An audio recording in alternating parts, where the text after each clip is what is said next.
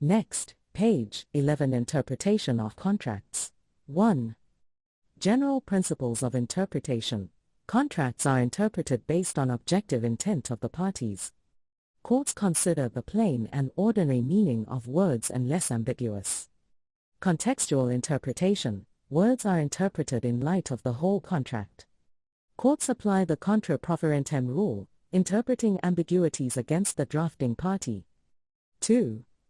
Approaches to interpretation. A. Literal approach. Words are given their natural, ordinary, and grammatical meaning.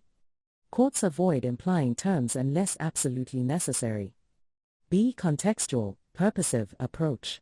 Considers commercial purpose, background, and context of the contract.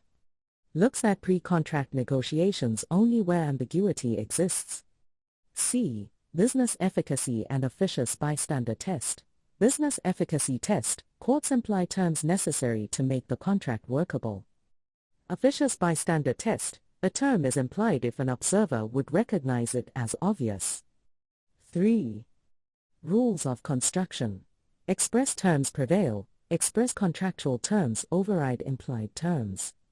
Harmonious construction. The contract is read as a whole, avoiding contradictions. Contra proferentem rule. Ambiguities are resolved against the drafting party. E justum generis rule. General words are restricted by specific preceding words. 4. The role of pre-contractual negotiations. Generally inadmissible unless ambiguity exists. Exceptions. To show common intention in ambiguous cases. To identify trade customs and technical meanings. 5. Parole evidence rule. Prevents introduction of extrinsic evidence to contradict written contracts. Exceptions. Fraud, mistake, or misrepresentation. Incomplete contracts, to fill gaps. Collateral agreements, separate agreements not included in the written contract. 6.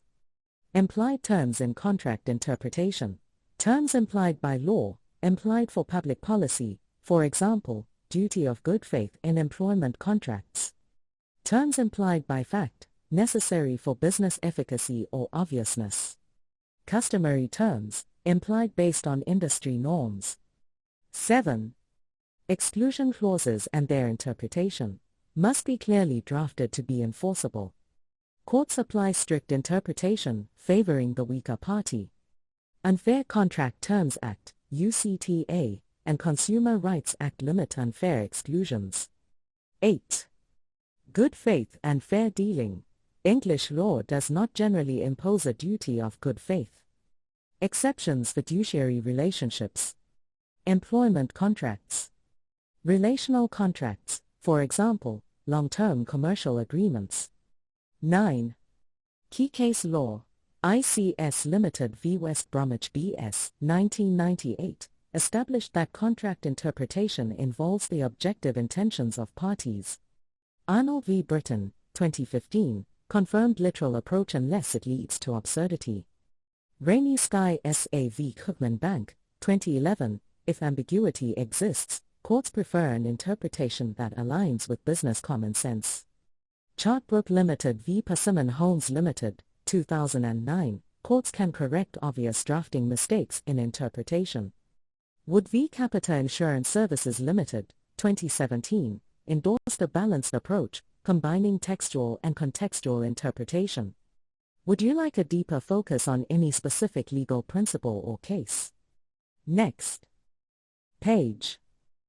Interpretation of contracts. 11.1 Introduction. The goal of contract interpretation is to determine the meaning of contractual terms and give effect to their expressed purpose. Interpretation is crucial in contractual disputes, particularly for written contracts, though oral contracts are subject to the same principles.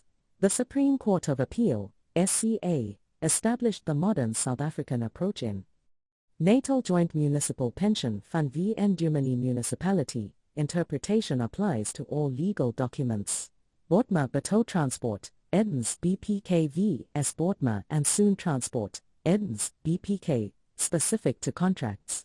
Interpretation is a unitary process, considering language, grammar, and syntax. context in which the provisional appears, purpose and surrounding circumstances, objective, not subjective, approach. 11.2 The purpose of the contract. Interpretation seeks to give effect to the contract's underlying purpose. Courts examine both express terms and the contract's function in commercial or legal contexts. Natal Joint Municipal Pension Fund v. Endumini Municipality emphasized that purpose is not mechanically applied, but weighed alongside text and context. 11.3 The words used by the parties. Courts follow a literal interpretation unless ambiguity exists. Ordinary meaning prevails unless a term has a technical or industry-specific meaning.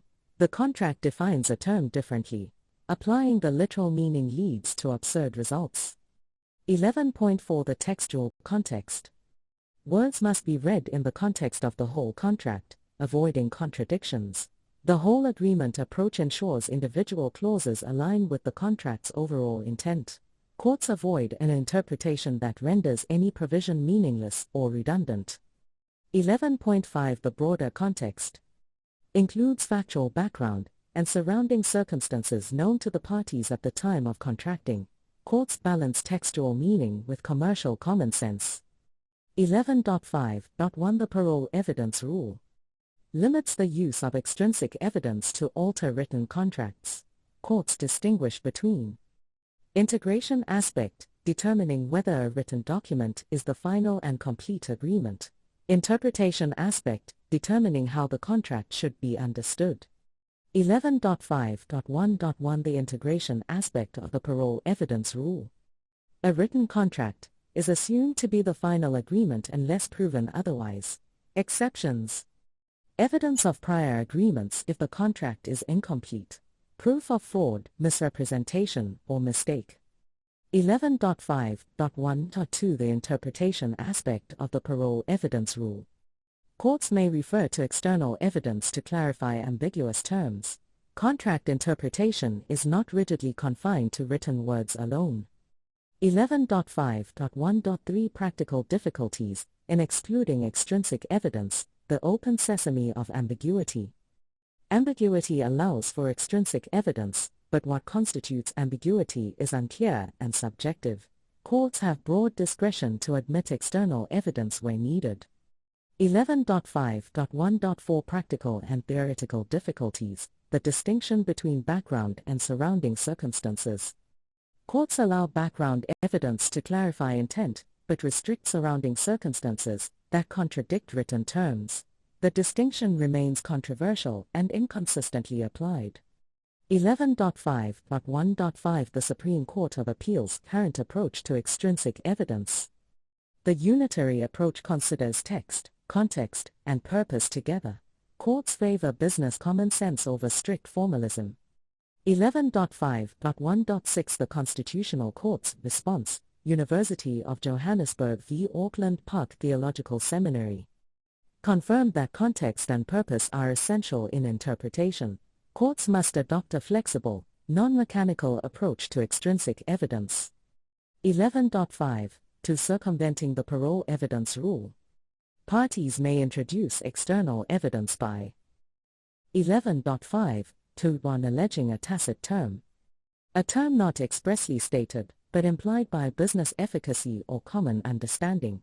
Test: would both parties have agreed to the term had it been proposed? 11.5.2 applying for rectification. If a contract fails to reflect the parties' true agreement, courts may correct it. Requires clear evidence of common mistake or fraud. 11.6 Canons of construction. Contra proferentem, ambiguous terms interpreted against the drafter. E justum generis, general words take meaning from specific preceding words. Express terms prevail, written terms override implied or inferred terms. 11.7 When all rules of interpretation have been exhausted. Courts consider equitable principles and commercial reasonableness. If a term remains unclear, courts may favor interpretations that uphold the contract rather than render it void. 11.8 Interpretation of disclaimers, indemnities, and exemption clauses. Strict interpretation, any ambiguity in favor of the non-drafting party. ACTA and Consumer Protection Act limit unfair exclusions in consumer contracts. Gross negligence is rarely excluded unless explicitly stated. 11.9 An objective approach to interpretation of contracts. Courts adopt an objective standard, focusing on what a reasonable person would understand the terms to mean. External evidence only when ambiguity justifies it. Endumani case established that intention is inferred from text, context and purpose, not subjective beliefs. Would you like further elaboration on any specific section? Next page. Interpretation of contracts. 11.2 The purpose of the contract. Objective versus subjective intent. Courts no longer focus on the subjective common intention of the parties. Instead, they ascertain the meaning of the words used, avoiding imposing their own views. Why subjective intention is artificial. Contracts often result from negotiations between legal, financial, and tax advisors. Standard form contracts may not reflect mutual negotiation, as one party imposes terms. The Supreme Court of Appeals approach. Courts should not investigate subjective intentions. Instead, interpretation should express the contract's purpose by examining the language of the provision itself. 11.3 The words used by the parties. Words are the starting point. Interpretation begins with the written text. City of Tshwane Metropolitan Municipality v. Blair Athol Homeowners Association. Without written text, there is no interpretive exercise. Words can have multiple meanings. Different parties may attribute different meanings to the same term. Courts must consider context from the outset, not as an afterthought. Context determines meaning. The meaning of a word or phrase depends on the context in which it is used. Dictionary definitions are not conclusive but may be helpful. Limits on contextual interpretation. Context cannot create a meaning that the contract's language cannot bear. Courts cannot rewrite contracts to improve them or make them ethically preferable. Endumani case does not allow judges to import meanings that make the contract better. 11.4 The textual context. Words must be read in context. Courts interpret contract terms in relation to the entire document. Words should be given meaning that supports the effectiveness of the contract rather than rendering it useless. When ordinary meaning leads to absurdity. If the literal meaning leads to an absurd, repugnant, or inconsistent result, a broader interpretation is applied. The chosen meaning must still align with the overall contractual framework. 11.5 The broader context. Considering extra textual elements. Courts may look beyond the text to consider the contract's nature, purpose, and background. The interpretation should favor validity, practicality, and business efficacy. Judicial caution. Judges must avoid substituting their views of what is reasonable or businesslike for the contract's actual wording. The role of courts is not to rewrite the contract but to interpret it as it stands. The balance between certainty and flexibility. Allowing too much extrinsic evidence would undermine contractual certainty and increase litigation. The parole evidence rule aims to strike a balance by limiting the admissibility of external evidence. Would you like further elaboration on any of these sections? Next page. 11.5.1 The parole evidence rule. Definition and purpose. A technical rule from English law that governs the admissibility of extrinsic evidence when interpreting contracts, states that if a contract is intended as a complete written agreement, external evidence contradicting, varying, adding to, or subtracting from its terms is inadmissible. Dual application. 1.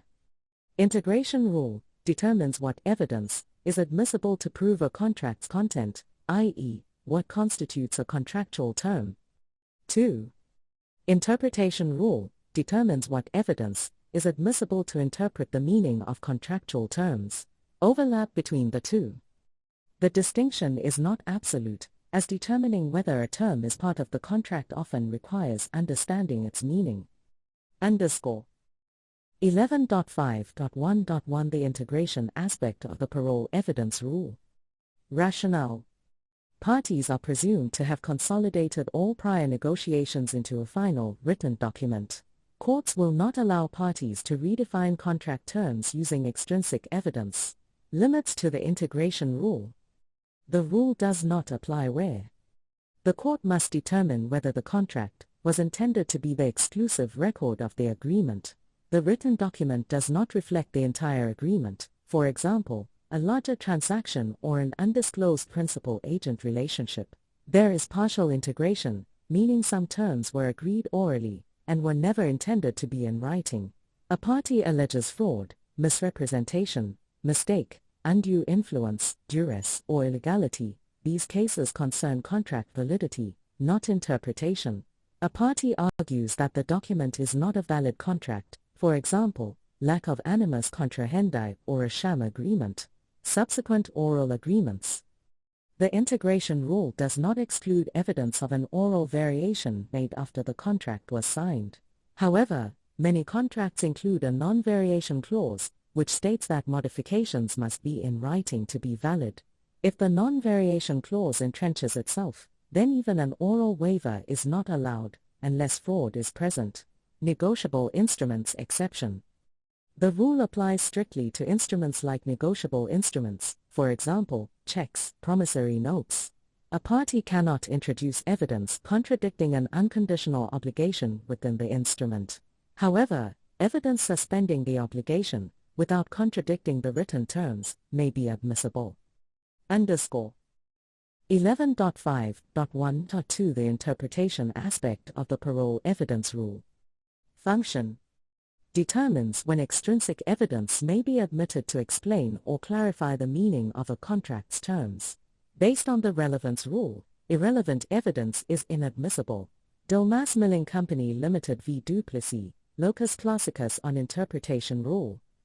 If a contract's meaning is clear from its wording, external evidence is irrelevant and inadmissible. However, even clear words must be applied to external facts, for example, identifying the seller if disputed. Shift in approach. Courts traditionally distinguished between background circumstances, always admissible; surrounding circumstances, admissible only in cases of ambiguity. This distinction proved unhelpful, as it was unclear what qualified as background versus surrounding context.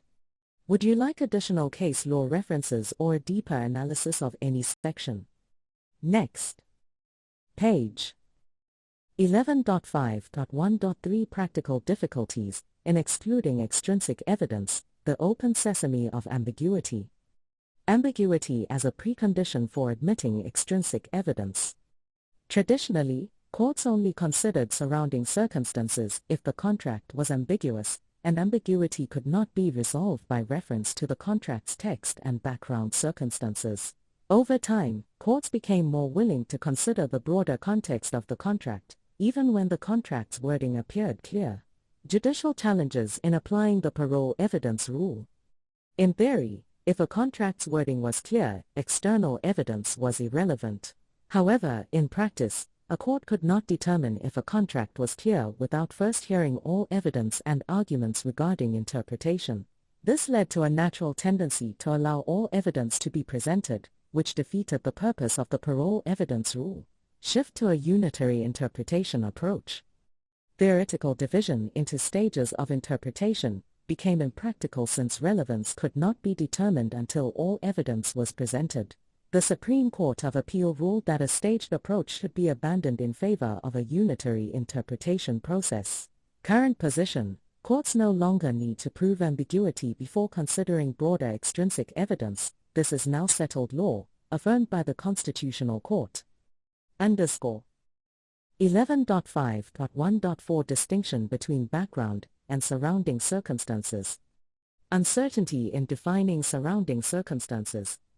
Even when ambiguity allowed extrinsic evidence, courts faced difficulties defining what qualified as surrounding circumstances. Coopers and Librand v. Bryant. Surrounding circumstances included previous negotiations and correspondence, subsequent conduct demonstrating how the parties acted on the contract. Excluded direct evidence of the parties' subjective intentions. Contradictions in case law. Delmas Milling Company Limited v. Duplessis, Pashrina Jah, held that surrounding circumstances excluded evidence of actual negotiations. Problem distinguishing negotiations from the context influencing the contract was artificial and impractical. Vagueness in background circumstances definition.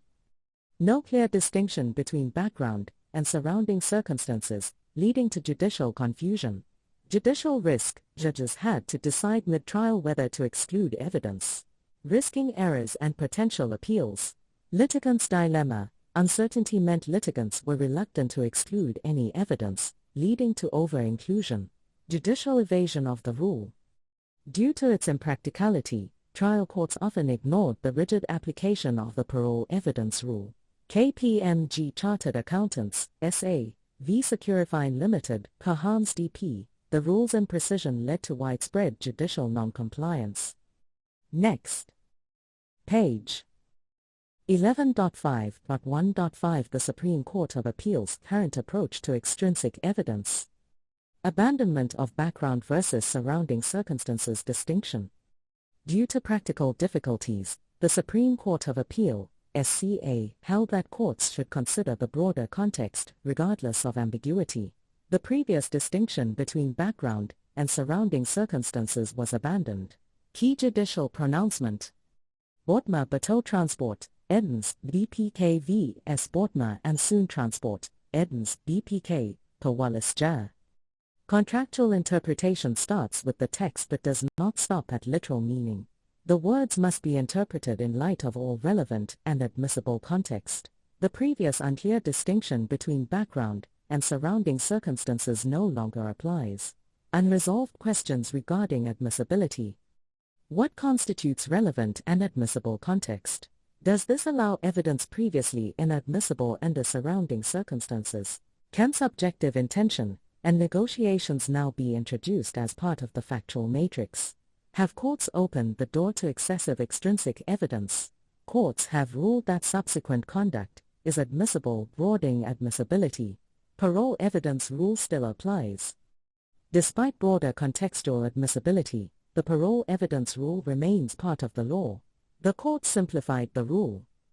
Admissibility is determined by relevance. Contextual evidence that is irrelevant remains inadmissible.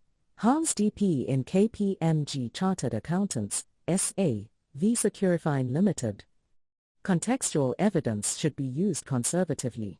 Judicial concerns regarding overuse of extrinsic evidence. City of Tshwane Metropolitan Municipality v. Blair Athol Homeowners Association. Courts warned against excessive reliance on extrinsic evidence, which often displaces the written text. The trend of introducing too much evidence was increasing and needed correction. Restoration of balance between text and context. SCA reaffirmed that contractual wording remains paramount. Evidence of negotiations remains inadmissible. Allowing negotiations would cause uncertainty and minimize the words chosen in the contract. Subjective intention remains inadmissible. Courts reaffirmed that direct evidence of the party's subjective intention is not allowed. Policy reasons for exclusion, Luba and Murray. Admitting subjective intent would reopen disputes, leading to endless litigation, would create risks of fraud and perjury. A written contract must provide certainty and not be reinterpreted through subjective evidence. Distinction between subjective intention and intent to contract. Subjective intention regarding meaning inadmissible. Intent to contract, animus comprehendi, admissible, determines whether a contract was concluded. Summary of the Supreme Court of Appeals approach. Parole evidence rule remains, though refined. Extrinsic evidence may be considered, even when the contract is unambiguous.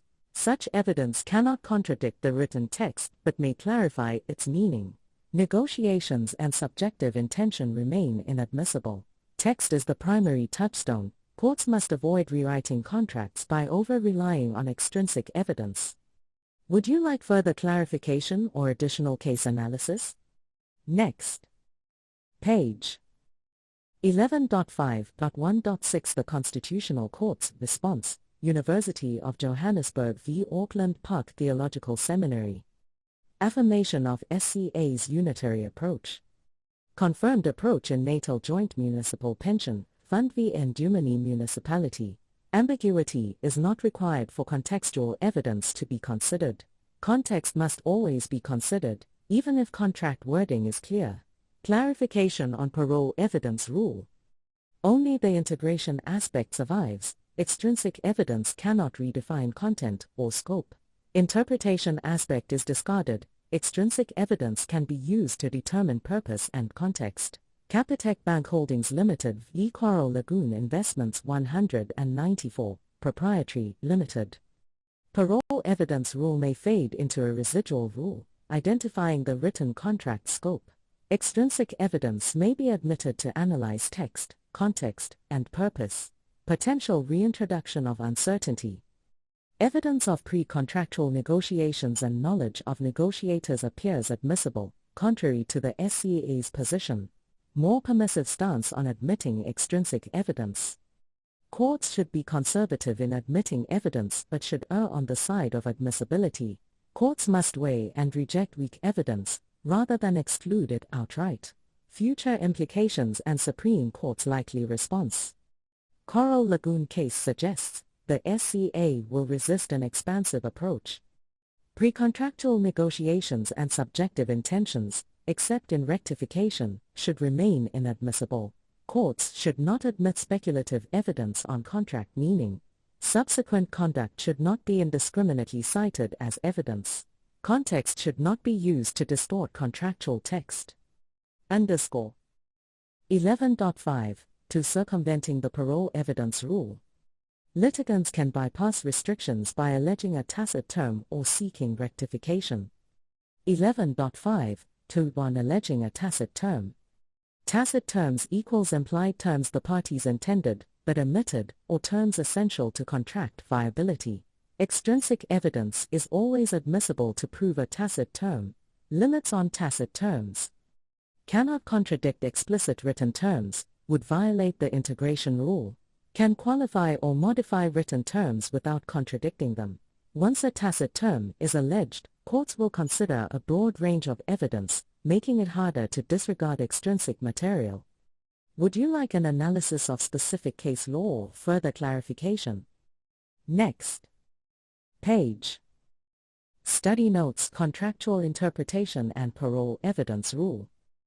11.5.1.6 The Constitutional Court's response. University of Johannesburg v. Auckland Park Theological Seminary.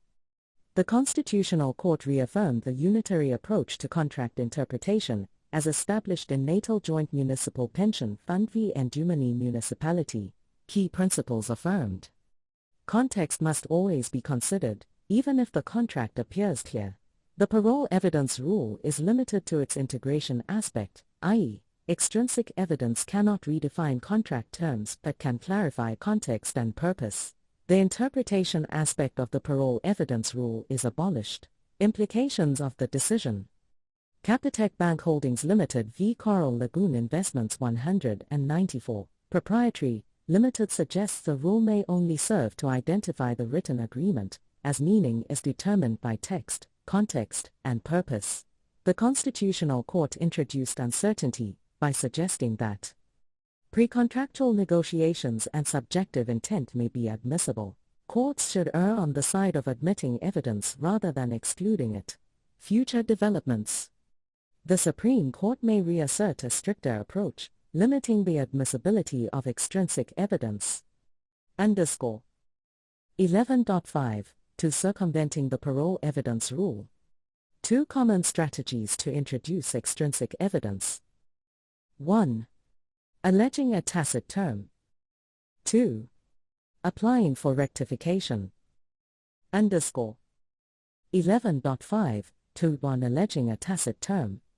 A party may introduce extrinsic evidence to prove an unexpressed but essential term in the contract.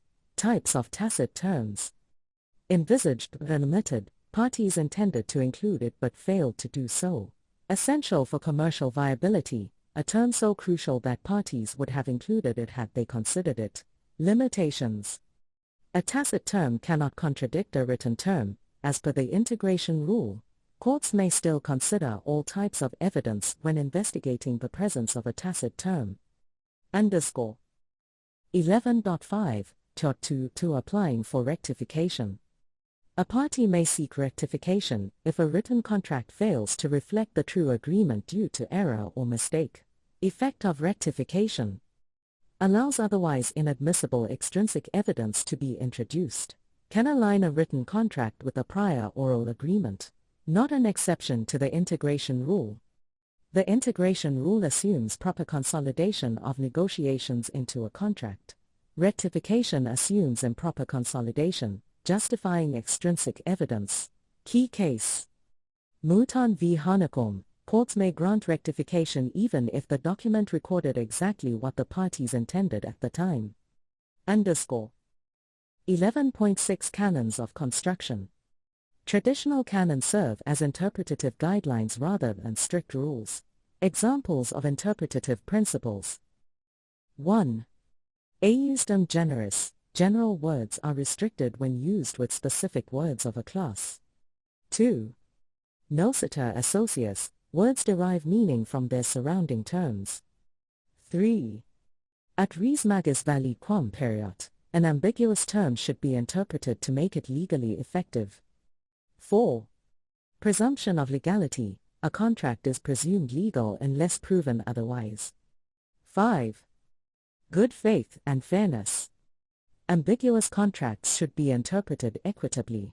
South African Forestry Company Limited v. York Timbers Limited. Courts apply good faith when ambiguity exists. Last resort rules. Contra proferentem. Ambiguous terms are interpreted against the party who drafted them.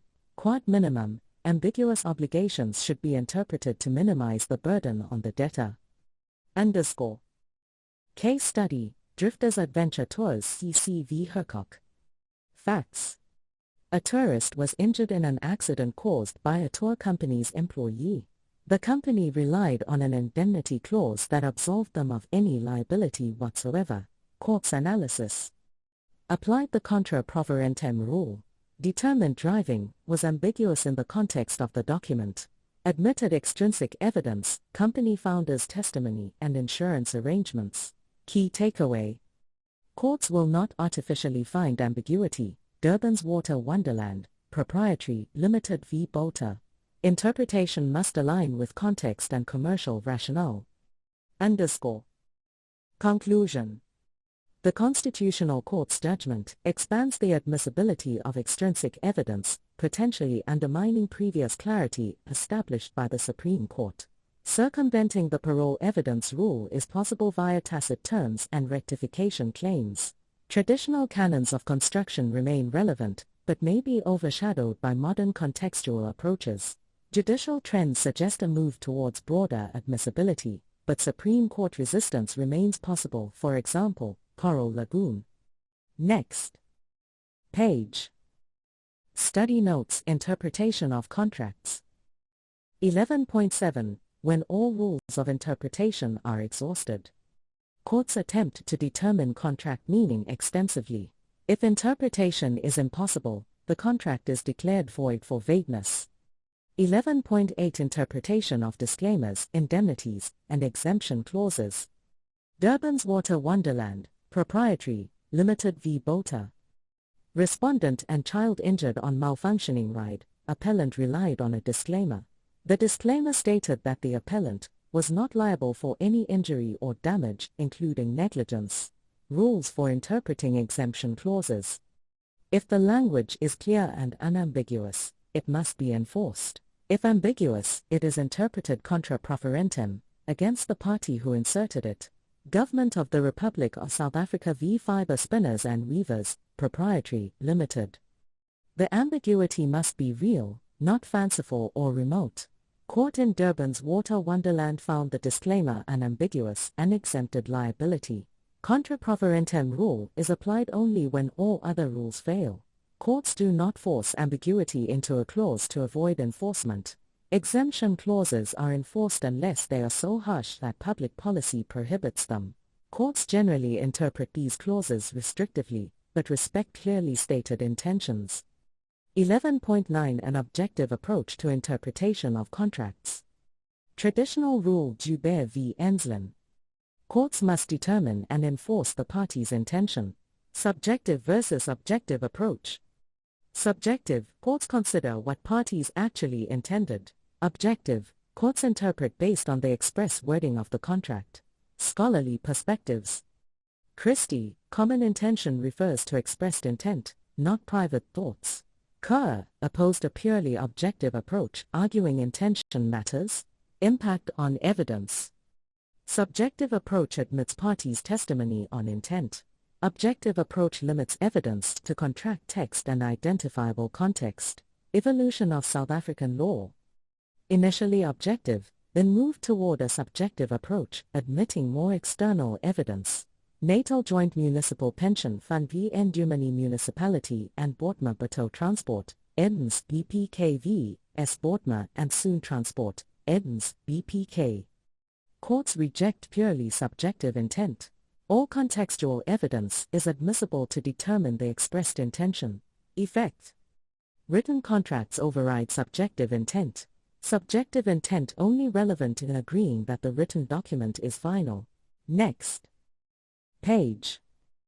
12 Forms of Breach. Dale Hutchison 12.1 Introduction. Breach of contract occurs when a party fails to perform as agreed. Different forms of breach have distinct requirements and consequences. 12.2 Mora debitoris, debtors default 2.1 distinguished from other forms of breach. Occurs when the debtor fails to perform on time despite the obligation being due. Different from other breaches because performance is still possible. 12.2 Requirements. 1. Debt due and enforceable. The obligation must be legally binding and capable of being performed. 2. Failure to perform timelessly. Performance must be overdue, based on contract terms, or a demand for performance. 3. Fault Mora ex persona versus Mora ex re. Mora ex persona, debtor is at fault due to a failure to perform after a demand, interpollatio. Mora ex re, default arises automatically from the contract specifying a due date. 12.2 Consequences. 1. Perpetuatio obligationis. The debtor remains bound to perform even if subsequent performance becomes impossible. 2. Damages. Creditor can claim damages for loss suffered due to the delay. 3. Rescission. In cases of material breach, the creditor may cancel the contract. 12.3 Mora creditoris, creditor's default, occurs when the creditor wrongfully refuses to accept performance. 12.3 Bond requirements. 1. Obligation to make performance. The debtor must be ready and legally obligated to perform. 2. Cooperation. The creditor must cooperate when necessary for performance. 3. Tender of performance. The debtor must offer performance properly. 4. Delay. The creditor must wrongfully delay acceptance of performance. 5. Fault. The creditor must be at fault for the non-acceptance. 12.3 2 Consequences. 1. Cancellation, limited circumstances. In some cases, the debtor may cancel the contract.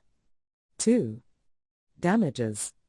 The debtor can claim damages if they suffer a loss due to Mora creditoris. 3. Specific performance. The debtor may compel the creditor to accept performance. 4. Counter-performance. The debtor may be excused from their own obligations. 5. Care of article and supervening impossibility. The debtor must take care of goods until acceptance, but if performance becomes impossible, liability may cease. 6. Effect on security. Security interests, for example, mortgages, may be affected. 7. Discharge of debt. In extreme cases, the obligation may be extinguished. 12.4 Positive malperformance, defective performance, occurs when a party performs but does so defectively. 12.4.1 Fault. Intentional or negligent defective performance may be required for breach. 12.4 Do remedies. 1. Rescission. Available for material breaches that frustrate contract purpose. 2. Remedies aimed at fulfillment of the contract. The creditor may demand specific performance or damages. 12.5 Repudiation. Anticipatory breach occurs when a party unequivocally indicates that they will not perform. 12.5.1 Origins of repudiation as a form of breach. Based on common law principles where an anticipated failure allows early remedies. 12.5.2 Conflicting approaches to repudiation in modern law. Some courts focus on intention, while others focus on objective conduct. 12.5.3 Effect of repudiation. 1. Rescission, acceptance of repudiation. The innocent party cancels the contract and claims damages. 2. Affirmation, rejection of repudiation. The innocent party insists on performance and may later claim damages. 12.6 Prevention of performance, supervening impossibility caused by a party. 12.6.1 Fault. If a party intentionally or negligently makes performance impossible, they are liable. 12.6 Do remedies. The innocent party may claim damages or rescind the contract. 12.6.3 Partial impossibility. If only part of the contract is impossible, the court may adjust obligations. 12.6.4 Temporary impossibility. If the impossibility is temporary, obligations may be suspended until performance is possible. These notes summarize the key legal principles governing breach of contract in South African law, highlighting the requirements, legal consequences, and remedies for each form of breach. Study Notes, Forms of Breach, Dale Hutchison, Chapter 12 12.1 Introduction. Pacta sunt servanda, parties must respect contractual agreements and fulfill obligations. Breach of contract occurs when a party fails to perform without lawful excuse. Modern law perspective. Breach has different types but falls under a unified legal concept. All forms of breach share common principles but differ in requirements and consequences. Recognized forms of breach. 1. Mora debitoris, debtor fails to perform on time. 2. Mora creditoris, creditor fails to cooperate in time for performance. 3. Positive malperformance, debtor performs defectively or incompletely. 4. Repudiation, a party indicates intention not to perform. 5. Prevention of performance, a party makes performance impossible. Illustrative example. Contract, A agrees to paint B's kitchen on the 23rd of August with white paint. Mora debitoris, A fails to show up. Mora creditoris, B is away, leaving the house locked. Positive malperformance, A paints the kitchen but uses the wrong paint or causes damage. Repudiation, A or B denies the contract or unjustifiably claims cancellation. Prevention of performance, B burns the house down before performance. Categories of breach. Negative malperformance, mora debitoris and mora creditoris, relate to timing. Anticipatory breach, repudiation and prevention of performance, committed before performance is due. Overlapping breach, more than one type may occur, allowing the innocent party to choose remedies. Table 12.1 Forms of breach and key differences. Form of breach: mora debitoris, mora creditoris. Positive malperformance, repudiation, prevention of performance. Committed by debtor, creditor, debtor, either party, relates to time for performance, content of performance, intention to honor contract, possibility of performance.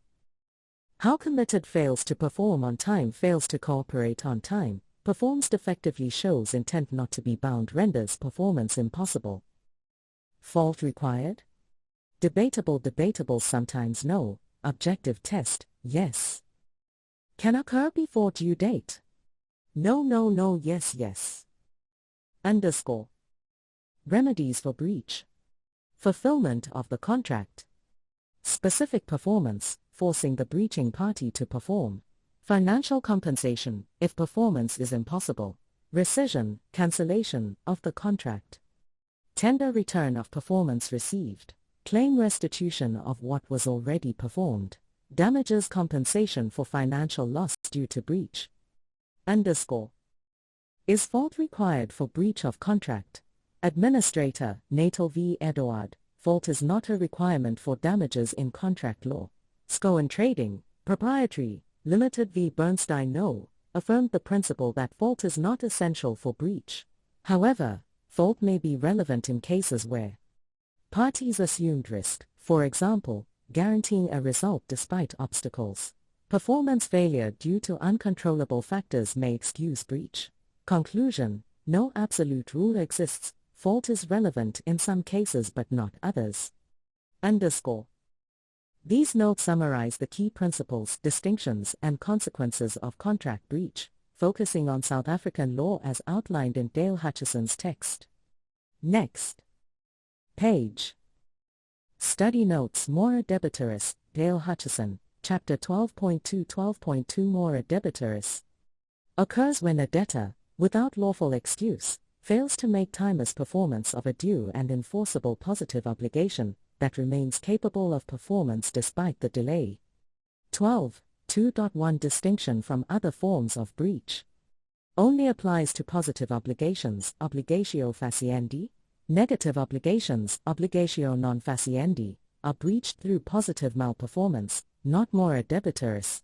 Imperfect performance is positive malperformance unless the creditor rejects it and demands proper performance.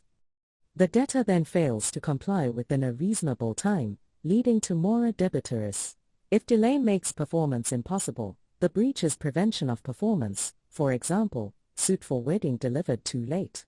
Distinction from repudiation. Mere delay does not equal repudiation, unless the debtor's words or conduct indicate intent not to perform. _ 12.2 Requirements for mora debitoris. 1. Debt must be due and enforceable. 2. Time for performance must be fixed, either in the contract, express or implied, or by a subsequent demand. 3. Failure to perform must be without lawful excuse.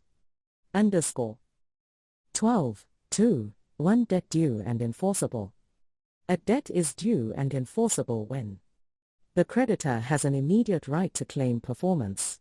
The claim is not subject to valid defenses, for example, prescription.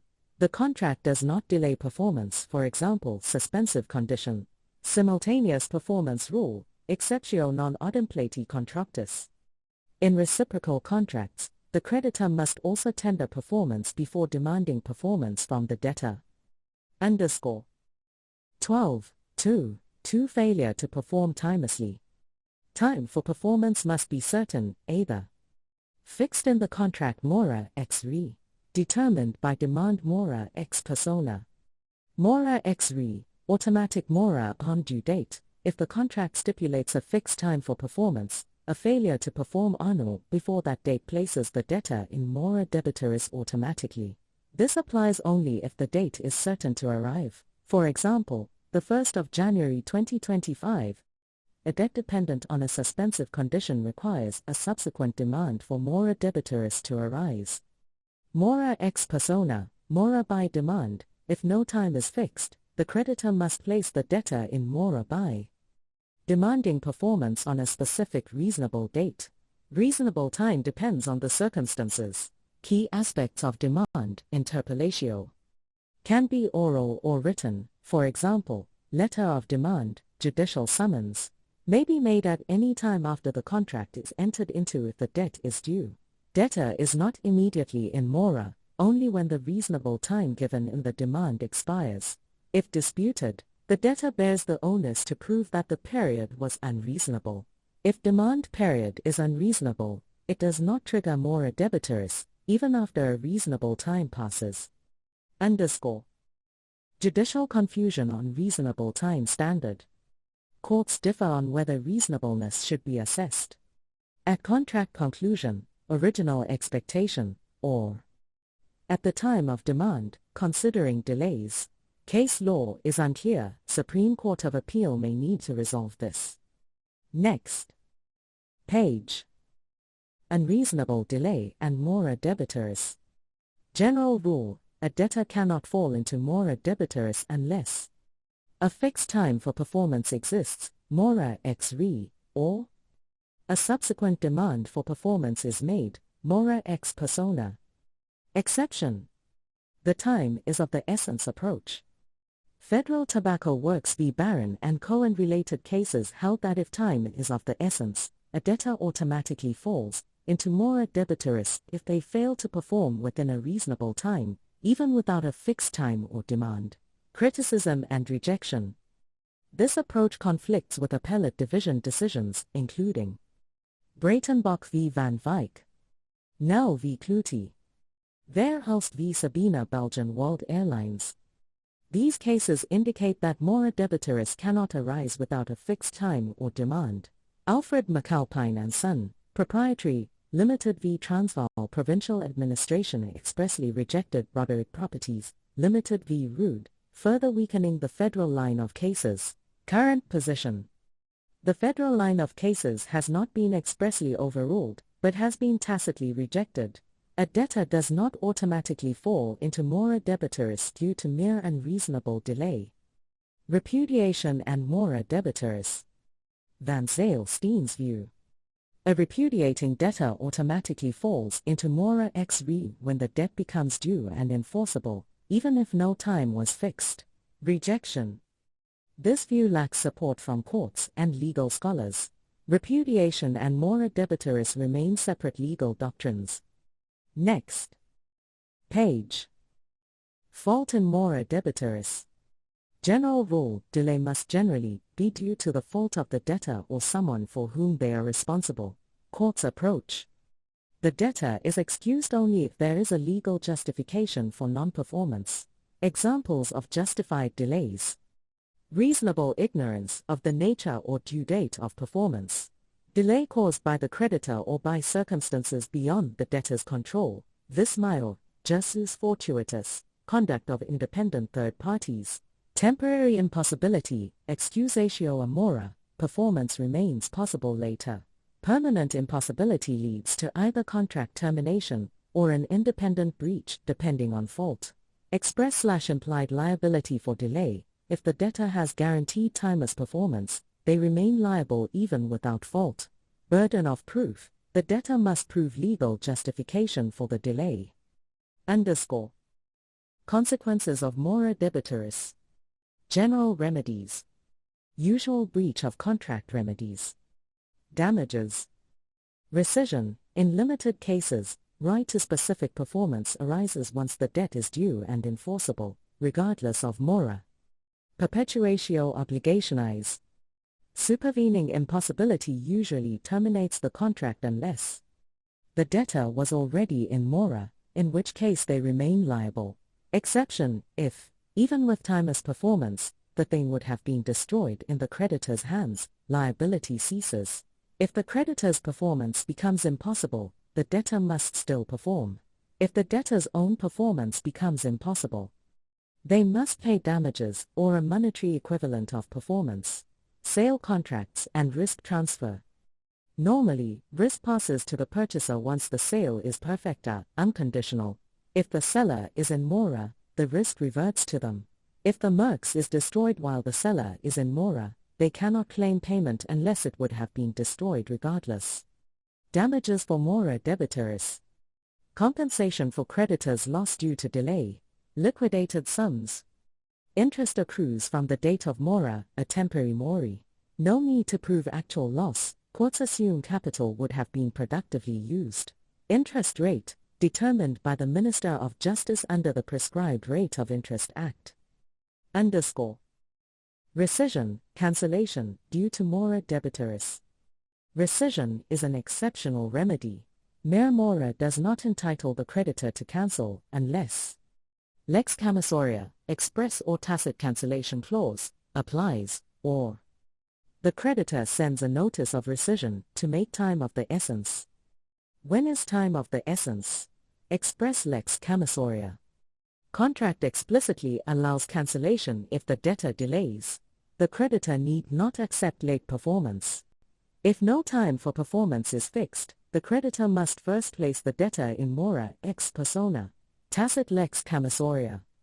If the parties intended that delay would justify cancellation, determined by evidence and contract nature, common in mercantile contracts, perishable goods, and fluctuating value goods, for example, stocks. Rare in land sales. Notice of rescission. Used when time is not of the essence but the creditor wants to make it so. Effect. The notice does not immediately cancel the contract. It warns that if performance is not made by a set date, cancellation will follow. If the notice states that the contract automatically cancels, no further action is needed. Key rules. Different from interpellatio, demand for performance. If no time for performance is fixed, both demand and notice of rescission are needed. Notice must allow a reasonable period for performance.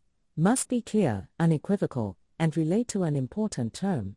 Minor breaches cannot be converted into material ones via notice. Can be given extrajudicially, via summons, or in a court order. Next page. Here's a structured summary of the provided text, maintaining legal depth and case law references. _ 12.2.3 Fault. Delay must generally be due to the debtor's fault or persons for whom they are responsible. Courts hold that mora debitoris exists unless there is a legal justification for the delay. Situations where there is no mora. Debtor was reasonably ignorant of the performance owed or its due date. Delay caused by creditor, vis maior, justus fortuitus, or independent third parties. Temporary impossibility of performance not caused by the debtor. Permanent impossibility either. Discharges the contract, if no fault. Becomes a separate breach, if fault exists. Debtor remains liable if they have guaranteed timeless performance, even if the delay was not their fault. Onus on the debtor to prove legal justification for the delay. _ 12.2.3 Consequences. Mora debitoris triggers standard breach remedies. Damages claim. Rescission, limited circumstances. Specific performance, available once debt is due, independent of mora. 12.2.3.1 Perpetuatio obligationis. Normally, supervening impossibility, not debtor's fault, ends the contract.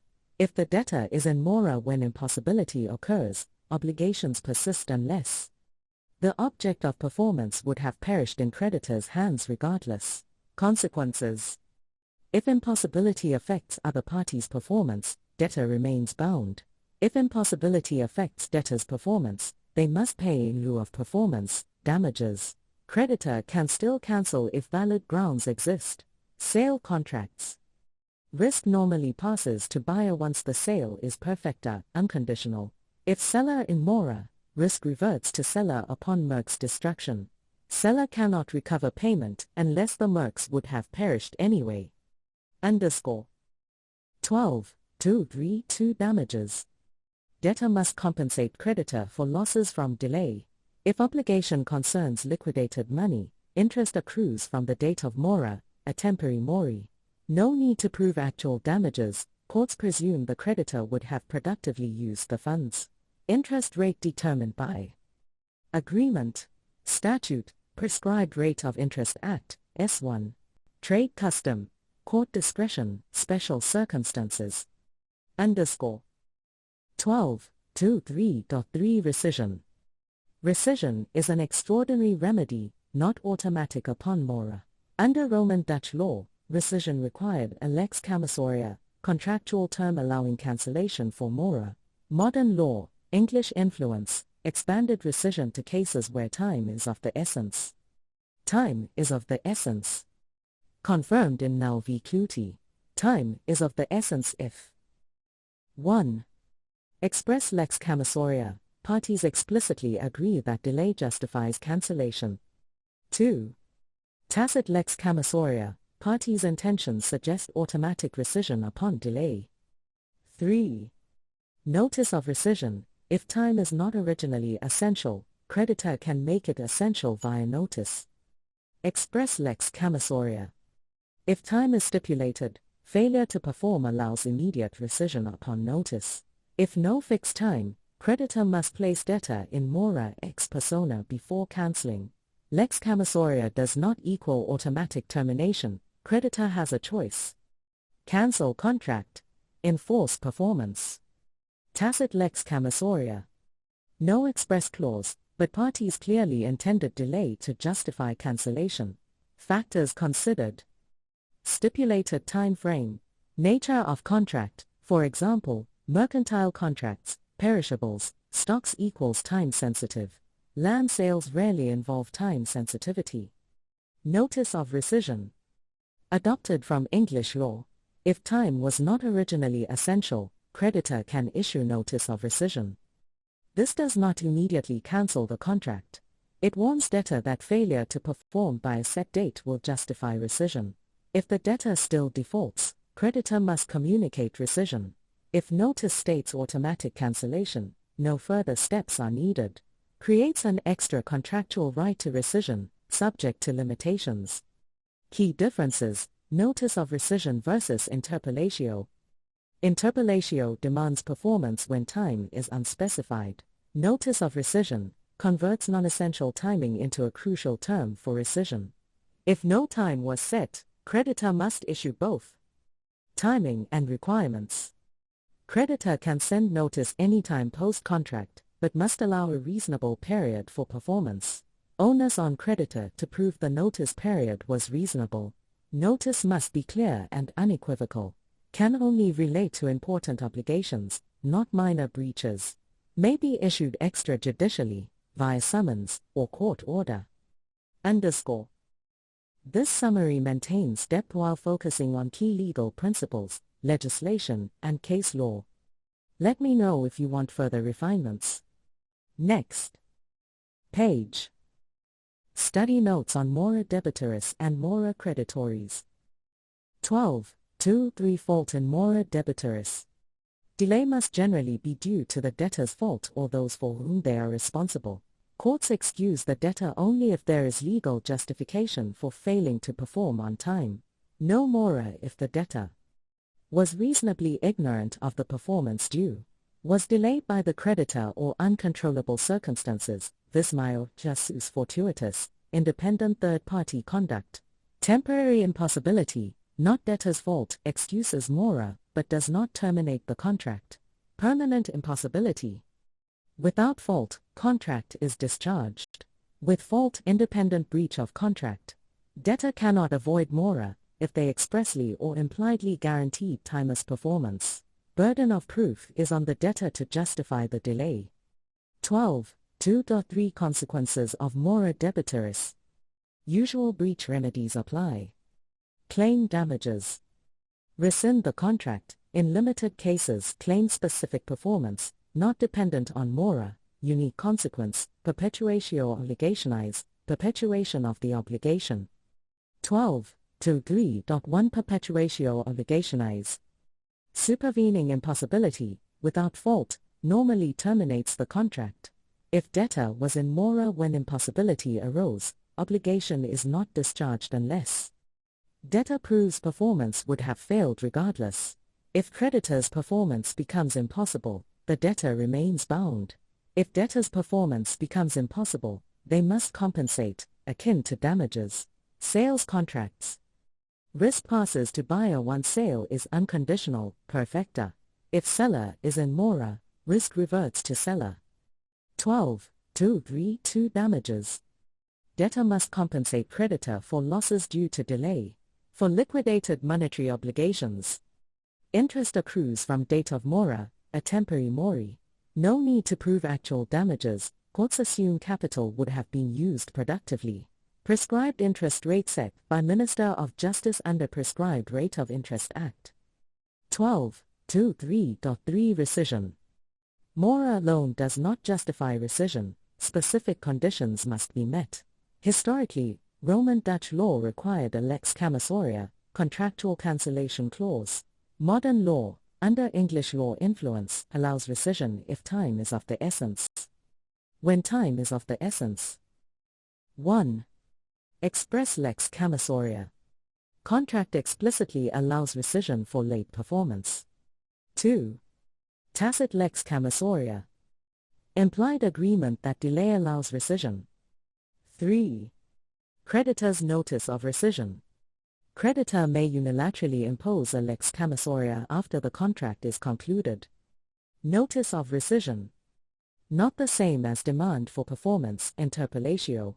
If no time is set in contract, creditor must demand performance interpollatio. Issue a notice of rescission reserving the right to cancel if performance is not timeless. Reasonable period must be allowed for compliance. Notice must be clear, unequivocal and relate to an important contract term. Can be extrajudicial, in a summons, or incorporated in a court order. 12.3 Mora creditoris. Occurs when a creditor delays or refuses to accept performance. Unlike mora debitoris, where the debtor is at fault, mora creditoris arises when the creditor fails to cooperate to allow performance.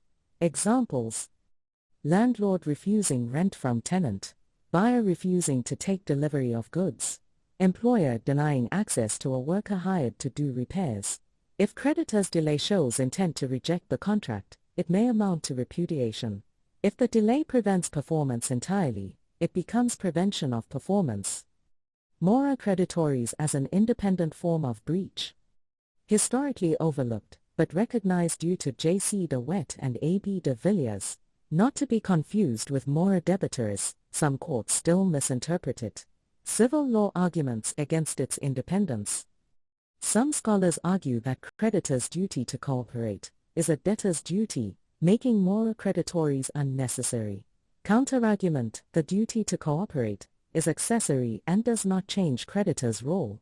Creditor cannot unilaterally release the debtor from performance without consent. Effect on mora debitoris. Mora creditoris and mora debitoris cannot coexist for the same obligation. If the creditor is in mora, it prevents the debtor from falling into mora. In reciprocal contracts, both can be in mora simultaneously. For example, buyer delays both taking delivery and paying for goods. Next page. Mora creditoris, summary notes. 12.3 Definition and nature. Passive role of creditor. Typically, creditors receive rather than perform obligations. Breach by creditor occurs when the creditor culpably fails to cooperate, preventing the debtor from fulfilling their obligation.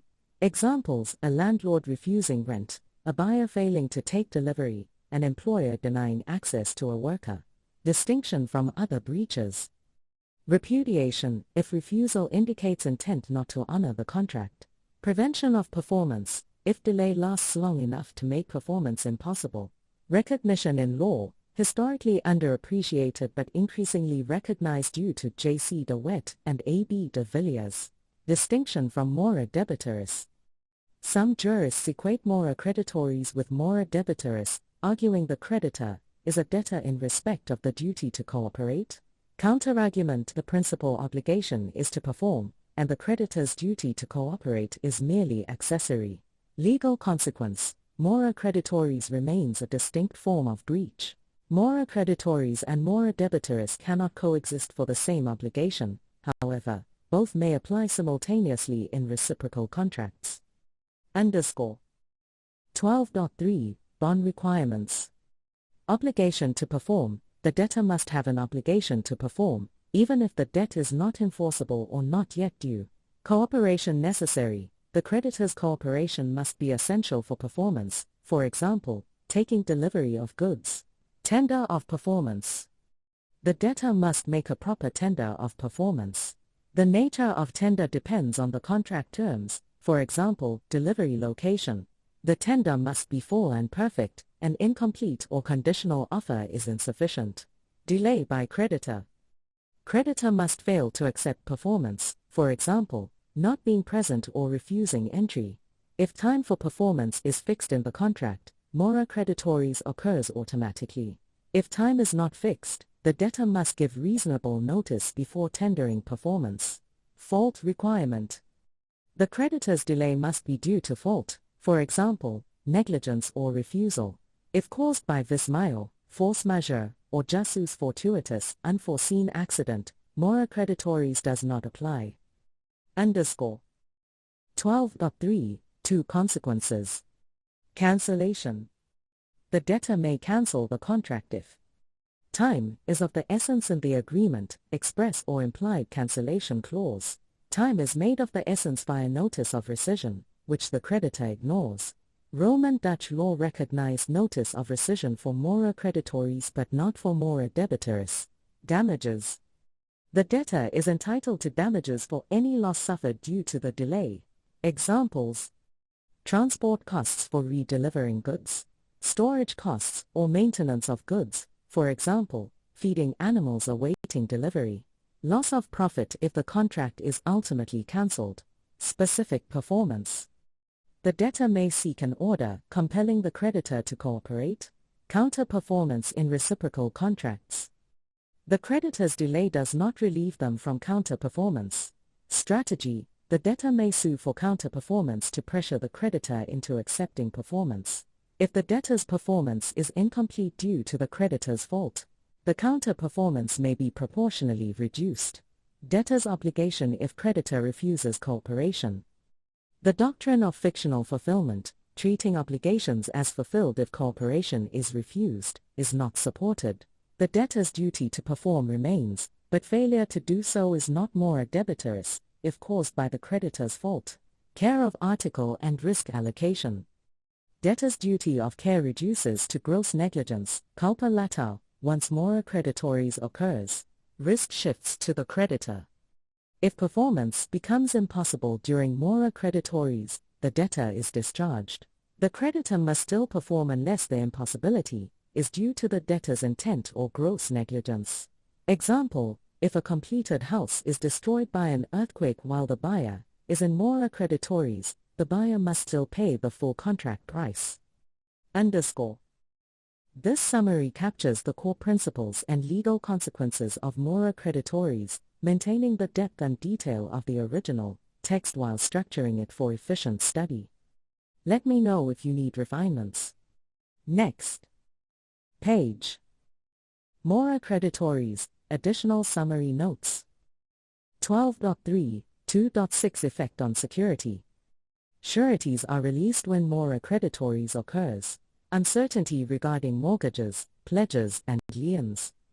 In Roman Dutch law, a debtor could only release property from security if they discharged the debt via consignatio, depositing payment with the court.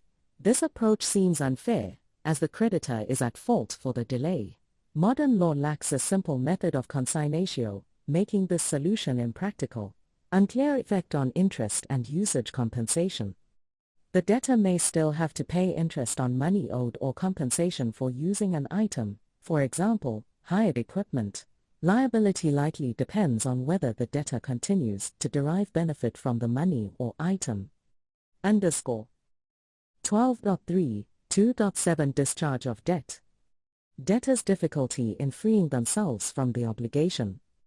If the debtor cannot cancel the contract or compel cooperation, they may have to wait until prescription runs or performance becomes impossible.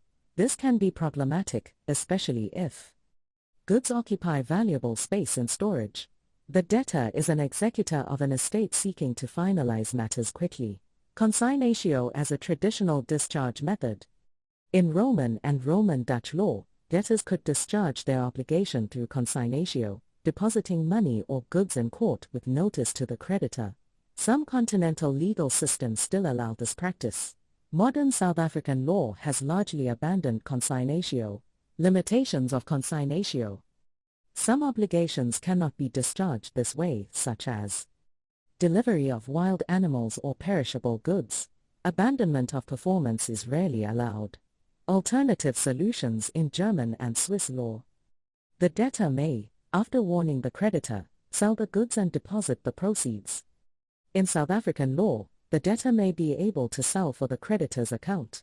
However, past cases are unclear on whether sales were made on behalf of the creditor, preserving their right to payment for the debtor's own account after cancelling the contract.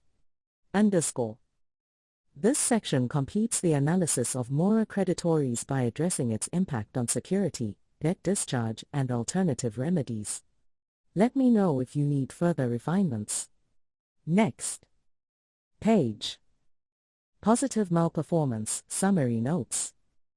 12.4 Definition of positive malperformance. Occurs when performance does not meet contractual terms, relates to the content of performance, not timing. 2 forms. Failure to properly perform a positive duty, performance is incomplete or defective, for example, incorrect goods delivered, deviations from construction plans, lecturer repeatedly arriving late. Breach of a negative duty, obligatio non faciendi, the debtor performs an act they were obligated to refrain from, for example, lessee sublets property contrary to lease terms, employee violates a restraint of trade. 12.4.1 Fault in positive malperformance. Uncertainty over whether fault is required. Strict liability view, most cases assume fault is not needed. Counterargument Lawser, a debtor can avoid liability by proving malperformance was due to factors beyond their control, for example, a singer performing poorly due to illness. Liability for damaged goods. If a debtor must deliver or redeliver goods, they are liable for damage only if caused by their fault. A lessor is liable for harm from a defective leased property only if they knew or should have known about the defect. Risk and liability in sales contracts. If the contract stipulates that risk remains with the seller until transfer, delivering damaged goods constitutes positive malperformance, even without fault. Where a party guarantees performance quality, lack of fault does not excuse malperformance. 12.4. 2 Remedies for positive malperformance. Remedies aim at 1. Rescission, cancellation. 2. Fulfillment of the contract. For breaches of a negative duty, additional remedies include interdict, preventing the debtor from continuing the wrongful act, restoration order, reversing the prohibited action. 12.4. 2.1 Rescission, cancellation, cancellation clause, lex commissoria, present. If the contract allows cancellation for the specific malperformance, the creditor may cancel even if the breach is minor. If a notice requirement exists, the creditor must notify the debtor and allow them a period to remedy the breach before cancelling. No cancellation clause. The breach must be serious to justify cancellation. Various court tests for seriousness. The breach goes to the root of the contract. The creditor would not have entered the contract had they foreseen the breach. The debtor failed to perform a vital or essential part of their obligation. Cancellation is excluded if substantial performance has been achieved. Best formulation: cancellation is permitted if the breach is so serious that it would be unreasonable to expect the creditor to continue with the contract and accept only damages. Divisible and installment contracts. Divisible contracts, cancellation applies only to the affected part. Installment contracts, the entire contract may be cancelled if all previous installments were defective and future ones are likely to be. Right to cancel is not lost by debtor's late performance. If the right to cancel arises, for example, through a lex commissoria, it remains valid even if the debtor later offers full performance. Rationale: allowing both cancellation and late performance creates competing and contradictory rights. Exception: where final adjustments are needed, for example, custom-made clothing or prosthetics, the debtor must be allowed to make corrections before malperformance is claimed. This completes the structured notes on positive malperformance, its elements, and the remedies available. Let me know if you need any refinements. Next page. 12.4. 2 Remedies aimed at fulfillment of the contract. Options available to the creditor. If the breach is not serious enough to justify rescission, or if the creditor chooses to continue with the contract, they have 2 options. 1. Accept defective or incomplete performance as partial fulfillment. Claim damages equal to the difference in value between proper performance and the actual performance rendered. 2. Reject defective performance and demand specific performance, forcing the debtor to perform correctly. Damages in lieu of performance. Surrogate damages versus consequential damages. Surrogate damages, compensation for the difference between proper and actual performance. Consequential damages, compensation for additional losses caused by the breach. Key principle. The creditor must prove actual loss from improper performance. There is no claim for the objective value of the promised performance unless loss is suffered. Rejection versus rescission. Rejection does not equal rescission. The contract remains valid if performance is rejected. The creditor must still counter-perform, unless withholding is justified. See below. Rejection is generally allowed, except for trivial defects under the de minimis rule. In divisible contracts, the creditor may reject only defective portions. Impact of prior acceptance of defective performance. If a creditor repeatedly accepts defective performance, they cannot suddenly cancel the contract for another similar defect without prior warning. Right to withhold performance in reciprocal contracts. In reciprocal contracts, the innocent party may refuse to perform until the other party renders proper performance. The innocent party can use the exceptio non ad impleti contractus as a defense against a claim for counter-performance. Right to claim consequential damages. Whether the creditor rescinds or affirms the contract, they can claim damages for consequential losses resulting from the breach. This completes the structured notes on remedies for positive malperformance. Let me know if you need any refinements. Next. Page 12.5 Repudiation. Definition and elements. A party commits repudiation when they unequivocally indicate, by words or conduct, that they no longer intend to be bound by the contract, without lawful excuse. Objective test: whether a reasonable person would believe that the party does not intend to perform, or will not fully perform. Fault or bad faith, mala fides, is not required, but often present. Even a good faith dispute over obligations may constitute repudiation if it meets the objective test. Examples of repudiation: unjustified contract cancellation, denial of contract existence, refusal to perform or accept performance, notification of inability to perform, offering defective or incomplete performance as full performance, insufficient notice of termination in continuing contracts, employer refusing to allow an employee to work.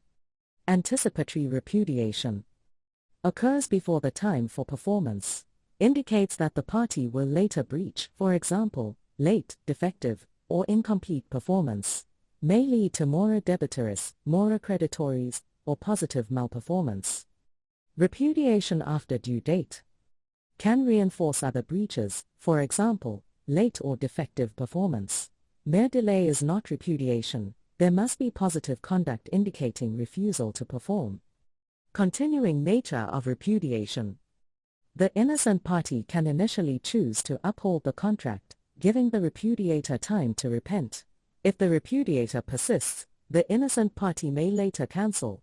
The repentance principle: if the innocent party reasonably perceives that the repudiator will not remedy the breach, cancellation is justified without further acts of repudiation. 12.5.1 Origins of repudiation in contract law. Repudiation, especially anticipatory, was not part of Roman Dutch law.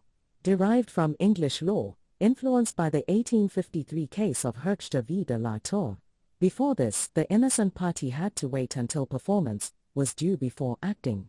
Courts previously treated repudiation as an implied offer to rescind, which the innocent party could accept or reject.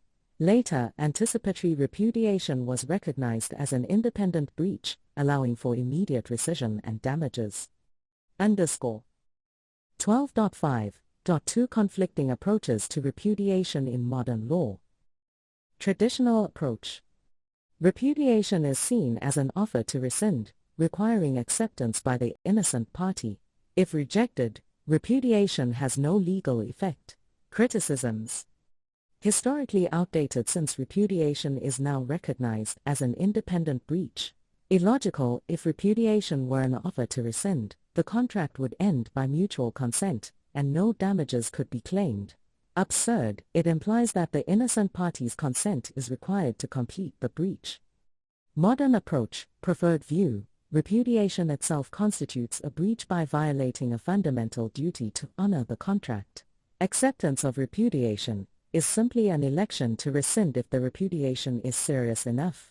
This view has gained authoritative recognition, but has not fully replaced the traditional approach due to legal precedent. These notes summarize repudiation as a form of contract breach, covering its definition, examples, anticipatory nature, legal origins, and competing approaches. Let me know if you need additional details. Next page. Study notes, repudiation of contract. 12.5 Repudiation. Definition: a breach occurs when a party unequivocally indicates, through words or conduct, an intention not to be bound by the contract without lawful excuse. Objective test: assessed by whether a reasonable person would conclude that the party does not intend to fulfill obligations. No need for termination intent. Repudiation can exist even if the breaching party does not intend to terminate the contract. Examples of repudiation: unjustified attempt to cancel a contract, denial of the contract's existence, refusal to perform or accept performance, notification of inability to perform, offering incomplete or defective performance as full performance, insufficient notice of termination in ongoing contracts, unjustified refusal to allow an employee to work. Anticipatory breach occurs before the due date for performance, predicting future breach, for example, late, defective, or incomplete performance. Continuing breach: an initial decision to uphold the contract allows the innocent party to later cancel, if the repudiator does not correct the breach. Repentance principle. 12.5.1 Origins of repudiation as a breach. Roman Dutch law did not recognize anticipatory repudiation. English law influence. Recognized in Herchte v. de la Tour, 1853. Before this case, the innocent party had to wait for the due date to take action. Courts initially treated repudiation as an implied offer to rescind, later recognizing it as an independent breach. 12.5 Two conflicting approaches to repudiation. Traditional approach. Repudiation is an offer to rescind requiring acceptance by the innocent party. If rejected, the repudiation has no legal effect. Criticized for being outdated, illogical, and impractical. Modern approach. Repudiation itself constitutes a breach as it violates the fundamental obligation to honor the contract. The innocent party's acceptance is merely an election to rescind. This view is increasingly accepted in modern law. 12.5.3 Effect of repudiation. Traditional view: the innocent party may choose to accept repudiation, terminating the contract; reject repudiation, keeping the contract alive.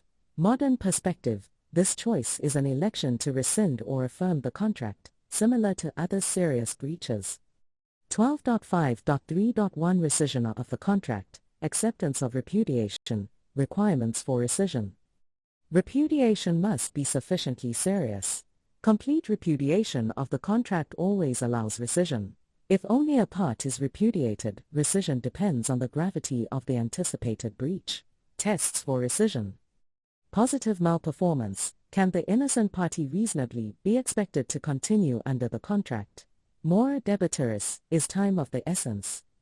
If not, late performance does not justify immediate rescission. Exceptions: if the debtor refuses to perform at all, the creditor may rescind immediately. If only part of a divisible obligation is repudiated, rescission applies only to that part. Contractual notice requirements. If the contract requires notice before rescission, this is not mandatory when the breach is repudiation. The guilty party cannot rely on the contract's terms after repudiating it. Consequences of rescission. Contract terminates upon communication of rescission. Obligations already performed must be restored. The innocent party can claim damages. Anticipatory breach: damages are assessed based on the performance date, not the repudiation date. No fixed performance date: damages are based on the date of acceptance of repudiation. Does unaccepted repudiation lapse over time? Unaccepted repudiation does not lapse, the right to rescind remains unless barred by prescription. Can repudiation be retracted? If repudiation is an existing breach, the guilty party cannot unilaterally retract it. 12.5.32 Affirmation of the contract. Rejection of repudiation. General rule: the innocent party may reject repudiation and hold the guilty party to the contract. Traditional view: repudiation has no legal effect if rejected. No immediate right to claim specific performance or damages. Modern criticism: suspension of performance. The innocent party's duty to perform is suspended while repudiation continues. Specific performance may be claimed but cannot be enforced before the due date. Immediate damages: if repudiation causes incidental damages, for example, lost commercial opportunities, they should be recoverable immediately. Is the innocent party ever obliged to accept repudiation? General principle: the innocent party is free to choose rescission or affirmation. Case law: White and Carter, Counsels, Limited v. McGregor. Innocent party successfully enforced contract despite repudiation. Exceptions: contracts of engagement, mandate, and board and lodging automatically terminate upon repudiation. Unibank Savings and Loans Limited v. Absa Bank Limited. Majority rejected policy-based restrictions on the right to affirm the contract. Ninaba's view: election to affirm should be restricted if enforcing performance results in disproportionate waste of resources. Key takeaways: repudiation is an independent form of breach and may be anticipatory. Traditional offer to rescind view is outdated. Modern law sees repudiation as an immediate breach. Innocent parties' choice may rescind, terminate, or affirm, enforce the contract. Legal consequences: rescission, contract ends and damages can be claimed. Affirmation, contract remains in force, with possible suspension of obligations. Policy considerations: courts may limit affirmation rights in cases where enforcing performance is wasteful. Next page. Prevention of performance. 12.6 Initial impossibility prevents contract formation. Supervening impossibility discharges contract unless caused by a party's fault. Prevention of performance breach where a party makes performance impossible. Key points: subjective impossibility suffices, for example, selling an item to another party. Distinction from repudiation: subjective prevention may be negligent, whereas repudiation requires intent. Prevention may be caused by either debtor or creditor. For example, creditor disposes of the item before performance. If performance is rendered impossible before the due date, the innocent party may take immediate action. Anticipatory breach. 12.6.1 Fault. Essential element of this breach: without fault, it is supervening impossibility, which discharges the contract. Modern standard: care expected from a reasonable person.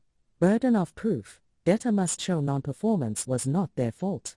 If already in mora, prevention of performance does not introduce a new breach but changes its form.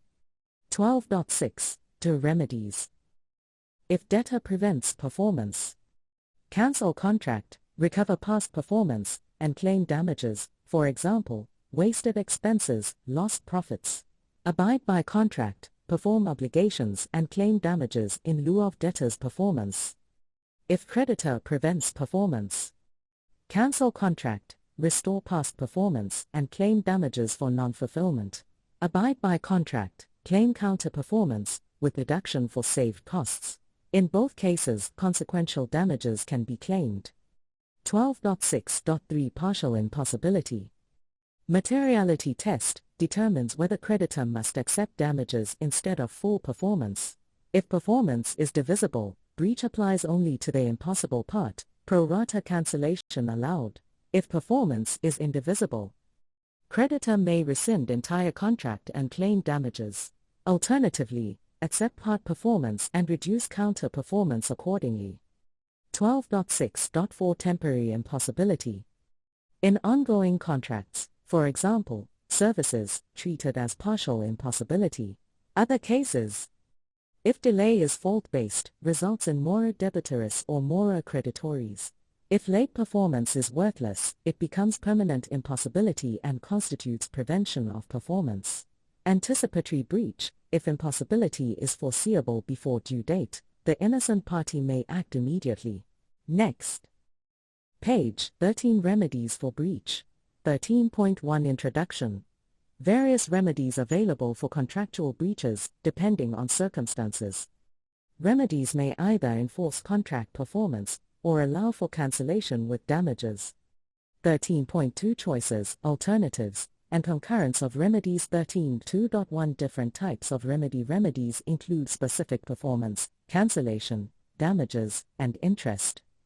13.2 Enforcement and cancellation mutually exclusive. A party must choose between enforcing the contract or cancelling it.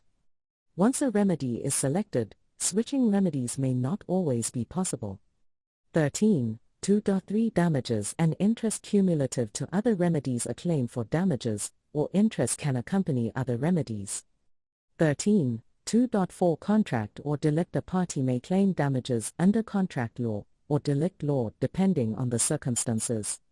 13.3 Remedies aimed at keeping the contract alive. 13.3.1 Exceptio non adimpleti contractis, defense of incomplete performance. 13.3.1.1 Requirements for the exceptio non adimpleti contractis, available in reciprocal contracts, where one party has not performed their obligations. Party using this defense must be ready to perform once the counterparty does. 13.3.1.2 Factors affecting application. Nature of the contract. Degree of non-performance.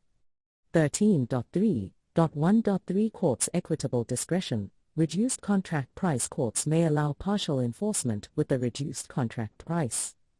13.3.1.4 Scope of the exceptio applied mainly in sale, lease and building contracts. 13.3.2 Specific performance. 13.2.1 Scope. Primary remedy under contract law, obliges party to perform contractual duties. 13.3.2.2 Requirements for specific performance. Clear contract terms. Performance must be possible and lawful. 13.3.2.3 Discretion of the courts. Courts may refuse specific performance if it would be unfair or impractical. 13.3.2.4 Execution of orders. For specific performance, courts can compel performance or award damages if performance is not feasible. 13.4 Cancellation. 13.4.1 Materiality of the breach. Only a material breach justifies cancellation. 13.4 To cancellation clause, lex commissoria, allows automatic cancellation upon breach, if included in contract. 13.4.3 The act of cancellation must be communicated clearly to the breaching party.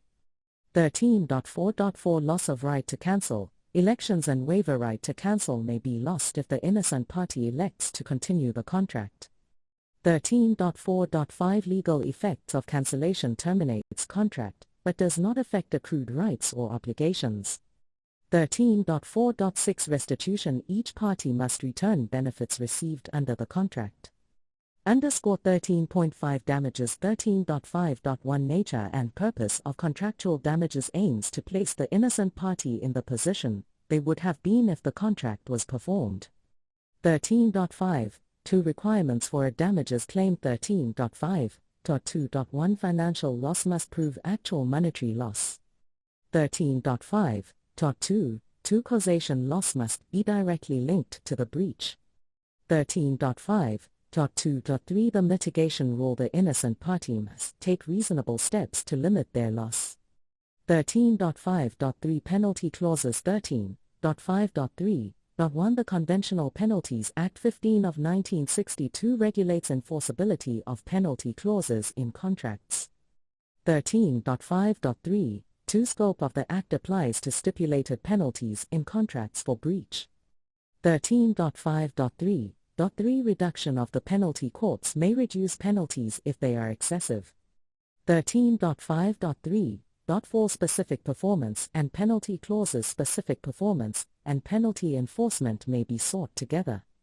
13.5.3.5 Penalty clause excludes claim for damages. If a penalty clause exists, additional damages cannot be claimed. 13.5.3.6 Penalties in respect of defects or delay common in construction and manufacturing contracts. Underscore 13.6 Interest compensation for late payment or non-payment of a debt. Underscore 13.7 Other remedies. 13.7.1 Interdict prevents a party from continuing a breach of contract. 13.7.2 Declaration of rights. Court declares the legal position of the parties. Next page. Study notes. Remedies for breach of contract. Underscore 13.1 Introduction. Contracts aim for full performance by both parties. Some contracts have a short duration, for example a cash sale, while others have a fixed term, for example a 10-year lease, or indefinite lifespan, for example employment. Contracts terminate naturally when obligations are fulfilled or when provisions allow for lawful termination. In once-off contracts, termination occurs when both parties fully perform, for example, sale of a car, construction contract. Long-term contracts, for example, leases, employment, include mechanisms for termination. Termination by breach. A breach disrupts the contract's natural life, allowing the innocent party to enforce performance, maintaining the contract, cancel the contract, terminating prematurely. The innocent party may claim damages in both scenarios. Nature of remedies. Specific performance equals the natural remedy, as it enforces the contract. Cancellation equals an extraordinary remedy, only available in exceptional cases. If cancellation is justified, the innocent party must elect between enforcing or cancelling. Once made, the choice is final unless agreed otherwise. A new breach allows re-exercise of remedies. Contractual clauses regulating breach.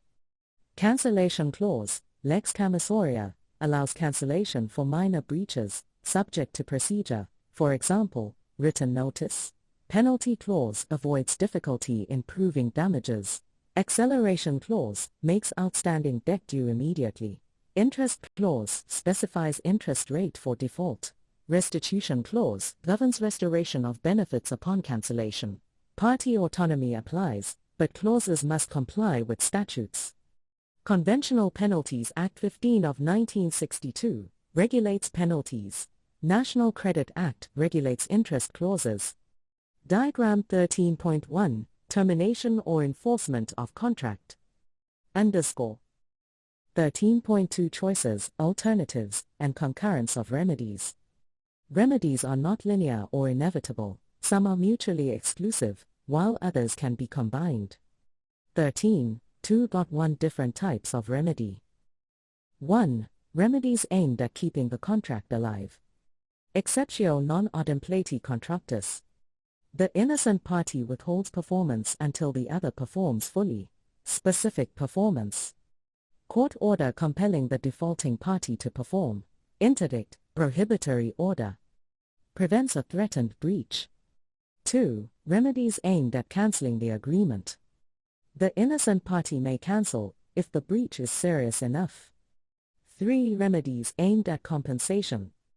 Contractual damages equals compensate for financial loss. Delictual damages equals only available if the breach also constitutes a delict. Interest claims equals separate from other damages, for example, more interest for late payment. Underscore 13.2 Enforcement and cancellation mutually exclusive. The innocent party must choose between enforcing the contract or cancelling it. However, remedies may be pleaded in the alternative, for example, claiming cancellation and alternatively specific performance. Next page. Study notes, termination and remedies for breach of contract. Underscore 13.1 Introduction. Contracts aim for full performance by both parties. Some contracts have short lifespan, for example, cash sale. Fixed duration, for example, 10-year lease. Indefinite duration, for example, employment contracts, monthly leases. Termination occurs naturally through full performance by both parties. Provisions in the contract regulating duration and termination. Contracts may terminate prematurely due to breach, allowing the innocent party remedies. Enforcement, forcing performance. Cancellation, premature termination. Damages, compensation for loss due to breach. South African law does not recognize punitive damages, only compensation for actual loss. Cancellation is an extraordinary remedy, only available in serious cases. Once the innocent party elects a remedy, it is final and binding, unless the other party agrees to reverse it. Contractual clauses regulating breach include: Cancellation clause, lex commissoria, allows cancellation even for minor breaches if notice requirements are met. Penalty clause, simplifies proof of damages. Acceleration clause, makes the full debt due immediately. Interest clause, defines interest rate on late payments. Restitution clause, determines what must be restored if the contract is cancelled. Party autonomy prevails unless limited by statutory provisions, for example. Conventional Penalties Act restricts enforcement of penalties. National Credit Act regulates interest clauses. 13.2 Choices, alternatives, and concurrence of remedies. Consequences of breach are not linear, multiple remedies may be available. Some remedies are mutually exclusive, while others can be combined. 13.2.1 Different types of remedies. 1. Remedies to keep the contract alive. Exceptio non odempleti contractus, innocent party can withhold performance until the breaching party performs. Specific performance, court order forcing the breaching party to perform. Interdict, court order preventing an imminent breach. 2. Remedies to cancel the agreement. Cancellation, immediate termination of the contract in cases of serious breach. 3. Remedies for compensation. Contractual damages, compensation for actual patrimonial loss. Delictual damages, available where breach also constitutes a delict. Interest claims, for late payment. 13.2 Enforcement and cancellation are mutually exclusive. The innocent party must choose between enforcing or cancelling.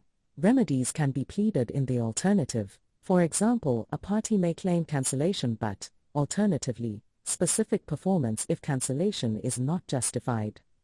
13.2.3 Damages and interest are cumulative to other remedies. Cancellation plus damages plus interest may be claimed together. Specific performance plus damages plus interest may also be claimed. Overview of remedies. Table 13.1 Innocent parties goal remedies circumstances additional remedies. Terminate agreement cancellation contract allows cancellation, lex commissoria, mora debitoris, repudiation, serious breach, impossibility of performance, mora creditoris damages, interest.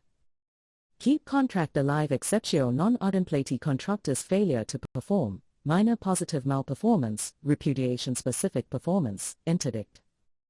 Specific performance available unless performance is impossible or inequitable damages, interest. Interdict prevents threatened breach dash. Claim money damages patrimonial loss, delictual claim dash. Interest liquidated debt unpaid dash. Penalties if contract includes a penalty clause subject to court's discretion. Legal certainty declaration of rights material dispute over contractual rights dash. 13.2 Fault or delict.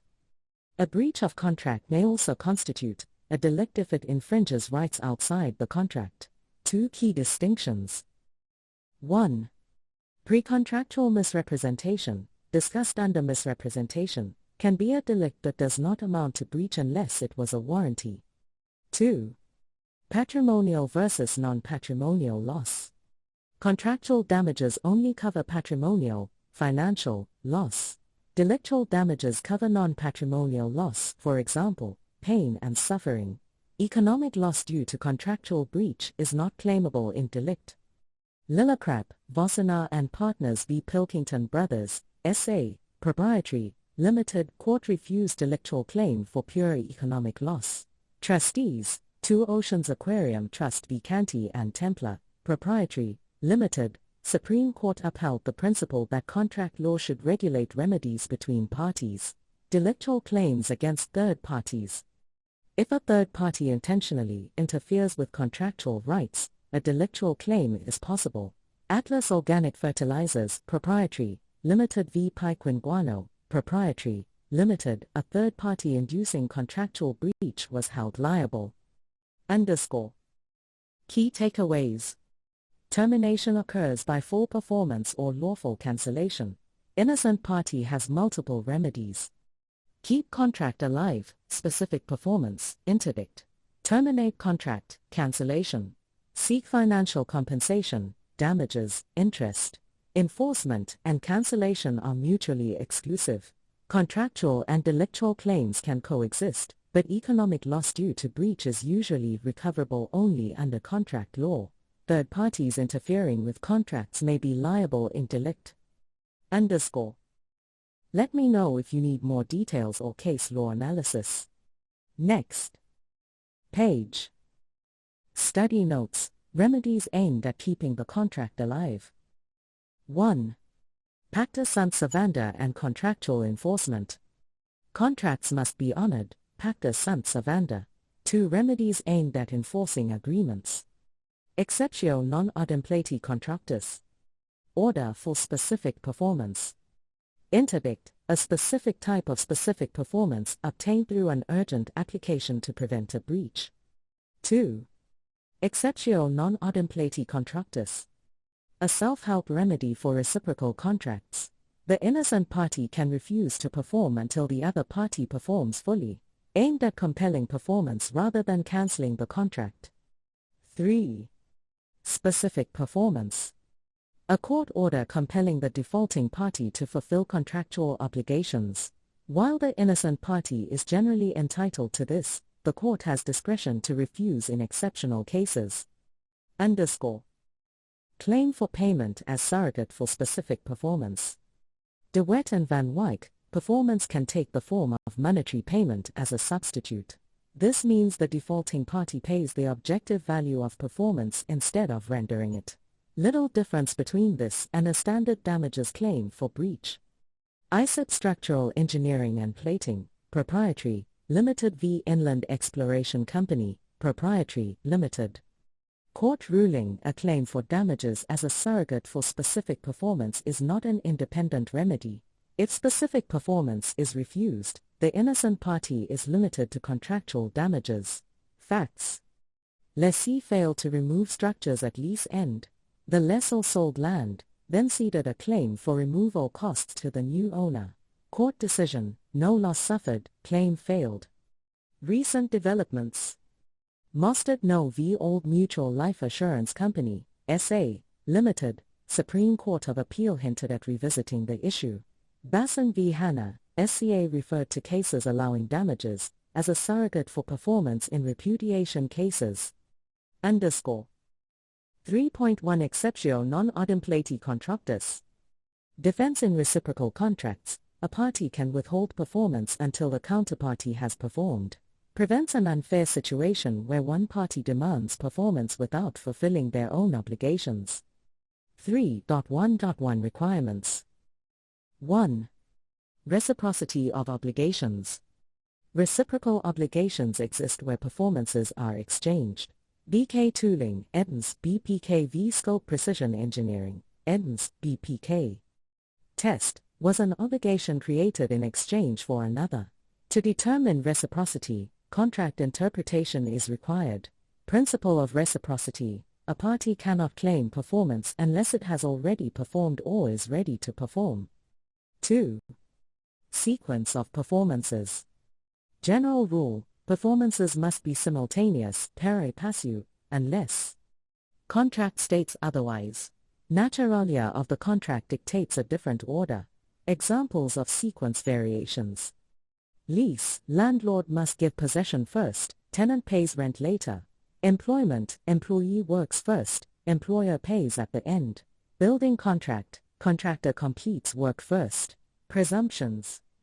Interdependent obligations are reciprocal unless evidence suggests otherwise. Simultaneous performance is required unless the contract clearly specifies otherwise. Exception: contracts for work, locatio conductio, require the service provider to perform first. 3. Incomplete performance. A defendant can use the exceptio if the other party has failed to perform at all, mora debitoris, performed defectively or incompletely, positive malperformance. The exceptio applies even if the defect is minor, unless de minimis non curat lex applies. This provides an extrajudicial remedy to ensure proper performance. These notes summarize the remedies aimed at keeping a contract alive, emphasizing legal principles, case law, and procedural aspects of specific performance and exceptio non odempleti contractus. Let me know if you need further elaboration. Next page. Study notes, exceptio non odempleti contractus.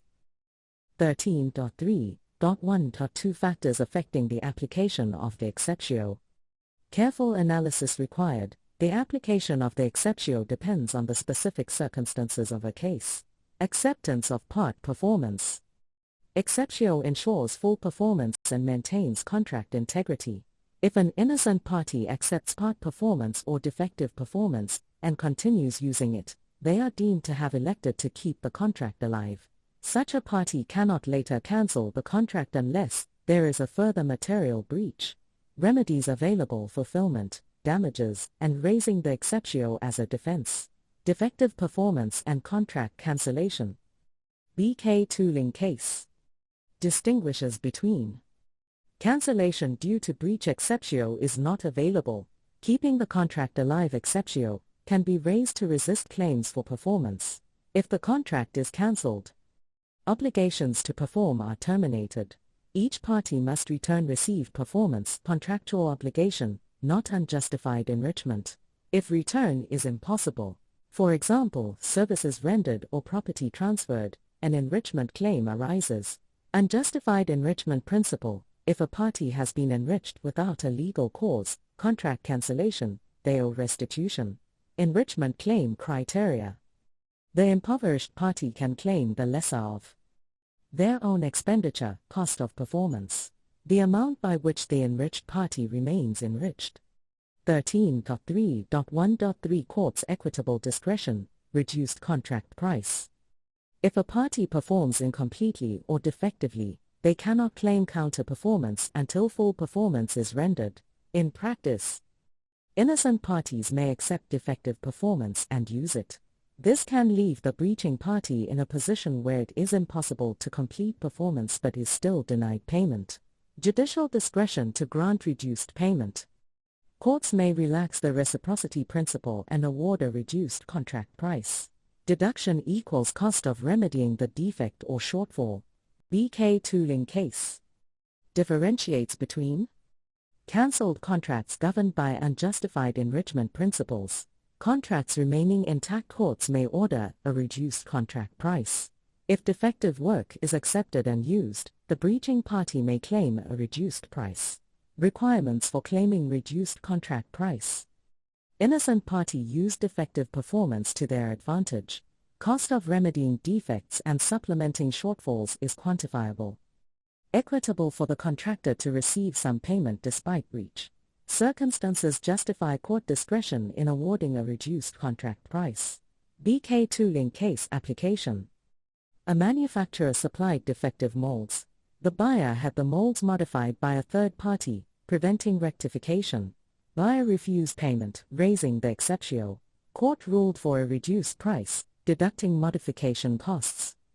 13.3.1.4 Scope of the exceptio. Temporary defense ensures full performance before counter-performance is due. Obligation to allow rectification. Party in breach must be given a chance to remedy the defect. Possible remedial actions. Completing performance, for example, finishing construction. Providing substitute performance, for example, replacing a defective product. Repairing defective goods. Consumer Protection Act, Section 56(2). Consumer can choose between a refund, replacement, or repair, depending on breach severity. Once performance is completed, the exceptio no longer applies. Applicability. Exceptio applies to all contracts, not limited to work/service contracts. Thompson v. Schultz case. Applied exceptio to a sale agreement. Seller failed to provide occupation, but demanded rent. Exceptions cannot be raised if failure to perform is excused by law or risk lies with the claimant. Example, in sale contracts, risk passes to the buyer once the sale is perfected. If goods are destroyed by vismail, the buyer must still pay the price, even though the seller is excused from delivery. If a party elects to cancel the contract, the exceptio does not apply as it aims to enforce, not terminate, the contract. Next page. Study notes, breach of contract, exceptio non adimpleti contractus and specific performance. _ 13.3.1.2 Factors affecting the application of the exceptio. Acceptance of part performance. The exceptio non adimpleti contractus ensures full performance. If an innocent party accepts part performance, despite defects, and uses it, they elect to keep the contract alive. Such a party cannot later cancel the contract unless a further material breach occurs. The party is then limited to remedies of fulfillment and damages, but can still raise the exceptio. Defective performance and cancellation. BK tooling case distinction between contract cancellation due to breach and the exceptio as a defense. If a contract is cancelled for material breach, the exceptio cannot be used as a defense. Upon cancellation, performance obligations terminate. Both parties must return any performance received. If restitution is impossible, for example, services rendered or transferred property, an unjustified enrichment claim arises. Enrichment claim. The enriched party must return benefits to the extent of their enrichment. The impoverished party can claim the lesser of its own expenditure, the remaining enrichment of the other party. _ 13.3.1.3 Court's equitable discretion, reduced contract price. If a party performs partially or defectively, it is generally not entitled to counter-performance. If the innocent party accepts and uses defective performance, the courts may allow a reduced contract price. The reduction is based on the cost of remedying defects or shortfalls. BK tooling case. Court emphasized distinction between contracts cancelled, where unjustified enrichment law applies. Contracts kept intact, where reduced contract price applies. The party in breach must prove 1. The employer used the defective performance. 2. The cost of remedying defects. 3. That it would be equitable to receive some payment. 4. The circumstances justify a reduced contract price. _ 13.3.1.4 Scope of the exceptio. The exceptio is a temporary defense ensuring full performance before counter-performance. The party in breach must be given the opportunity to remedy defects by completing, replacing, or repairing the performance. Section 56(2) Consumer Protection Act. The consumer can choose a refund, replacement, or repair based on breach severity. Available in all contracts, not just contracts for work/services. Thompson v. Schultz. Limitations. Cannot be used where non-performance is excused by law. Cannot be used where risk of defective performance lies with the party raising the exceptio. For example, vismail destroying goods after risk passed to buyer. Cannot be used where the contract is cancelled. _ 13.3.2 Specific performance. Pacta sunt servanda, contractual obligations must be fulfilled. Primary remedy for breach, court order compelling exact performance, can be claimed as soon as performance is due, not necessary for the debtor to be in mora. Roman Dutch law, right to specific performance was almost absolute. Modern South African law, discretionary remedy, influenced by English law. Benson v. SA Mutual Life Assurance Society. _ 13.3.2.1 Scope of specific performance. 3 forms. 1. Payment of money, ad pecuniam solvendam. 2. Performance of a positive act, ad factum praestandum. 3. Enforcement of a negative obligation, interdict preventing an act. Negative obligations, restraints of trade. Courts use public policy considerations.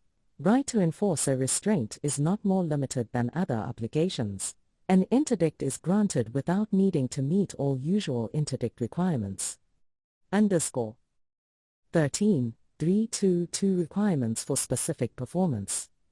Farmers Cooperative Society v. Berry. 1.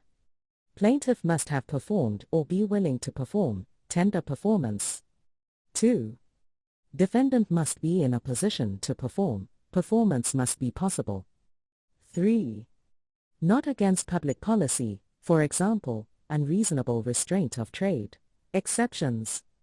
Impossibility. Courts will not order impossible performance, even subjective impossibility, for example, double sale of goods. Insolvency. Specific performance is denied to avoid unfair preference of one creditor over others. Underscore. These notes summarize the principles governing the exceptio non adimpleti contractus and specific performance, with key case law and legislative references. Let me know if you need further elaboration on any point. Next page. Study notes, specific performance continued. Underscore 13.323 Discretion of the courts. General principle. Courts have an equitable discretion to refuse specific performance in appropriate cases. Judicial exercise of discretion must be exercised judicially, not arbitrarily. Guidelines for refusal of specific performance. Courts follow consistent guidelines to ensure certainty in law. Certain exceptional circumstances may justify refusal. Circumstances where specific performance may be refused. 1. Undue hardship. Specific performance is refused if it causes undue hardship to the defaulting party or third parties. Haynes v. King Williamstown Municipality. Municipality failed to supply 250,000 gallons of water due to severe drought. Court refused specific performance, as it would cause great hardship to the municipality and the public. 2. Personal services contracts. Historically, English law influenced SA courts to refuse specific performance for personal service/employment contracts. Reasons for refusal. Nature of ongoing personal service contracts. Potential for constant disputes. Courts are ill-equipped to supervise ongoing relationships. Rejection of traditional view. National Union of Textile Workers v. Stag Packings, Proprietary, Limited. No reason to depart from the general rule of enforcing contracts. English law principles not applicable in South African law. Exception based on trust relationship. Masela v. President of RSA. Constitutional Court refused to reinstate head of National Intelligence Agency due to the special trust relationship. Modern approach, Santos case. Santos Professional Football Club, Proprietary, Limited v. Igerson. Court ordered a football coach to return to his previous club after wrongful termination. No undue hardship in enforcing contract. Performance concerns were a future factual issue, not a reason to refuse enforcement. Labor legislation impact. Labor Court has statutory power to order specific performance in employment disputes. Strengthens the trend toward enforcing employment contracts. Underscore 13.32.4 Execution of orders for specific performance. Executed in accordance with ordinary procedural rules. Methods of enforcement. 1. Writ of execution, monetary orders. If the order requires payment, enforcement occurs through writ of execution, attachment and sale of debtor's property. 2. Contempt of court, failure to perform an act or refrain from an act. Deliberate non-compliance equals contempt of court. Debtor may be imprisoned for failing to comply. 3. Court-enforced performance by a third party. Court may order a third party, official, to carry out the required action. Examples: sheriff, seizing movable property for delivery to the creditor. Registrar of deeds, signing documents to transfer property. Third party holding property, ordered to deliver it to the rightful owner. Underscore. These notes summarize the discretionary power of courts in granting specific performance, key case law, and enforcement mechanisms. Let me know if you need further elaboration. Next page. Study notes, cancellation of contract. Underscore. 13.4 Cancellation. Nature of cancellation.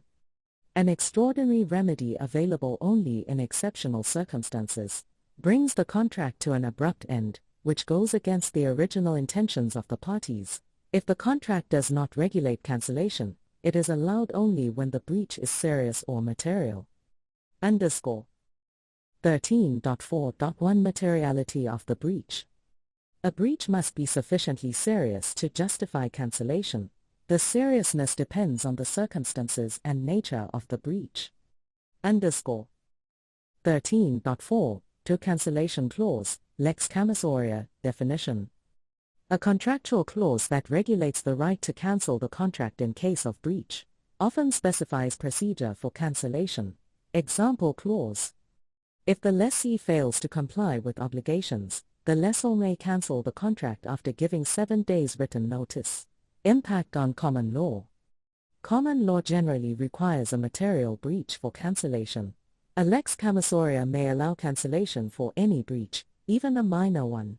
Courts uphold party autonomy, meaning the agreement takes precedence unless unlawful.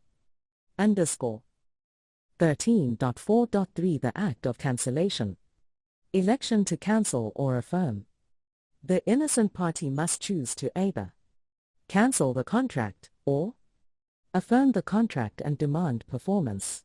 The choice is final and irrevocable unless the other party consents to reversal or a new breach occurs. Notice of cancellation must be clear and unequivocal, takes effect once communicated to the breaching party, cannot be delayed to a future date. Formalities. No court order required for cancellation. Oral or written notice is sufficient, unless the contract or statute states otherwise. If the other party disputes cancellation, a court order may be needed. If the contract specifies steps for cancellation, the innocent party must follow them. Grounds for cancellation. The innocent party must have a valid ground for cancellation. Even if the wrong reason is given, the cancellation remains valid if a good ground exists. Premature cancellation has no legal effect and could be treated as repudiation. If a valid reason for cancellation later arises, no new notice is required. Timing of notice takes effect when communicated to the defaulting party. If no prior notice is given, cancellation takes effect upon service of summons. Underscore. 13.4.4 Loss of the right to cancel, election and waiver. Election to affirm equals loss of cancellation right. Once the innocent party elects to affirm the contract, they waive their right to cancel. Waiver can be express, explicit decision to continue contract. Tacit, implied through conduct. Tacit election to affirm. If the innocent party insists on performance despite the breach, accepts late performance, continues using the performance, estoppel. Even without actual intent to waive, if the innocent party's conduct leads the other party to reasonably believe they have affirmed the contract, they may be prevented from cancelling. Delay in cancelling. Unreasonable delay does not automatically remove the right to cancel. However, a long delay may indicate tacit election to affirm or lead to estoppel. Courts consider duration of delay, correspondence between parties, legal remedies sought by the innocent party, acceptance of performance. If the innocent party uses or benefits from the performance after knowing of the breach, this often indicates waiver. Cancellation and prescription. Unclear whether cancellation rights can be lost through prescription. Underscore. This summary provides a structured and in-depth overview of contract cancellation. Let me know if you need further clarification or additional details. Next page. Study notes, contract cancellation. 13.4 Cancellation. Cancellation is an extraordinary remedy available only in exceptional circumstances. It abruptly terminates the transaction, opposing the original contractual intentions. Without a cancellation clause, a party may only cancel for a material breach. 13.4.1 Materiality of the breach. Whether a breach justifies cancellation depends on its nature and circumstances. 13.4.2 Cancellation Clause, Lex Commissoria. A lex commissoria allows parties to define cancellation rights for breaches. It takes precedence over common law unless it is unlawful. A minor breach can justify cancellation if within the clause's scope. Figure 13.2 Cancellation Requirements. A cancellation clause typically specifies breaches justifying cancellation, requires notice of breach and a rectification period. 13.4.3 The Act of Cancellation. The innocent party has a choice: affirm or cancel the contract. The choice is final and irrevocable unless the other party consents to reversal. A new breach occurs. Cancellation requires clear, unequivocal notice to the breaching party. It is effective once communicated, not at a future date. No formalities are required unless stipulated in the contract or statute. No court order is necessary unless validity is disputed. A premature cancellation has no effect unless a valid ground later arises. 13.4.4 Loss of the right to cancel elections and waiver. Affirming the contract waives the right to cancel. Waiver can be express or tacit, inferred from conduct, for example, accepting performance. Even without intent, if the other party reasonably believes the right was waived, the innocent party may be estopped. Delay does not automatically waive the right, but may imply a tacit election to affirm. 13.4.5 Legal effects of cancellation. Primary obligations, performance duties, are extinguished. Divisible obligations, for example, monthly rent, remain enforceable for past performance. If a contract requires multiple performances, a defective second delivery may justify cancellation only for that part. A seriously defective first delivery may justify full cancellation. Certain clauses survive cancellation, for example, penalty clauses, arbitration clauses, exclusion clauses, damages obligations. 13.4.6 Restitution. Cancellation creates an obligation of restitution, restoring received performance. This is a right to restitutio in integrum, distinct from an enrichment claim. Restitution places parties in their pre-contractual positions. Restitution is not required if the goods were destroyed due to their inherent defect, force majeure, or a third party's act. The goods were consumed in an expected manner. Partial restitution is possible and can be supplemented by monetary compensation. Services cannot be returned, their monetary value must be restored. A party must tender restitution, even if claiming damages exceeding received performance. Does cancellation create new obligations or transform old ones? 1. Traditional view, De Wet and Van Wyk. A breach does not create a new debt, but transforms the original obligation. Prescription runs from when the obligation became due, not the breach. 2. Modern view, Luba and Murray. Contracts create primary, performance, and secondary, breach remedies, obligations. Prescription starts at breach, when secondary obligations, cancellation, restitution, damages, arise. 3. New obligation view. Breach is a wrongful act creating a new obligation for damages. Prescription starts at breach. This view emphasizes the wrongfulness of the breach, affecting foreseeability of damages. Practical consequences.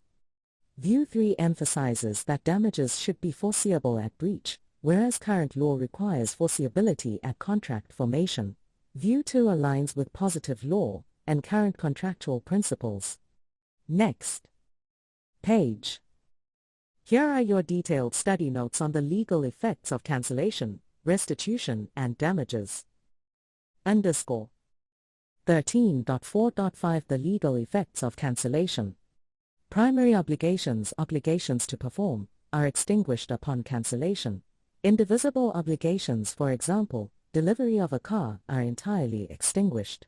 Divisible obligations, for example, monthly rent, only terminate regarding unperformed parts. Rights that accrued before cancellation remain enforceable, if independent of the executory part. Example: a landlord cancelling a lease at the end of June can still claim unpaid rent for June. If goods are delivered in 2 batches and the first is defective, the innocent party can cancel the entire contract, accept the defective performance but cancel the second batch. Certain clauses remain enforceable despite cancellation. Penalty clauses, arbitration clauses, exclusion clauses, and damages clauses. Whether a clause survives depends on the party's intention at the time of contracting. 13.4.6 Restitution. Cancellation creates new obligations, the duty to restore received performance, restitution. Restitutio in integrum, a standalone remedy, not an enrichment claim. Purpose, restore parties to their pre-contract position. Restitution exceptions. If only part of the contract is cancelled, restitution applies only to that part. If restitution is impossible due to an external cause, vis maior, defect, or third-party act, the innocent party can still cancel.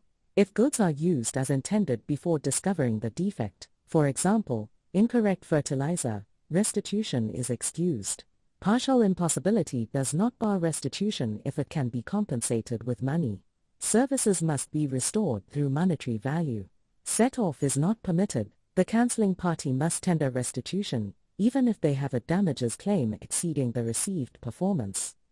Does cancellation create new obligations or transform old ones? 3 theories on the legal effect of cancellation on original obligations. 1. De Wet and Van Wyk, traditional view.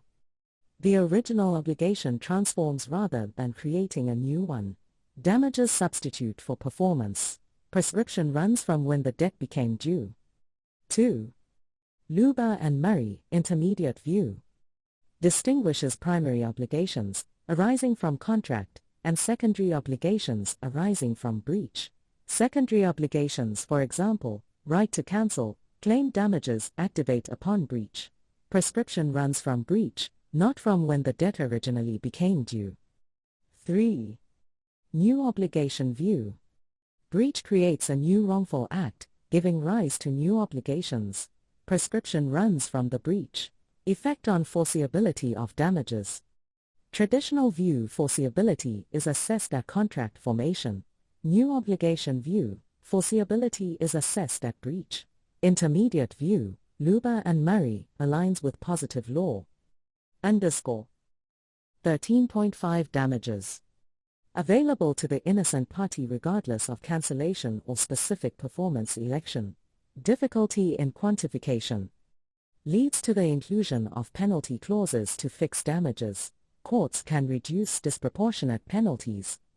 13.5.1 Nature and purpose of contractual damages. Fundamental rule: damages should place the innocent party in the fulfillment position, as if the contract had been performed. Difference theory. Compare 2 financial positions. 1. Actual position post-breach.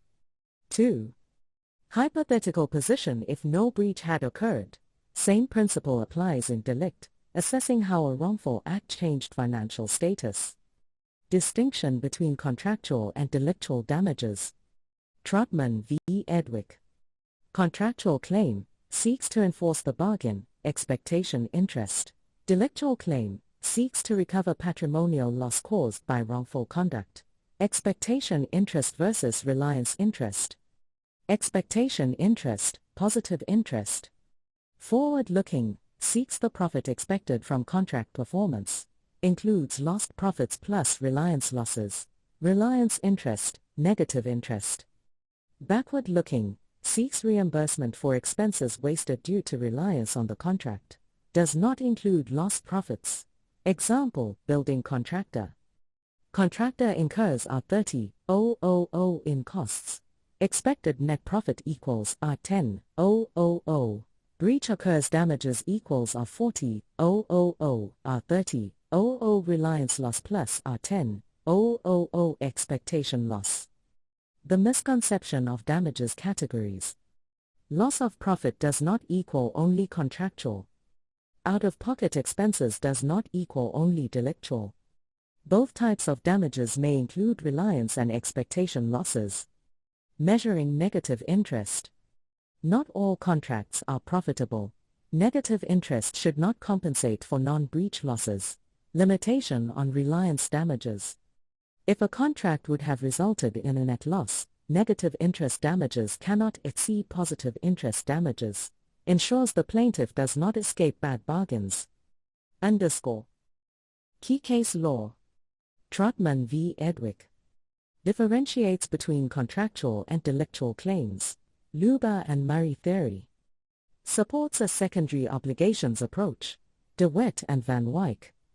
Contractual obligations transform rather than new ones arising. These notes provide a structured and detailed summary, highlighting legislation, case law, and key legal principles while excluding unnecessary explanations. Let me know if you need more details on specific cases. Next page. Study notes. Contractual damages. 13.5 Damages. An innocent party may claim damages in addition to contract cancellation or specific performance. Penalty clauses in contracts may fix damages in advance. Courts can reduce excessive penalties. Key principle: the innocent party should be placed in the position they would have occupied had the contract been performed properly. 13.5.1 Nature and purpose of contractual damages. Damages aim to restore the fulfillment position, the hypothetical position if the contract had been performed. Difference theory compares the plaintiff's actual financial position post-breach with the hypothetical position had the contract been fulfilled. Trotman v. Edwick. Distinction between contractual and delictual damages. Contractual seeks to enforce the bargain or provide its monetary equivalent. Delictual aims to restore the patrimony diminished by wrongful conduct. Types of damages. Expectation, positive interest, forward-looking, aims to restore expected profits. Reliance, negative interest, backward-looking, compensates for wasted expenditure. Application of difference theory. Post-contractual breach forward-looking result includes expectation and reliance losses. Pre-contractual forward backward-looking result, only reliance losses. Misconceptions. Loss of profit can sometimes be recoverable in delict. Positive interest damages cover both expectation and reliance losses. Courts may allow measuring damages based on negative interest in certain cases. 13.5.2 Requirements for a damages claim. A plaintiff must prove 1. Breach of contract by the defendant. 2. Financial/patrimonial loss has occurred. 3. Causation, factual, the loss resulted from the breach. 4. Legal causation, remoteness, the loss is not too remote. 13.5.2.1 Financial loss. No nominal damages, a breach alone is insufficient, actual financial loss must be proven. Difficulties in quantification, some loss must be shown, precise calculation is not required.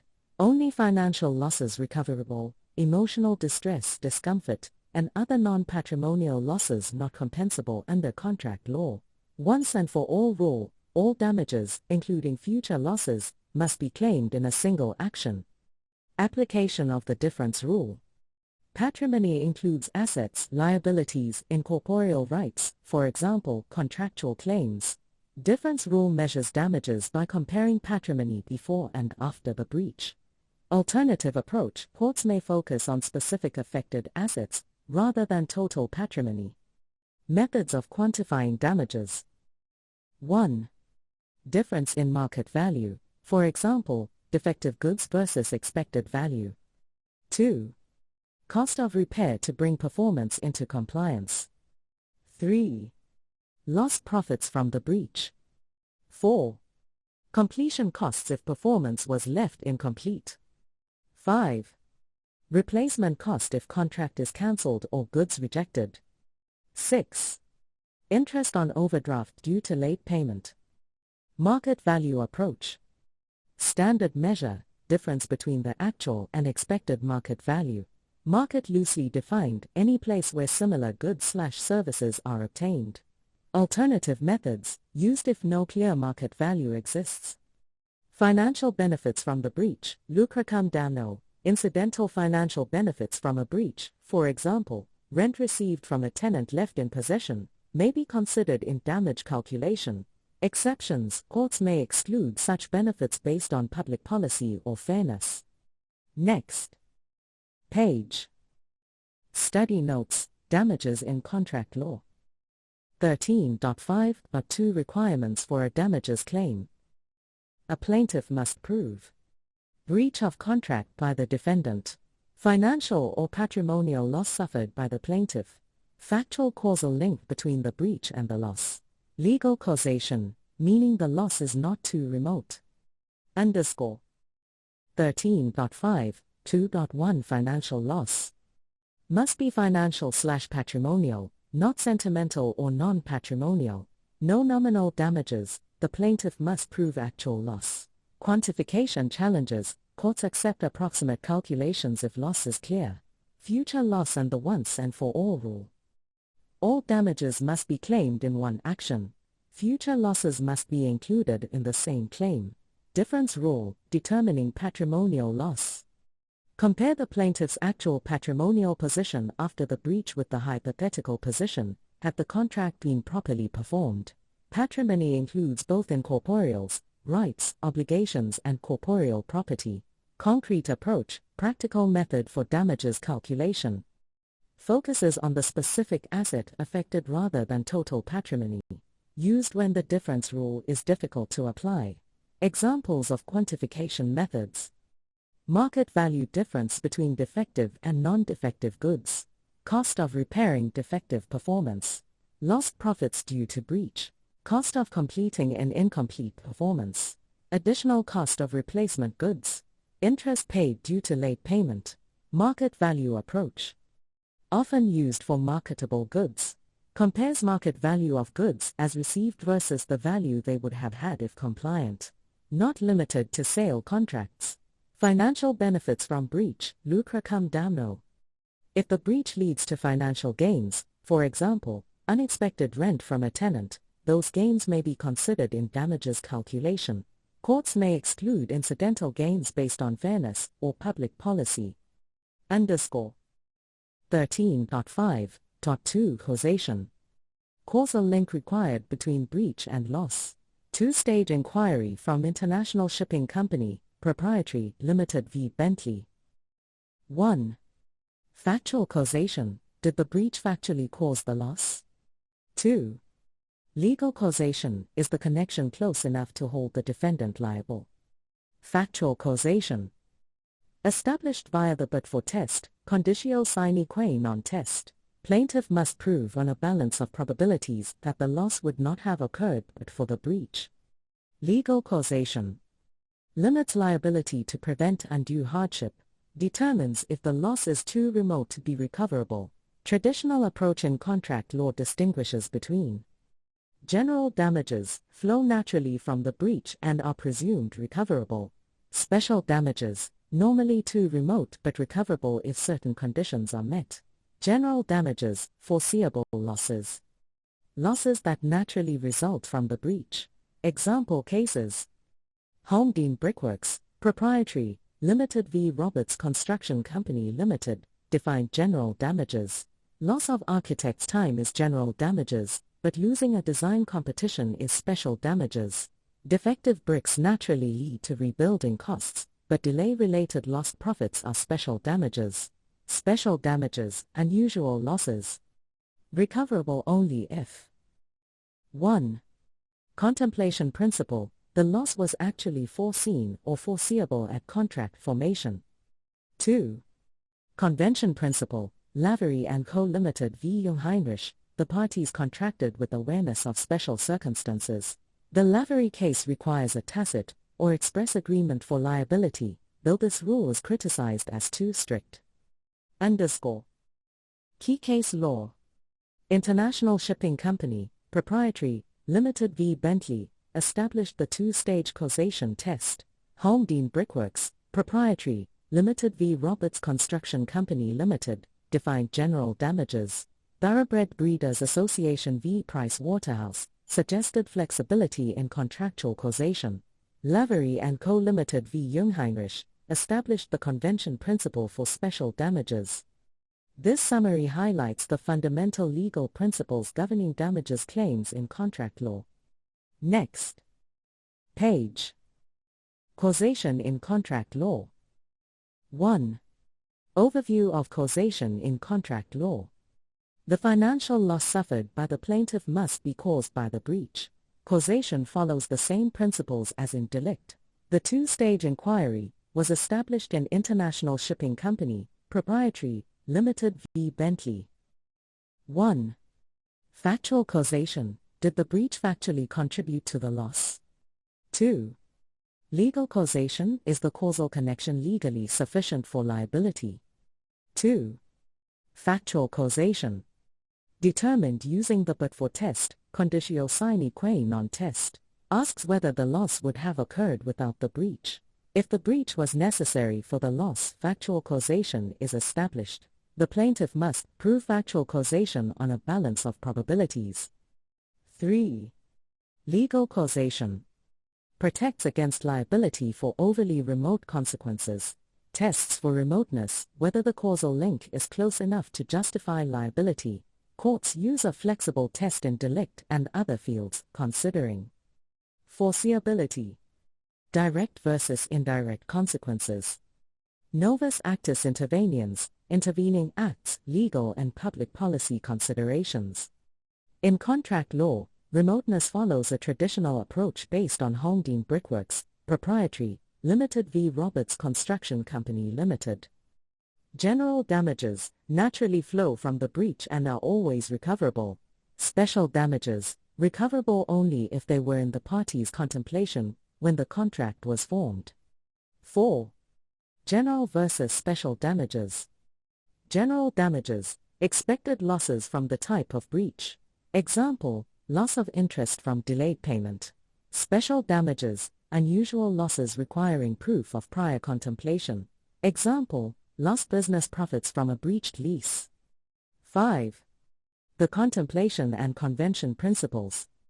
Contemplation principle, special damages must be foreseeable when entering the contract. Convention principle from Lavery and Co. Limited v. Jungheinrich, liability requires a tacit or express agreement that special damages would be payable. Courts have criticized the convention principle for being too strict. 6. Debate on legal causation. Some scholars, for example, Bradfield, argue that the convention principle is too strict and unfairly denies valid claims. Alternative approach, liability should depend only on reasonable foreseeability of damages. Some argue that the distinction between general and special damages should be abolished. 7. Possible evolution of legal causation. Thoroughbred Breeders Association v. Price Waterhouse suggested integrating contract law into the flexible test used in delict. The flexible test considers factors like foreseeability, novus actus interveniens, fairness and legal policy. However, the traditional approach still applies unless courts formally adopt the flexible test. 8. Apportionment of damages. The Apportionment of Damages Act does not apply to contractual claims, Thoroughbred Breeders Association v. Price Waterhouse. If the plaintiff's own fault contributes to the loss, there is no reduction in damages. The defendant is liable for the full loss, even if the plaintiff's fault was the dominant cause. This summary captures the key principles, case law, and debates surrounding causation in contract law, ensuring a structured and comprehensive understanding. Next page. Study notes, legal causation, mitigation, and penalty clauses. Legal causation in contractual damages. Criticism of the convention principle. Bradfield argues the convention principle is too strict and can unfairly deny special damages. Courts have softened the rule by finding tacit agreements where unlikely. Contemplation principle. Liability for special damages should be a policy decision based on subject matter and terms of contract, knowledge of both parties of special circumstances, whether damages were reasonably foreseeable at contract conclusion, distinction between general and special damages. Originates from Pothier and English law. De Wet and Van Wyk criticize the distinction, arguing it is artificial, based on a fiction of tacit agreements, practically unhelpful, as quantum should be determined at breach, not contract conclusion. Thoroughbred Breeders Association v. Price Waterhouse. Nina Burgess suggests distinction between general and special damages could be abolished. Courts have evolved towards a flexible test for causation, considering foreseeability, directness, novus actus interveniens, legal policy, fairness, and justice. Standard Chartered Bank of Canada v. Nedperm Bank Limited describes causation as a composite legal yardstick. Apportionment of damages. Thoroughbred Breeders Association v. Price Waterhouse. Apportionment of damages Act does not apply to contractual claims. Even if plaintiff contributed to the loss, the breaching party is fully liable. Mitigation Rule. Victoria Falls and Transvaal Power Company Limited v. Consolidated Langlad Mines Limited. Innocent party must take reasonable steps to prevent loss accumulation. Failure to mitigate allows breaching party to use a mitigation defense. If mitigation could have reduced losses, damages may be reduced or denied. Standard for mitigation. Must act as a reasonable person, within the same circumstances. Reasonable expenses in mitigation may be claimed as additional damages. Burden of proof on the breaching party to show mitigation was possible, or expenses were unreasonable. Penalty clauses. Purpose of penalty clauses: to simplify damage claims and induce compliance. 3 forms. 1. Pre-estimate of damages, predetermined compensation for breach. 2. Penalty clauses, punitive amounts meant to deter breaches.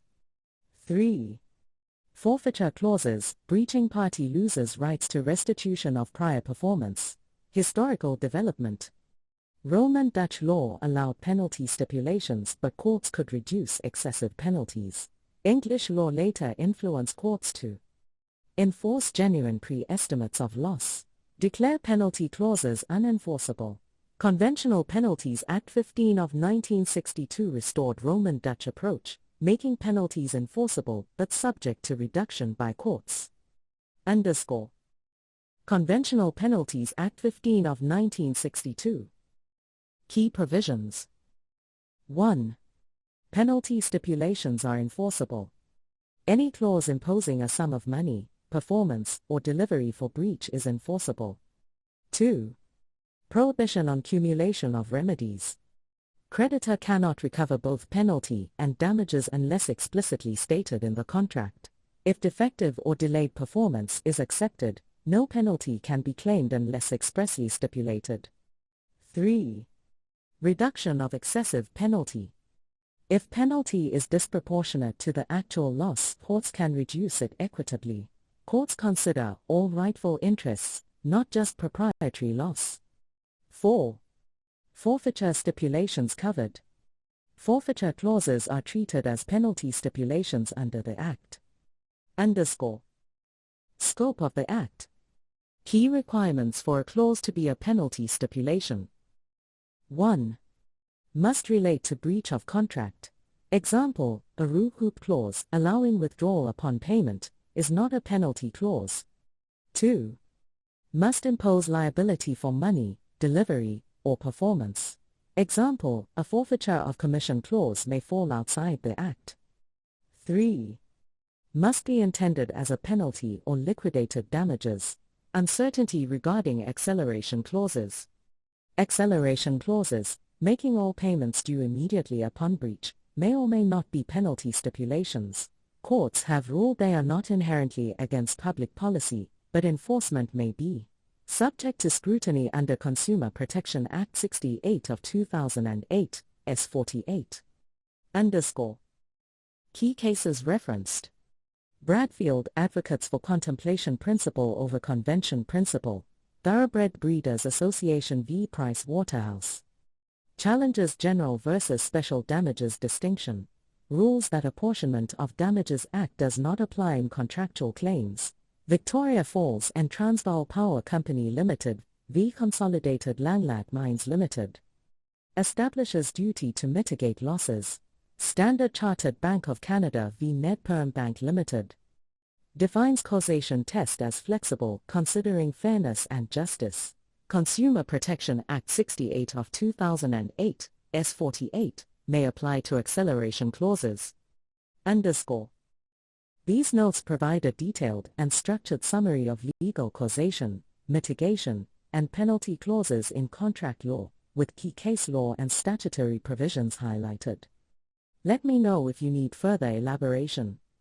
Next page. Study notes, mitigation rule and penalty clauses. 13.5.2.b The mitigation rule. Case law, Victoria Falls and Transvaal Power Company Limited v Consolidated Langlaat Mines Limited. An innocent party must take reasonable steps to minimize losses after a breach of contract. Failure to mitigate allows the breaching party to raise a defense, reducing or eliminating damages. Application of the rule. Example: a retailer must attempt to replace undelivered products to claim lost profits. The standard is what a reasonable person would do under similar circumstances. Expenses incurred in mitigation can be claimed as additional damages. Burden of proof. The breaching party must prove that reasonable mitigation steps could have been taken, or that incurred expenses were unreasonable. 13.5.3 Penalty clauses. Purpose: facilitate claims for damages and encourage compliance with contractual terms. Common forms: pre-estimate of damages, predetermined sum representing likely damages. Penalty clauses, excessive penalties aimed at deterring breach rather than compensating loss. Forfeiture clauses, breaching party forfeits benefits conferred under the contract, for example, deposit in a lease. Historical development. Roman Dutch law, courts could reduce disproportionate penalties. English law influence, differentiation between enforceable liquidated damages and unenforceable penalty clauses. Conventional Penalties Act 15 of 1962, restored Roman Dutch approach, allowing enforceability, but subject to court reduction. 13.5.3.1 Conventional Penalties Act 15 of 1962. Section 1 Enforceability of penalty stipulations. Penalty clauses and liquidated damages are enforceable. Section 2 Prohibition on dual remedies. A creditor cannot claim both penalty and damages unless expressly allowed by contract.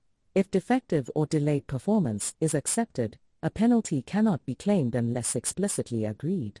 Section 3 Reduction of excessive penalties. Courts may reduce penalties if disproportionate to the prejudice suffered. Considerations include patrimonial loss and other forms of harm. Section 4 Forfeiture clauses. Forfeiture clauses are treated similarly to penalty stipulations. 13.5.3.2 Scope of the Act. Requirements for a penalty stipulation. Must arise from a breach of contract. Must impose a financial obligation or performance requirement on the defaulting party. Must be intended as a penalty or liquidated damages. Exclusions. Recoup clauses. Payment for withdrawal from a contract is not a penalty. Certain forfeiture clauses excludes commission or compensation for improvements. Uncertainty on acceleration clauses. Courts have not definitively ruled on whether making all future payments due upon breach is a penalty. 13.5.3.3 Reduction of the penalty. Test for reduction. Court assesses whether the penalty is disproportionate to the prejudice suffered. Considerations include financial, reputational, and personal harm. Case law, Van Staden v Central South African Lands and Mines. Prejudice includes all forms of harm, not just financial loss. Onus of proof, Smith v Bester. Debtor must prove the penalty is excessive. If a prima facie case is made, the creditor must provide rebuttal evidence. Courts may reduce penalties of their own accord in default judgment applications. 13.5.3.4 Specific performance and penalty clauses. Section 2.2 of the Act. If the creditor accepts defective or delayed performance, the penalty is not claimable unless expressly stipulated. Penalty clauses usually apply when the contract is cancelled. 13.5.3.5 Penalty clause excludes claim for damages. A creditor cannot claim both penalty and damages unless the contract reserves the right to do so. The penalty serves as a substitute for an ordinary damages claim. 13.5.3.6 Penalties for defects or delays. If defective or late performance is accepted, the creditor cannot claim a penalty unless explicitly allowed. If performance is rejected, the penalty applies but may be reduced by the court. Next page. Study notes, interest on debts and judgment debts. 13.6 Interest. Mora interest. When a debtor fails to pay a liquidated sum on time, the creditor suffers a natural loss, lost interest earnings. This loss is general damages but is usually claimed separately as interest. Under common law, interest accrues from the due date of a liquidated debt. If no payment date is stipulated, interest accrues from demand by the creditor. For unliquidated damages, interest accrues only after judgment, as the amount is not fixed until then. Prescribed Rate of Interest Act replaces common law rules, provides certainty on when and at what rate interest is payable, covers interest on contractual debts, Section 1, judgment debts, Section 2, unliquidated debts, Section 2A. Key provisions of the Act. Section 1, Interest on contractual debts. When applicable, interest accrues at the prescribed rate unless a contract, trade custom, or law specifies otherwise. Calculation of prescribed interest rate. Repo rate plus 3.5%, as determined by the South African Reserve Bank. New rates take effect from the second month after repo rate adjustment. Contractual agreements.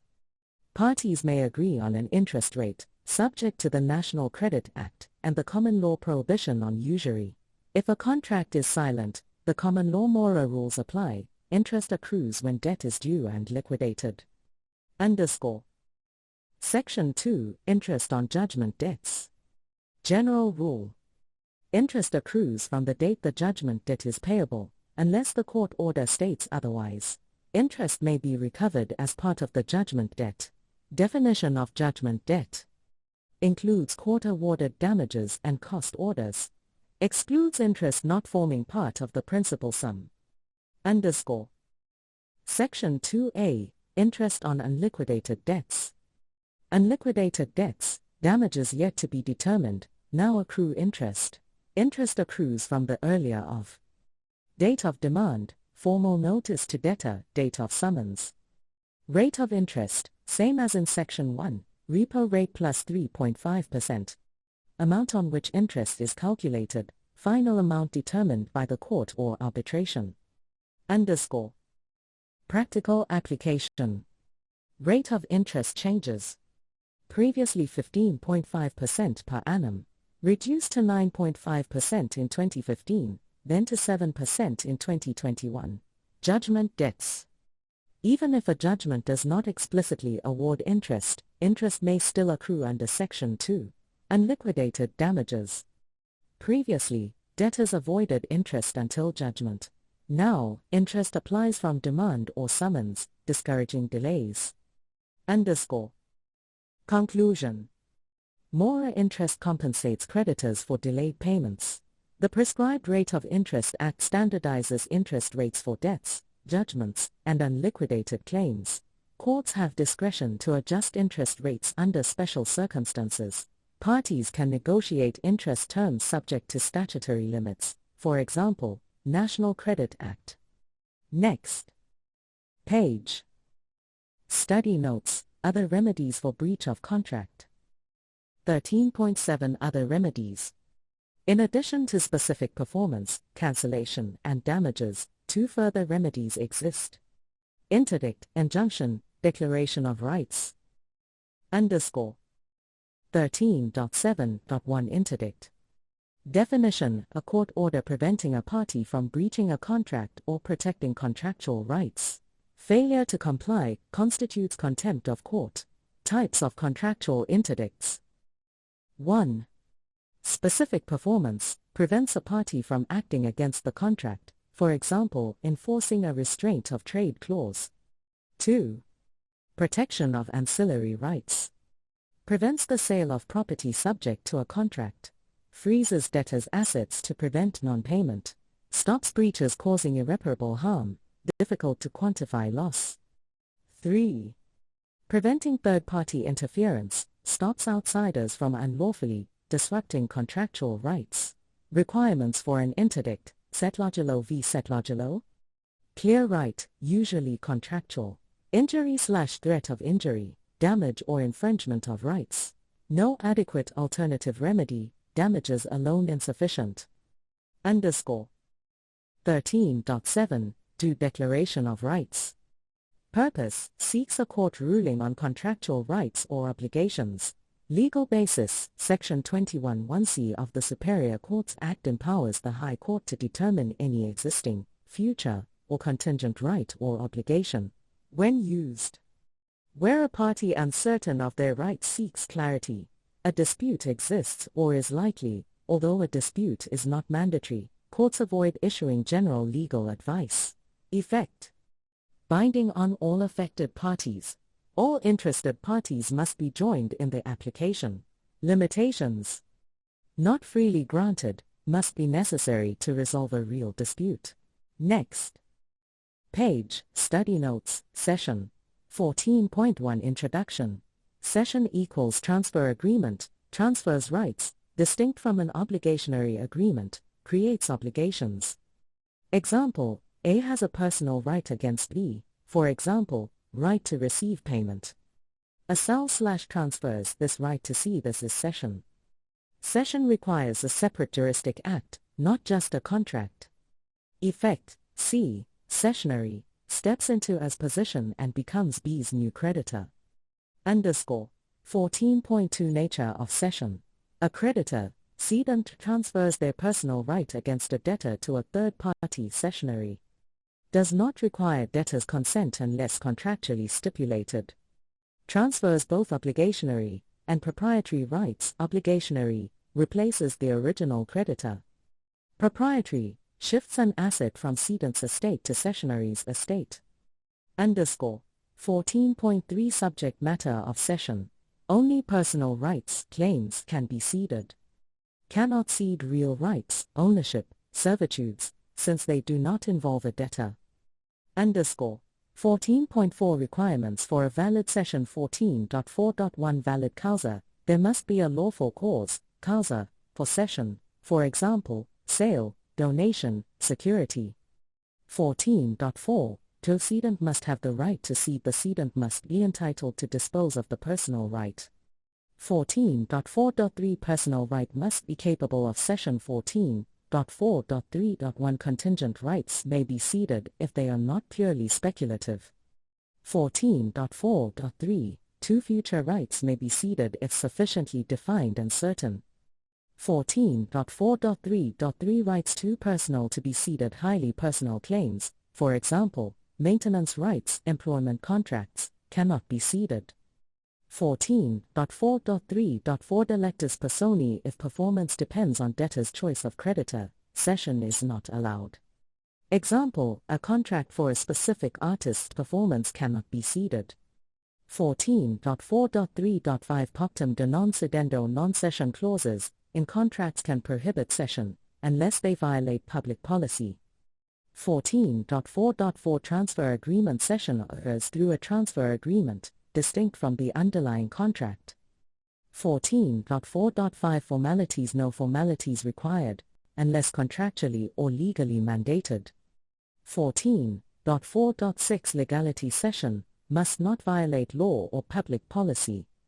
14.4.7 Cession should not prejudice the debtor. 14.4.7.1 Splitting of claims. A single claim cannot be split between multiple cessionaries without debtor's consent. 14.4.7 To mala fide cession. Fraudulent or bad faith cession, for example, to harm the debtor, is not allowed. 14.5 Consequences of cession. 14.5.1 Cedent is divested of right. The cedent loses the right once cession is completed. 14.5.2 Right vests in the cessionary. The cessionary gains full ownership of the claim. 14.5.3 Cessionary becomes substitute creditor. The cessionary replaces the cedent as the creditor. 14.5.4 Principle Nemo plus juris ad alium transfere potus quam se habet. One cannot transfer more rights than they have. If the cedent's right was invalid or limited, the cessionary's right is also invalid or limited. 14.5.5 Performance by the debtor must be made to the cessionary once notified. The debtor must pay the cessionary, not the original creditor. _14.6 Security cession in securitatem debiti, used as collateral/security for debt repayment.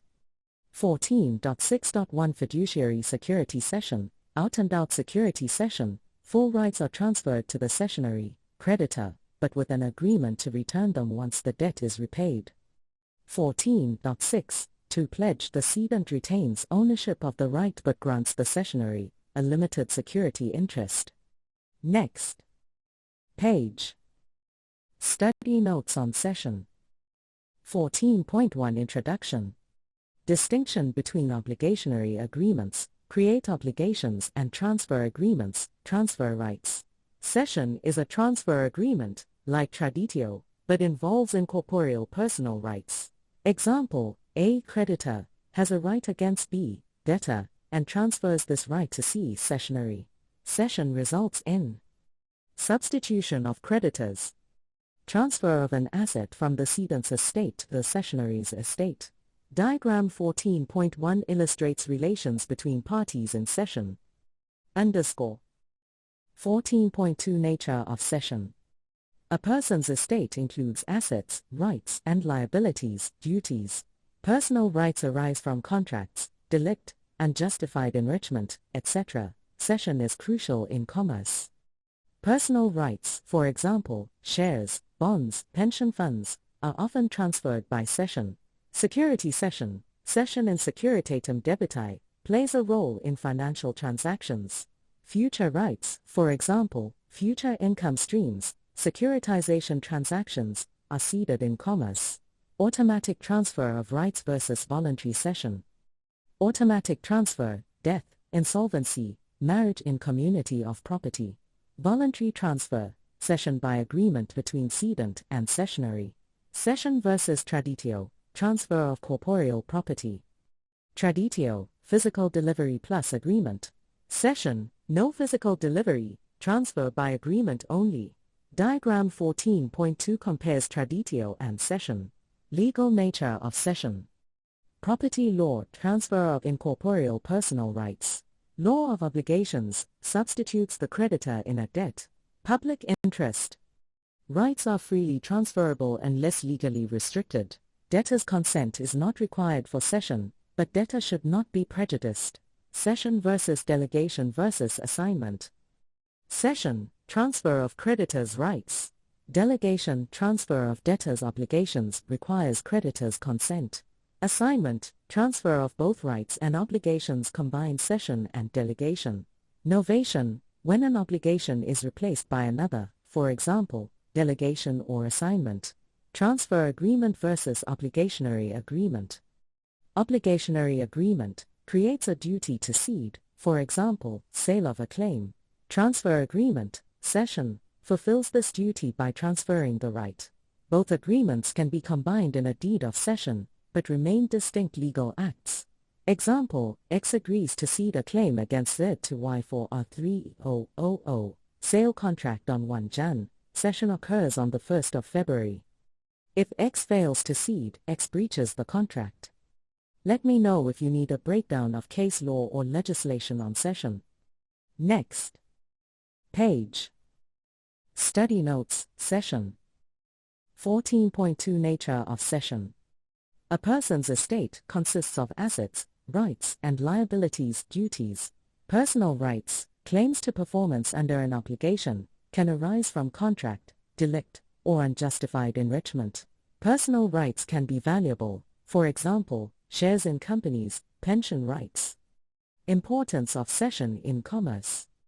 Modern wealth largely exists as personal rights, for example, bank accounts, shares, bonds, insurance policies. Transfer of personal rights inter vivos occurs only by cession. Security cessions, cession and securitatem debitae, are crucial in financial transactions but legally controversial. Cession of future rights occurs in transactions like factoring and securitization.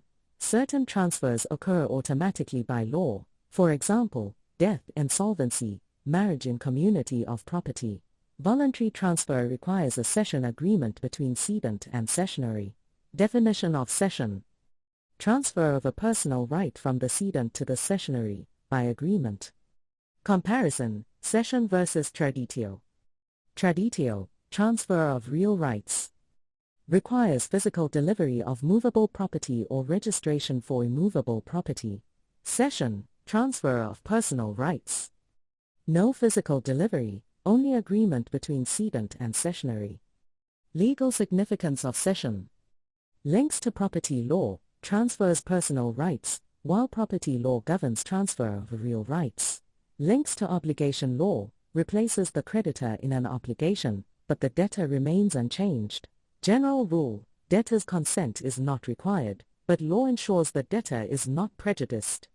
Distinction between cession, delegation, and assignment. Cession, only rights, not duties, are transferred. Delegation, transfer of a debt, requiring creditor's consent. Assignment, transfer of both rights and duties, requiring all parties' consent. Novation, a new obligation replaces the old one through agreement. Cession as a dual concept in law. Law are obligations, personal rights are claims enforceable against a debtor. Law of property, rights can be treated as assets in commerce. Distinction between obligationary agreement, creates duty to cede. Transfer agreement, actual transfer of the right. These are often combined in a deed of cession. 14.3 Subject matter of cession. Only personal rights, claims, can be ceded. Real rights in property require delivery or registration. Intellectual property, copyright, patents, is transferred by assignment as per statute. Clarity required in cession agreements. The right must be determinable, but its value may be uncertain at the time of cession, for example, insurance indemnity. 14.4 Requirements for a valid cession. Key requirements. 1. Cedant must have the right to transfer the claim. 2. The personal right must be capable of cession. 3. A valid transfer agreement must exist. 4. Formalities must be observed if required. 5. Legality, the cession must be lawful. 6. Debtor must not be unfairly prejudiced. 14.4.1 Valid causa, underlying cause for cession. Cession usually has an underlying cause, for example, contract, will, court judgment. Question: what happens if the underlying causa is invalid? Abstract system, followed by courts. Even if the underlying causa is invalid, the cession remains valid. However, the cedant may claim restitution under unjustified enrichment. Causal system, not followed in SA law. Invalidity of the causa would invalidate the cession itself. 14.4 Cedant must be entitled to dispose of the right. Nemo plus juris rule: no one can transfer more rights than they legally possess. The cedant must be the holder of the personal right in question. Next page. Study notes. Requirements for a valid cession. Continued. 14.4.3 The personal right must be capable of cession. General rule: personal rights are freely cedable, subject to exceptions. 14.4.3.1 Contingent rights. Rights subject to a time clause, dies, for example, enforceable on a future date or upon a person's death, can be ceded. Contingent rights, subject to a suspensive condition, for example, fideicommissory inheritance, are also cedable. Rights subject to resolutive conditions or time clauses remain capable of cession. 14.4.3 2 Future rights. Future rights, mere hopes or expectations, for example, future customer debts, differ from contingent rights. Debate on cedability. Logical view: a right cannot be transferred if it does not yet exist. Commercial practice, cession of future rights, for example, book debts, is common and upheld by courts. Solutions in law. Cession in anticipando. The cession agreement is concluded before the right exists. When the right materializes, it automatically transfers to the cessionary. Limitation: if the cedent is insolvent when the right arises, it remains in the insolvent estate. Alternative view, rejected by SCA. Cession transfers the expectation, spec, to the cessionary. If the right materializes, it vests directly in the cessionary's estate, avoiding insolvency issues. This approach was implicitly rejected in case law. 14.4.3.3 Rights too personal to be ceded. Certain rights are so personal to the holder that they cannot be ceded, including claims for maintenance, claims for pain and suffering, claims under actio ineriarum, dignity and personality-related claims. 14.4.3.4 Delectus personi, choice of person. When the identity of the creditor is essential to the debtor, cession is not allowed without debtor's consent. Test: would the change of creditor substantially alter the debtor's obligation? Example: employment contracts. Employer cannot cede its right to an employee's services due to personal supervision/control. However, an employee can cede their right to wages. Payment to a third party does not impact the employer. Example: bank confidentiality. A bank's duty of confidentiality does not prevent it from ceding its right to repayment of loans. Next page. Study notes: restrictions on cession. 14.4.3.5 Pactum de non cedendo. A pactum de non cedendo is a contractual clause prohibiting or restricting cession of rights without consent. Raises public policy concerns as it restricts alienation. General rule: valid only if the debtor has a legitimate interest in restricting cession. Practical effect: courts typically uphold these clauses, recognizing a debtor's interest in knowing their creditor's identity. Leading case: Pages v. Van Ryn Goldmines Estate Limited. Facts: employee ceded wages to a dealer for credit. Employer refused to pay cessionary, citing a contractual restriction on cession. Judgment: Appellate Division. Clause upheld as valid for two reasons. 1. Employer had a legitimate interest in knowing whom to pay. 2. The clause protected the employee, though also disadvantaged them. Principle: nemo plus juris ad alium transfere potus quam ipse habere. A person cannot transfer more rights than they have. Since the right was non-transferable from inception, cession was invalid. Effect of a pactum de non cedendo. If restriction is in the original contract, any contravening cession is invalid. If restriction is added after a right was freely cedable, effects are uncertain. Example: A and B contract without a restriction.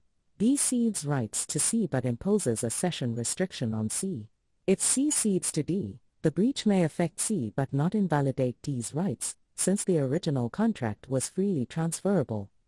Policy debate: should restrictions on cession be enforced? Personal relationships, justified to prevent forced interactions with new parties.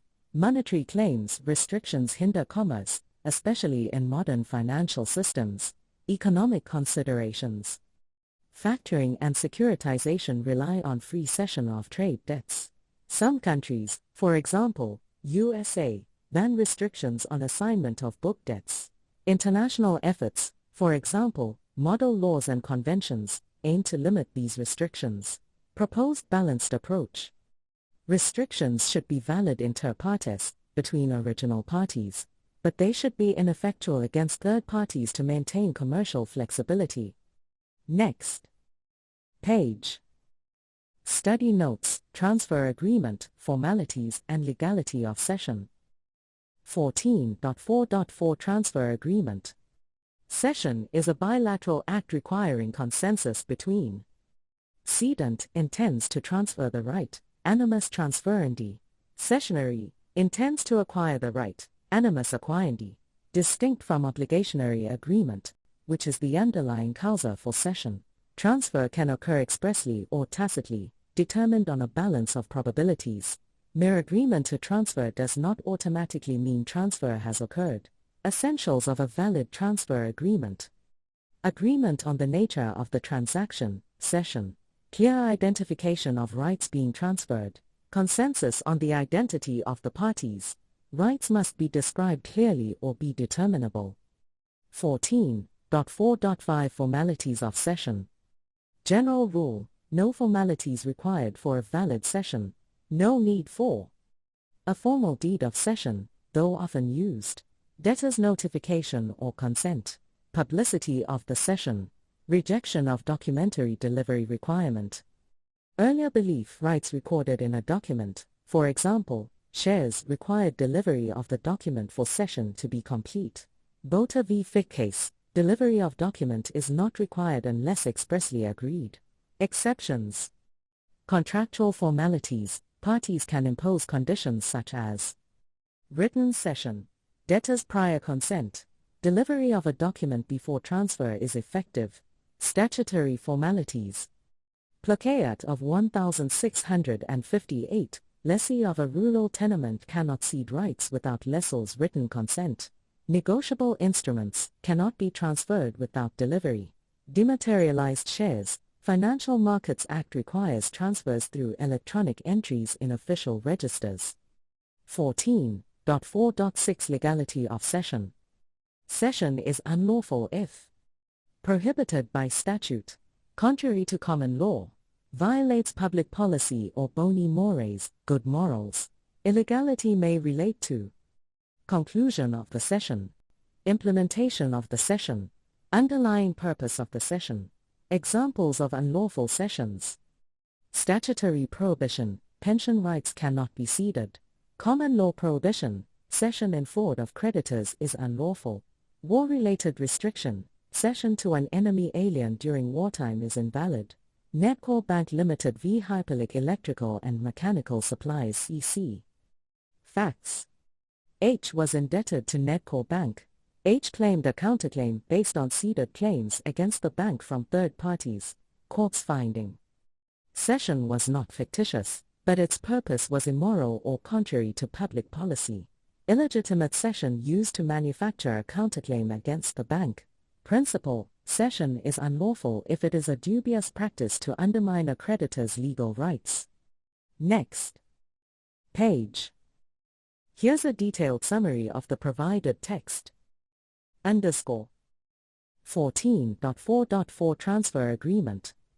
Cession is a bilateral act transferring a right by mere agreement. Requires mutual intent. Cedent must intend to transfer the personal right, animus transferendi. Cessionary must intend to accept the right, animus acquiendi. The transfer agreement is distinct from the obligationary agreement, causa. Can be concluded expressly or tacitly, and must be proven on a balance of probabilities. The agreement must be genuine, not simulated.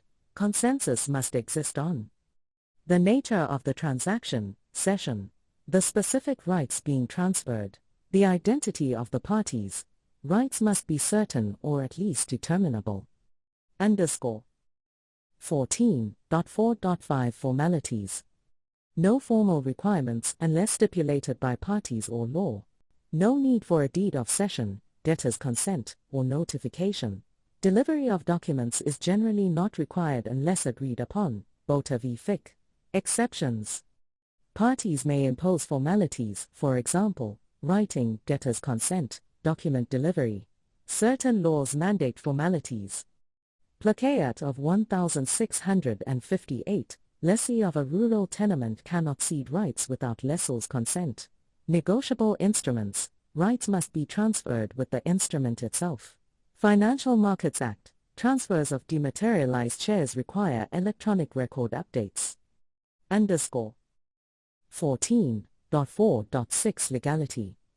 A cession is unlawful if prohibited by statute/common law, contrary to public policy or boni mores. Purpose is unlawful. Examples: statutory prohibition, cession of pension rights. Common law prohibition, cession to defraud creditors. Wartime prohibition, cession to an enemy alien. Public Policy Prohibition, Netco Bank Limited v Hyperlic Electrical and Mechanical Supplies CC. H attempted to counterclaim against the bank using ceded claims. The session was declared void as its purpose was immoral or against public policy. _ 14.4.7 Session should not prejudice the debtor. Debtor protection. Session must not increase the debtor's burden. Protection against splitting of claims. Protection against mala fide sessions depriving debtor of procedural advantages. 14.4.7.1 Splitting of claims. A right must be ceded in full, not piecemeal. Splitting prejudices the debtor by increasing litigation costs, creating multiple legal actions against the debtor. Exceptions. Debtor consents to splitting. Statutory permission. Distinct claims exist, for example, untaxed costs ceded separately from judgment debt. Cession to multiple co-creditors acting jointly. 14.4.7 To mala fide session. A bad faith session depriving the debtor of a counterclaim right may be suspended by the court. If the cedent had sued, the debtor could have raised a counterclaim. The court postpones judgment on the cessionary's claim until the counterclaim is resolved. Example: X has a claim against Y for goods sold. Y has a damages claim against X for defective goods. X, knowing Y's counterclaim, would exceed its own claim, cedes its right to Z. Z sues Y. The court suspends the case until Y's counterclaim against X is resolved. _ 14.5 Consequences of Cession. Effect: transfers a personal right from the cedent's estate to the cessionary's estate. 14.5.1 Cedent is divested of right. Cedent loses the ceded right. The right cannot be attached by the cedent's creditors, does not fall into the cedent's insolvent estate. 14.5 2 Right vests in the cessionary. Cessionary becomes the new right holder. Right can be attached by the cessionary's creditors, falls into the cessionary's insolvent estate. 14.5.3 Cessionary is substitute creditor. Cessionary replaces the cedent as the creditor. Only the cessionary can enforce the right, transfer it to another party, release the debtor from liability. Set-off can apply if the debtor owes money to the cessionary. 14.5.4 Nemo plus juris ad alium transfere potest quam ipse habere. No one can transfer more rights than they have. Implications: double cession is ineffective, cedent no longer owns the right. Cessionary inherits all existing rights and limitations, debtor retains all defenses. Condition or time clause, proscription, fraud, illegality, mistake. Set-off, if available at the time of cession. Counterclaims cannot be brought against the cessionary, only against the original cedent. Example: A sells a car to B via hire purchase. A cedes its right to payments to C, a bank. B is later evicted because the car was stolen property. B can raise cancellation as a defense but cannot claim damages from C. Cession transfers rights, not duties. B's claims remain against A. _ This summary provides a structured, detailed breakdown while retaining all key legal principles, legislation, and case law. Let me know if you need further refinements. Next page. Study notes on cession and its consequences. 14.4.7 Cession should not prejudice the debtor. Cession does not require the debtor's consent or knowledge, but should not place the debtor in a worse position. The rule against prejudice is reflected in prohibition on splitting of claims, prevention of mala fide cessions designed to deprive the debtor of counterclaim rights. 14.4.7.1 Splitting of claims. A claim must be ceded in its entirety, not in portions to multiple cessionaries. Splitting of claims is prohibited to avoid multiple lawsuits and increased costs for the debtor. Exceptions: debtor consents to the splitting. Statutory provisions allow it. No actual splitting occurs, for example, distinct claims arising from the same facts or multiple rights in a single document. Joint and several creditors or universal co-creditors can be ceded the same claim. 14.4.7 To mala fide cession. A cession is invalid if intended to deprive the debtor of a counterclaim against the cedent. Courts postpone judgment on the cessionary's claim until the debtor's counterclaim against the cedent is resolved. Example: X has a claim against Y for payment. Y has a counterclaim against X for defective goods. X cedes the claim to Z to prevent Y from counterclaiming. The court stays Z's claim until Y's counterclaim is decided. 14.5 The consequences of cession. An out-and-out cession transfers a personal right from the cedent to the cessionary, leading to several legal consequences. 14.5.1 Cedent is divested of the right. The right is removed from the cedent's estate. Cedent's creditors cannot attach the right. If cedent becomes insolvent, the right does not form part of their insolvent estate. 14.5 Right vests in the cessionary. The right becomes part of the cessionary's estate. Can be attached by cessionary's creditors. If cessionary becomes insolvent, the right falls into their insolvent estate. 14.5.3 Cessionary becomes the substitute creditor. The cessionary replaces the cedent as creditor. Only the cessionary can enforce the right, transfer the right, release the debtor from liability, agree to novation, cancellation, or delegation. The debtor may invoke set-off against a debt owed by the cessionary. 14.5.4 Nemo plus juris ad alium transfere potus quam ipse habet. General rule: no one can transfer more rights than they possess.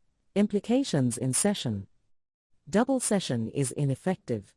The right transfers with all attributes including benefits, for example, interest, surety rights; defects, for example, unfulfilled conditions, proscription, illegality. Debtor may raise defenses available against the cedent. Set-off is allowed if the debtor had a valid claim against the cedent at the time of cession. Counterclaims against the cedent cannot be raised against the cessionary. Example: A sells a car to B via hire purchase. A cedes the right to payments to C, a bank. If B is evicted due to as defective title, B can defend against C's claim for payments but cannot claim damages from C. 14.5.5 Performance by the debtor must be made to the cessionary. General rule: debtor must pay the cessionary, not the cedent. Exception: if the debtor, in good faith and without knowledge of the cession, pays the cedent, settles the debt with the cedent, invokes set-off against the cedent, the debtor is released from liability. Justifications for releasing the debtor. 1. Estoppel Katz v. Katzenellenbogen. The cessionary's failure to notify the debtor creates an impression that the cedent is still the creditor. The debtor reasonably relies on this and performs to the cedent. The cessionary is estopped from denying the validity of the performance. 2.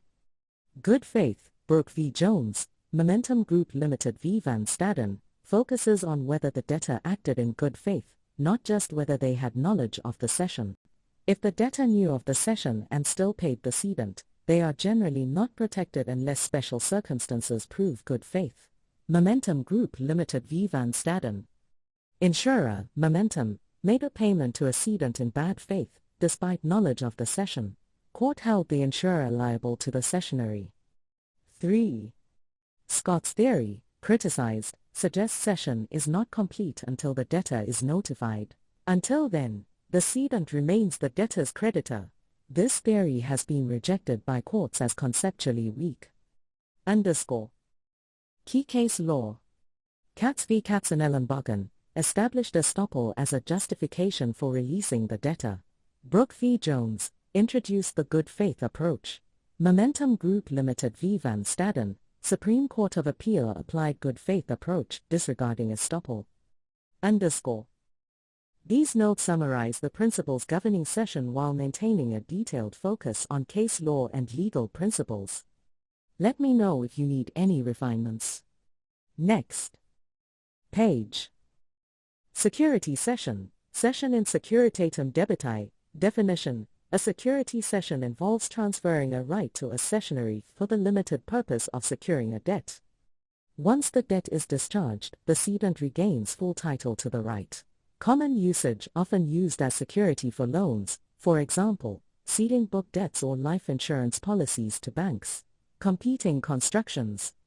Fiduciary security cession, out and out cession, a full transfer of the right, with an agreement to transfer it back upon debt repayment. Pledge, the courts prefer this interpretation, treating security cession as a pledge rather than an outright transfer. Legal position, the appeal court has consistently ruled that a security cession should be construed as a pledge, despite academic criticism. Freedom of contract, parties may still choose an out-and-out security cession, but their intent must be clearly stated. Fiduciary security cession, out-and-out security cession, nature. A personal right is ceded outright as security for a debt. The cessionary becomes the creditor in place of the cedent. If the debt is repaid, the right is transferred back to the cedent. Example: X borrows R8,000 from Y. X has a claim of R10,000 against Z. X cedes the claim against Z to Y as security. If X defaults, Y enforces the claim against Z to recover the loan.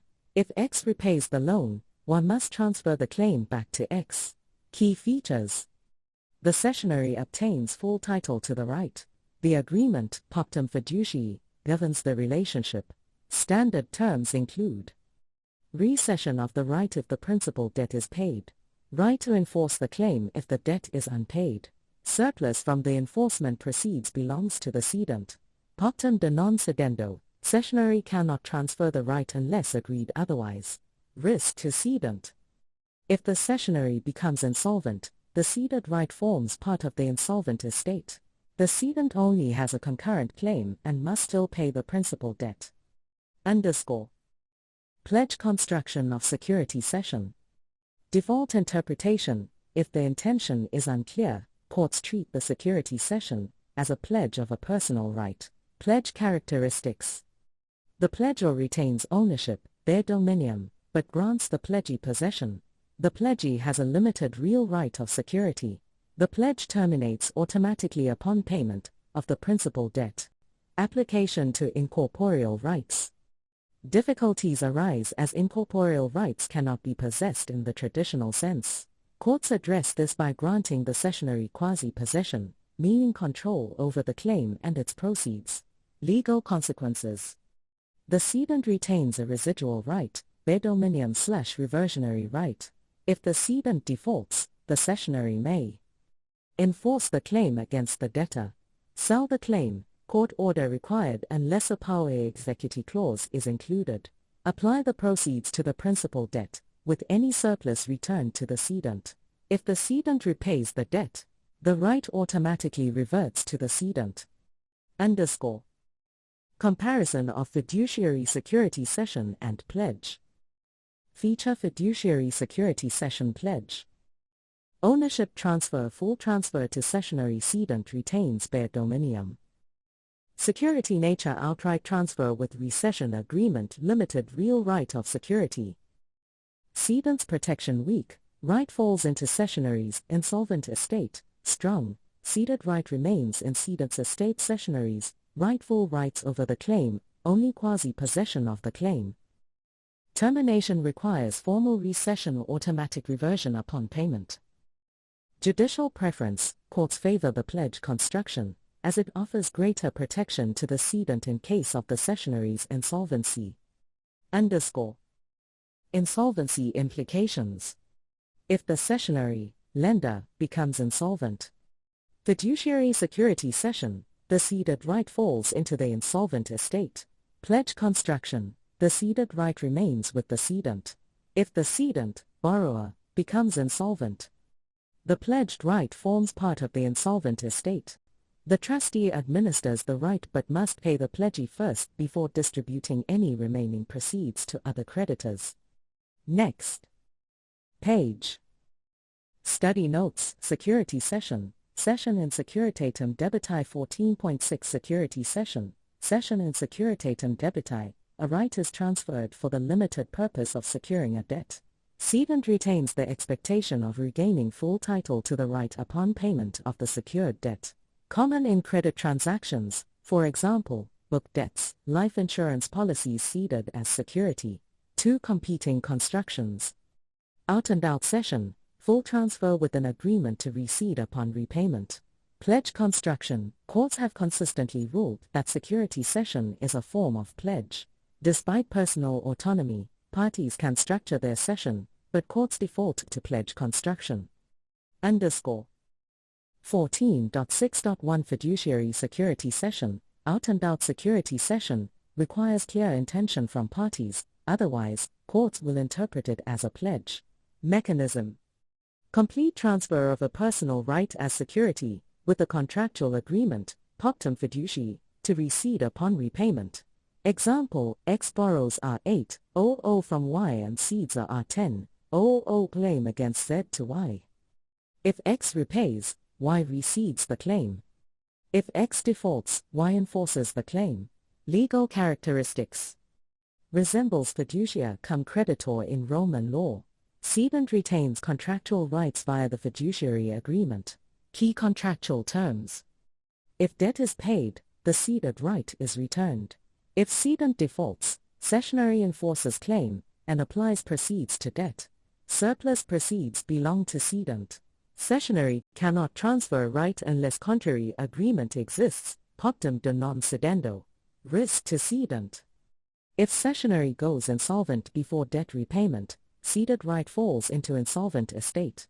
Cedent remains liable for debt but has only a concurrent claim for the value of the right. _ 14.6.2 Pledge construction. Default judicial interpretation unless a contrary intention is clear. Extends pledge law, originally for corporeal movables, to incorporeal personal rights. Challenges applying pledge law to incorporeals. Ownership, dominium, is unclear in the case of personal rights.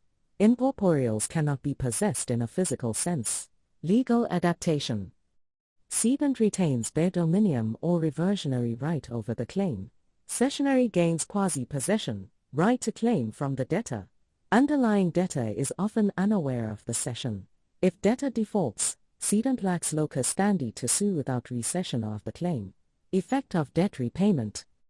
Pledge automatically terminates. Right reverts to cedent without requiring recession. If cedent defaults, cessionary may enforce the claim or sell it to satisfy the debt. Court order is needed unless a pau e executi clause allows direct sale. Insolvency considerations. Cedent's insolvency, right remains part of estate. But pledgee has preferential claim. Cessionary's insolvency, right does not fall into insolvent estate, unlike fiduciary cession.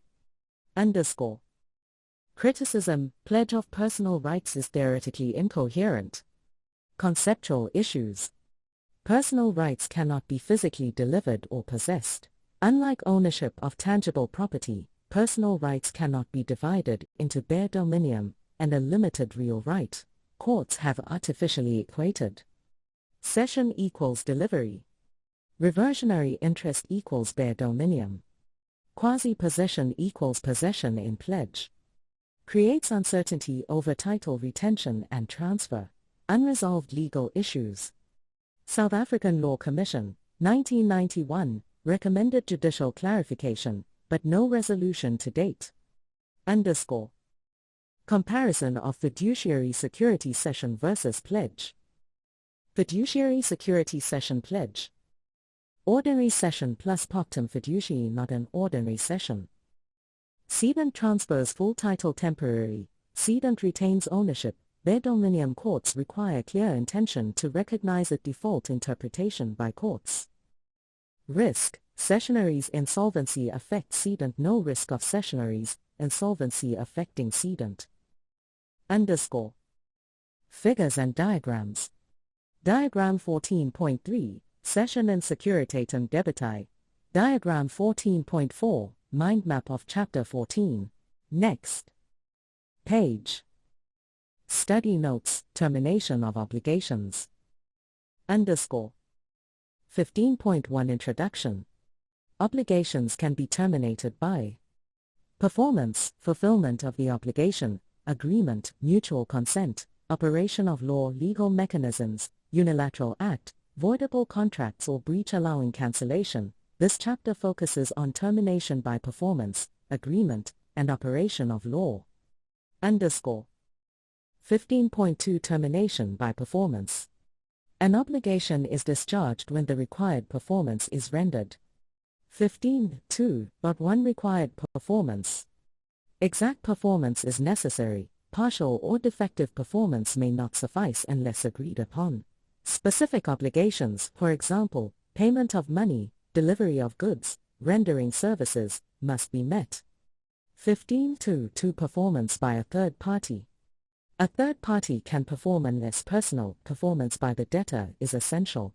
Example, a professional service, lawyer, doctor, may require personal performance. 15.2.3 The person to whom performance must be made. Performance must be rendered to the creditor or their authorized representative. Exception, if a third party has legal authority, for example, executor in an estate. 15.2.4 Place of performance. Determined by contract, law, or business practice. If unspecified, debtor's place of business or residence is presumed. Exception, certain obligations, for example, delivery of goods, may require performance at a specified location. 15.2.5 Time of performance. Contractual stipulation prevails if specified. If no time is set, performance must occur within a reasonable period. If time is of the essence, failure to perform on time may allow cancellation. 15.2.6 Performance as a bilateral act. In reciprocal contracts, both parties must perform simultaneously unless agreed otherwise. Example, sale of goods, payment and delivery occur concurrently. 15.3 Termination by agreement. Parties may voluntarily agree to terminate an obligation. 15.3.1 Release and waiver. The creditor voluntarily releases the debtor from performance. Can be express or implied by conduct. 15.2 Novation. Substitution of a new obligation for an old one, extinguishing the original, can involve new debtor, new creditor, new terms replacing old ones. 15.3.3 Compromise. A settlement agreement resolving a disputed obligation.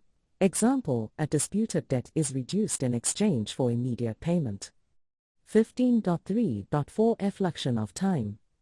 Contract automatically expires after a fixed term lapses. Common in leases and fixed-term employment contracts. 15.3.5 Notice. Some contracts allow termination by giving prior notice. Example, employment contracts with a 1-month notice clause. 15.3.6 By operation of a condition in the contract. If a condition precedent or condition subsequent is triggered, the contract ends. Condition precedent, contract begins only if the condition is met. Condition subsequent, contract ends upon occurrence of an event. 15.4 Termination by operation of law. Legal rules automatically terminate obligations in certain cases. 15.4.1 Set-off. When two parties owe each other debts, their mutual debts are extinguished to the extent of the smaller debt. Requirements. Mutual obligations. Same kind of performance, for example, money debts, both debts are due and enforceable. 15.4 Tool merger. When a debtor and creditor become the same person, the obligation ceases. Example, a debt owed to a company is extinguished if the company merges with the debtor's business. 15.4.3 Supervening impossibility of performance. If performance becomes objectively impossible due to unforeseen events, the obligation is discharged. 15.4.3.1 Requirements for supervening impossibility. The impossibility must be objective, no one can perform, not just the debtor. Unforeseen and unavoidable. Permanent, temporary difficulty may only suspend performance. Not due to debtor's fault. 15.4. 15.3.2 Effect of supervening impossibility.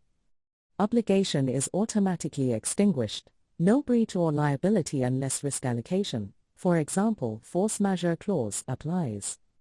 15.4.4 Prescription. Debt becomes unenforceable after a prescribed period. 15.4.4.1 Prescription periods. General rule: 3 years for most debts. Exceptions: mortgage bonds, 30 years.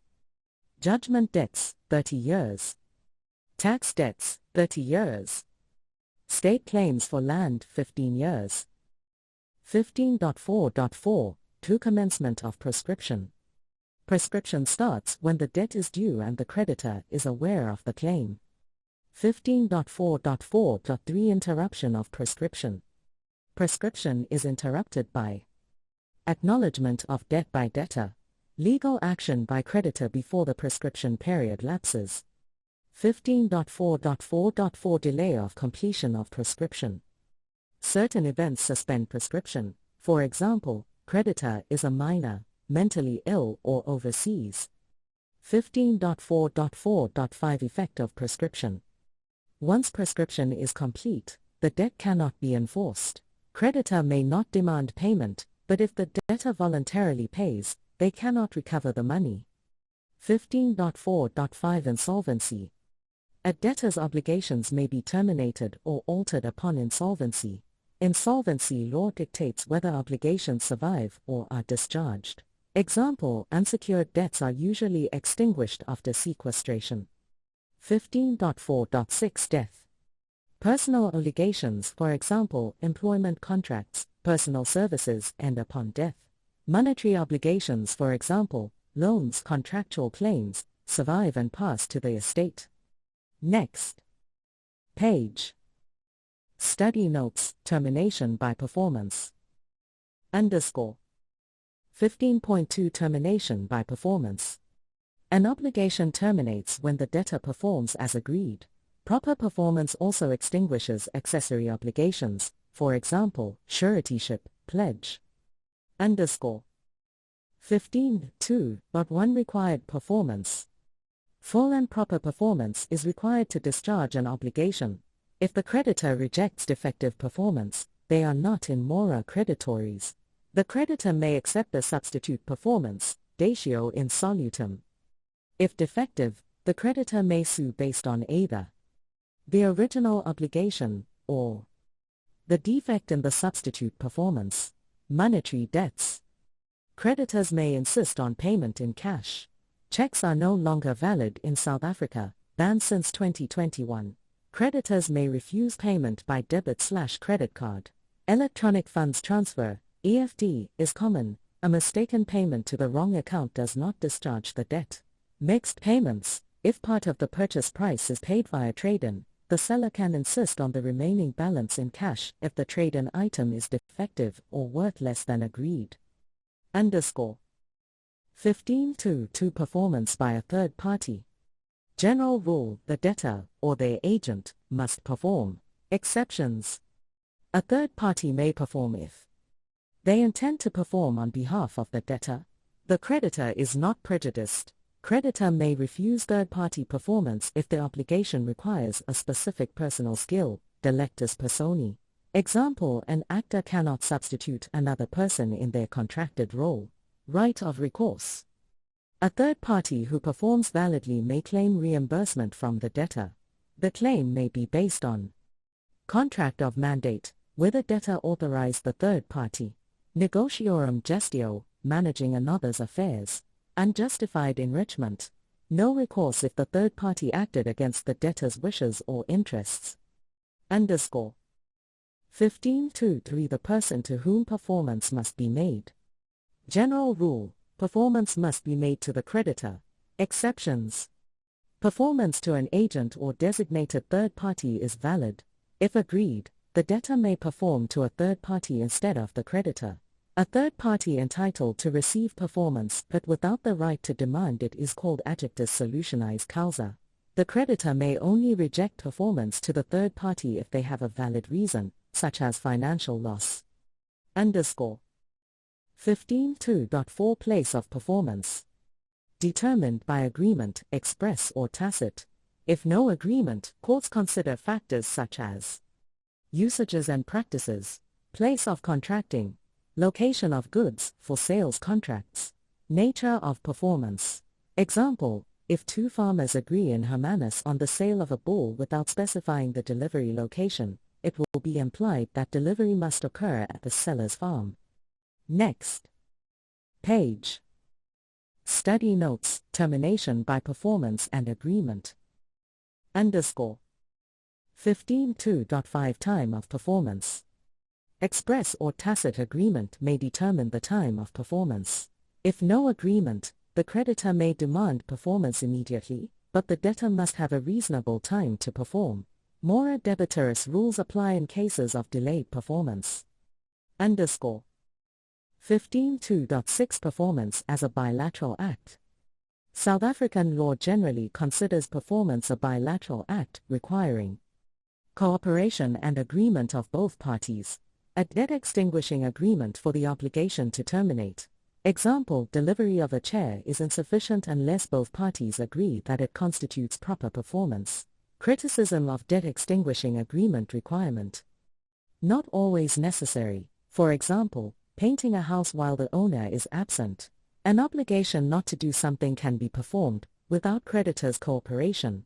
Some argue the requirement should be discarded. Allocation of payments when debtor owes multiple debts. Debtor can specify which debt the payment applies to. If unspecified, payments are allocated as follows. 1. Interest before capital. 2. Enforceable debt before unenforceable debt. 3. Most onerous debt first. 4.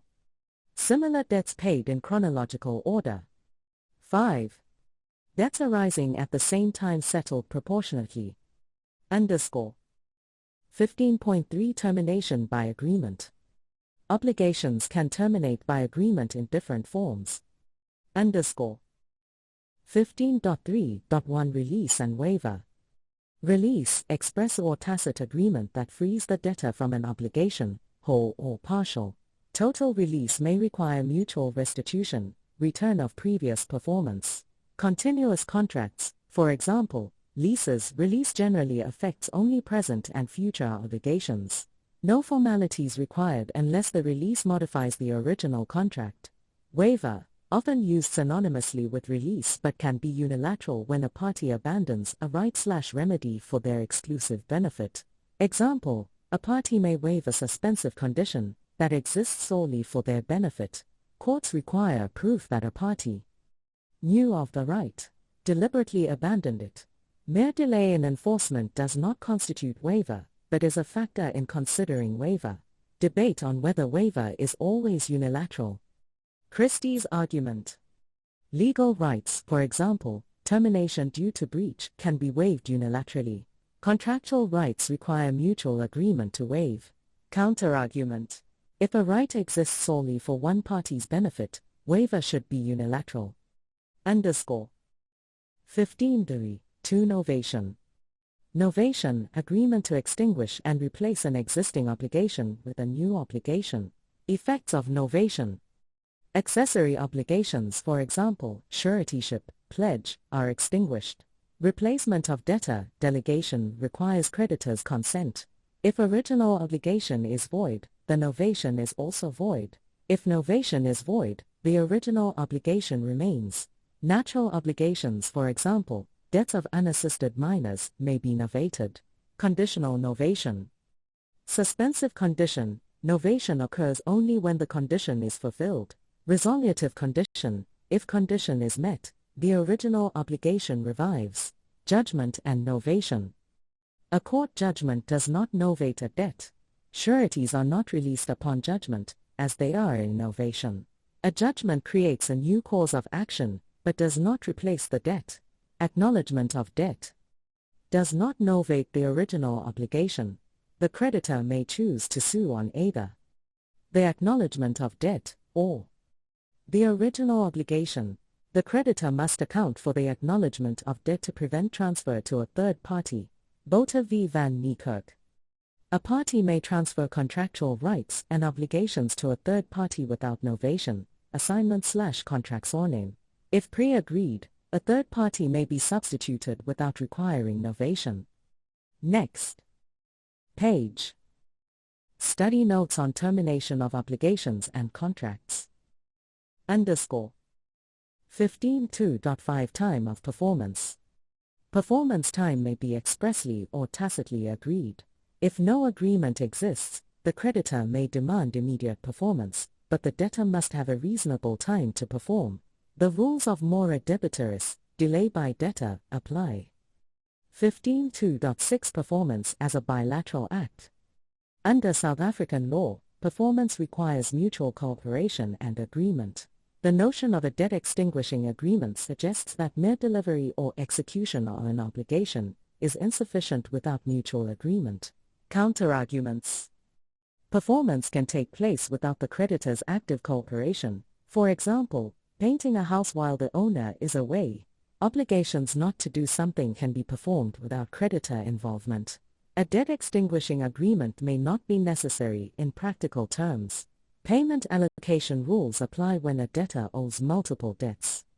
Payment is first allocated to interest before capital. Enforceable debts are prioritized over unenforceable ones. More onerous debts are paid first. Similar debts are settled chronologically or proportionately if they arose at the same time. _ 15.3 Termination by agreement. Obligations may be terminated by mutual agreement, which can take different forms. 15.3.1 Release and waiver. Release, express or tacit agreement freeing the debtor from obligations, either fully or partially. A total release can lead to mutual restitution of performance. Partial release is a contract variation and must comply with formal requirements.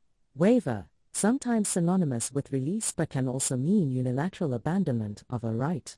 A party must knowingly and deliberately abandon the right. Mere delay does not constitute waiver. Unilateral versus bilateral waiver. Christie, waiver of a right arising from law, for example, right to terminate for breach, is unilateral. Contractual rights require bilateral agreement unless the right benefits only one party. 15.2 Novation. Novation, replacement of an existing obligation with a new one extinguishing the original obligation. Accessory obligations, for example, suretyship, are also extinguished. Can involve replacing a debtor delegation. If the original obligation is void, novation is also void. If novation is void, the original obligation remains. Novation can be conditional. Suspensive condition takes effect upon condition fulfillment. Resolutive condition revives the original obligation upon fulfillment. Novation versus judgment and acknowledgement of debt. A judgment does not novate the debt, but provides a new cause of action. An acknowledgement of debt does not novate an obligation but provides an alternative cause of action. Botha v. Van Niekerk, a party may transfer contractual rights and duties to a third party without requiring novation, assignment/contract's or name. 15.3.3 Compromise. Compromise, agreement to settle a dispute or uncertainty, extinguishing previous obligations. No valid prior obligation is needed, unlike novation. A compromise remains valid even if the original obligation was invalid. Payment in full and final settlement. If marked as such, it may be an offer to compromise. Acceptance inferred if the creditor retains the payment. Rejection inferred if the creditor repays the amount immediately, distinguishing between payment and compromise. If the debtor denies liability entirely, it suggests an intention to compromise. If uncertain, the contra proferentem rule applies. No compromise is inferred. Remedies for breach of compromise. The creditor may only sue on the original obligation if this was agreed upon. Comparison, novation versus compromise. Feature novation compromise. Creates new obligation white tick mark emoji, white tick mark emoji. Invalid original obligation invalidates agreement white tick mark emoji, cross mark emoji. Void agreement leaves original obligation intact white tick mark emoji, white tick mark emoji. requires a dispute or uncertainty cross mark emoji, white tick mark emoji. Underscore. 15.3.4 Effluxion of time. A contract with a fixed term terminates automatically upon expiry. Consumer Protection Act, CPA, Section 14. Fixed-term consumer contracts must not exceed the prescribed maximum duration. The consumer can cancel with 20 business days' notice, subject to outstanding payments and a reasonable cancellation penalty. On expiry, contracts continue month to month unless the consumer directs termination or renewal. The supplier must notify the consumer of expiry 80 to 40 days in advance. 15.3.5 Notice. A contract may provide for termination by notice. Whether an indefinite contract is terminable by notice depends on construction. Close working relationships suggest an implied right to terminate with reasonable notice. Lease agreements without a stipulated period are considered indefinite but terminable with reasonable notice. Public policy considerations. Malan v. City of Cape Town. The constitutional right to housing prevents arbitrary lease termination by a public landlord. Bidika 231 CCV Trustees of the Oregon Trust. Courts will not interfere with contractual termination unless contrary to public policy. 15.3.6 Termination by operation of a condition. A contract may contain a resolutive condition, terminating the contract upon fulfillment. A suspensive condition prevents the contract from coming into effect unless fulfilled within the stipulated time. Underscore. Key takeaways. Time of performance can be agreed upon, otherwise, reasonable time applies. Performance as a bilateral act generally requires cooperation, but exceptions exist.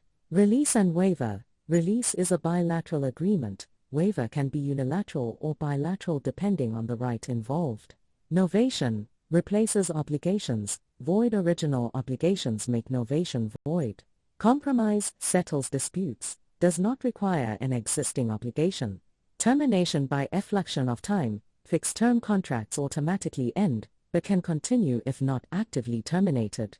Termination by notice. Some contracts allow termination by notice, with public policy considerations applying.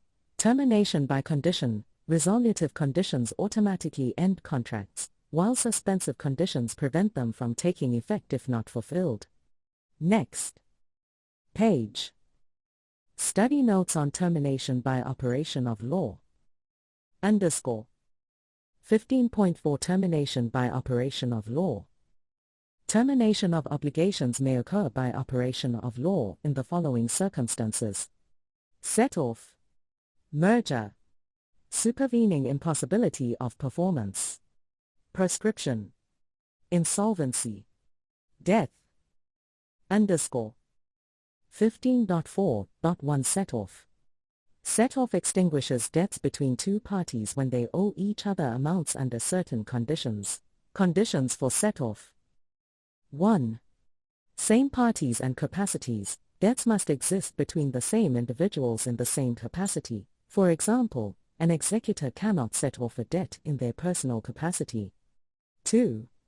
Same kind of debt. Only debts of the same nature can be set off. For example, money debts against money debts. 3. Debts must be due and enforceable. Debts cannot be subject to suspensive conditions, time clauses, or the exceptio non adimpleti contractus. 4. Liquidated debts. Debts must be easily provable. Unliquidated claims, for example, claims for damages, cannot be set off. Claims exempt from set-off. Claims for taxes owed to the South African Revenue Services, SARS. Maintenance claims. Consumer debts under the National Credit Act, which requires consumer consent for set-off. Operation of set-off. Set-off operates automatically when the conditions are met, but a debtor must plead and prove it in court. Retrospective application of set-off requires the debtor's reliance on it. Set-off may be excluded by agreement. Underscore. 15.4 To merger. Merger occurs when a person becomes both creditor and debtor in relation to a specific obligation, extinguishing the debt.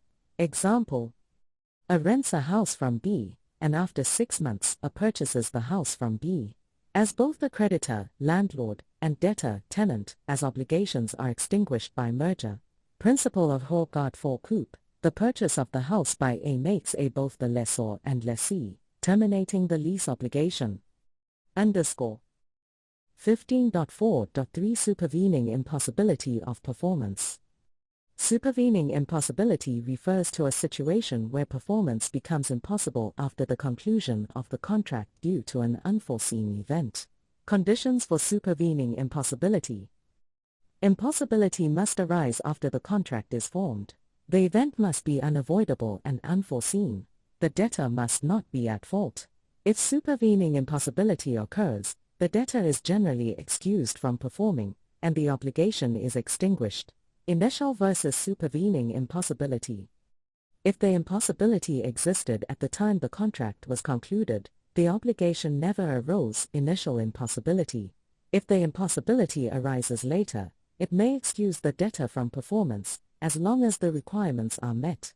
Prevention of performance. If supervening impossibility does not apply, and the debtor fails to perform due to reasons under their control, it results in breach for prevention of performance. Force majeure clauses. Contracts may contain clauses specifying events, for example, natural disasters, that would excuse performance due to supervening impossibility. Such clauses describe specific unforeseen events or use a catch-all category for other unavoidable occurrences. Key takeaways. Set off extinguishes debts when they meet specific requirements, including same parties, same type of debt, and enforceability. Merger occurs when a person becomes both creditor and debtor, leading to the termination of obligations. Supervening impossibility extinguishes obligations when performance becomes impossible due to unforeseen events, provided the debtor is not at fault. Next page. Study notes on supervening impossibility of performance. 15.4.3.1 Requirements for supervening impossibility of performance. Supervening impossibility of performance is a situation where performance becomes impossible after the contract has been concluded. For this to excuse performance, the following two conditions must be met. 1. Performance must be objectively impossible. Objective impossibility. Performance must be objectively impossible for anyone, not just the specific party to the contract. It's not enough that it becomes difficult, expensive, or unaffordable for one party. Example, if S sells 3 tons of grade 1 maize to B and S's stock is destroyed, S is not excused from performance, as they can source the maize elsewhere. A case in point is a party who is interred in a prisoner of war camp, and thus cannot fulfill their contract due to objective impossibility. Financial circumstances. A mere change in financial strength, or commercial circumstances, for example, economic difficulty, is not sufficient to excuse performance. Courts emphasize that difficulty or affordability alone does not amount to impossibility. Absolute impossibility. Absolute factual impossibility is not always required. For example, a marble statue that has sunk to the ocean floor might be technically recoverable, but is considered impossible due to the extreme difficulty and cost involved. A standard of society, Berkey's Maatstaf, may be applied to assess whether performance is unreasonable or practically impossible. Legality. If performance becomes illegal due to new legislation, for example, new laws outlawing certain actions or purposes, performance is objectively impossible. Example, new legislation may make the use of leased premises for their agreed purpose illegal, excusing the lessee from performance. Frustration of purpose. Mere frustration of the purpose or objective of the contract, for example, the contract's value is lost, does not automatically result in termination unless the parties had agreed upon this in the contract. 2. Impossibility must be unavoidable by a reasonable person. Unavoidability. Impossibility must arise from an event that no reasonable person could have avoided. This includes natural calamities, for example, floods, earthquakes, and human-caused events, for example, strikes, acts of state. The term vis malo, greater force or justus fortuitous event, is used to refer to such events. Foreseeability and unavoidability. A foreseeable event, for example, lightning strikes, does not necessarily negate supervening impossibility if it was unavoidable by a reasonable person. Example, in Bailey v. Harwood, lightning strikes are common in the Witwatersrand, but the court held it as vis malo since no reasonable person could have avoided the damage. Even if the event was foreseeable during contract negotiations, the impossibility can still be excused if it could not have been avoided at the time of performance. Risk assumption.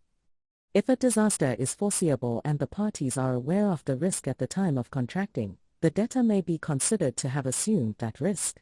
The fact that an event could be anticipated does not necessarily bar a party from relying on supervening impossibility, but it suggests the party might have assumed the risk of its occurrence. Other legal systems. In some jurisdictions, for example, under the unadroit principles of international commercial contracts or the PIC, parties can request renegotiation in cases of hardship, even if there is no objective impossibility. The PIC allows a court to adapt the contract or terminate it to restore equilibrium if negotiations fail.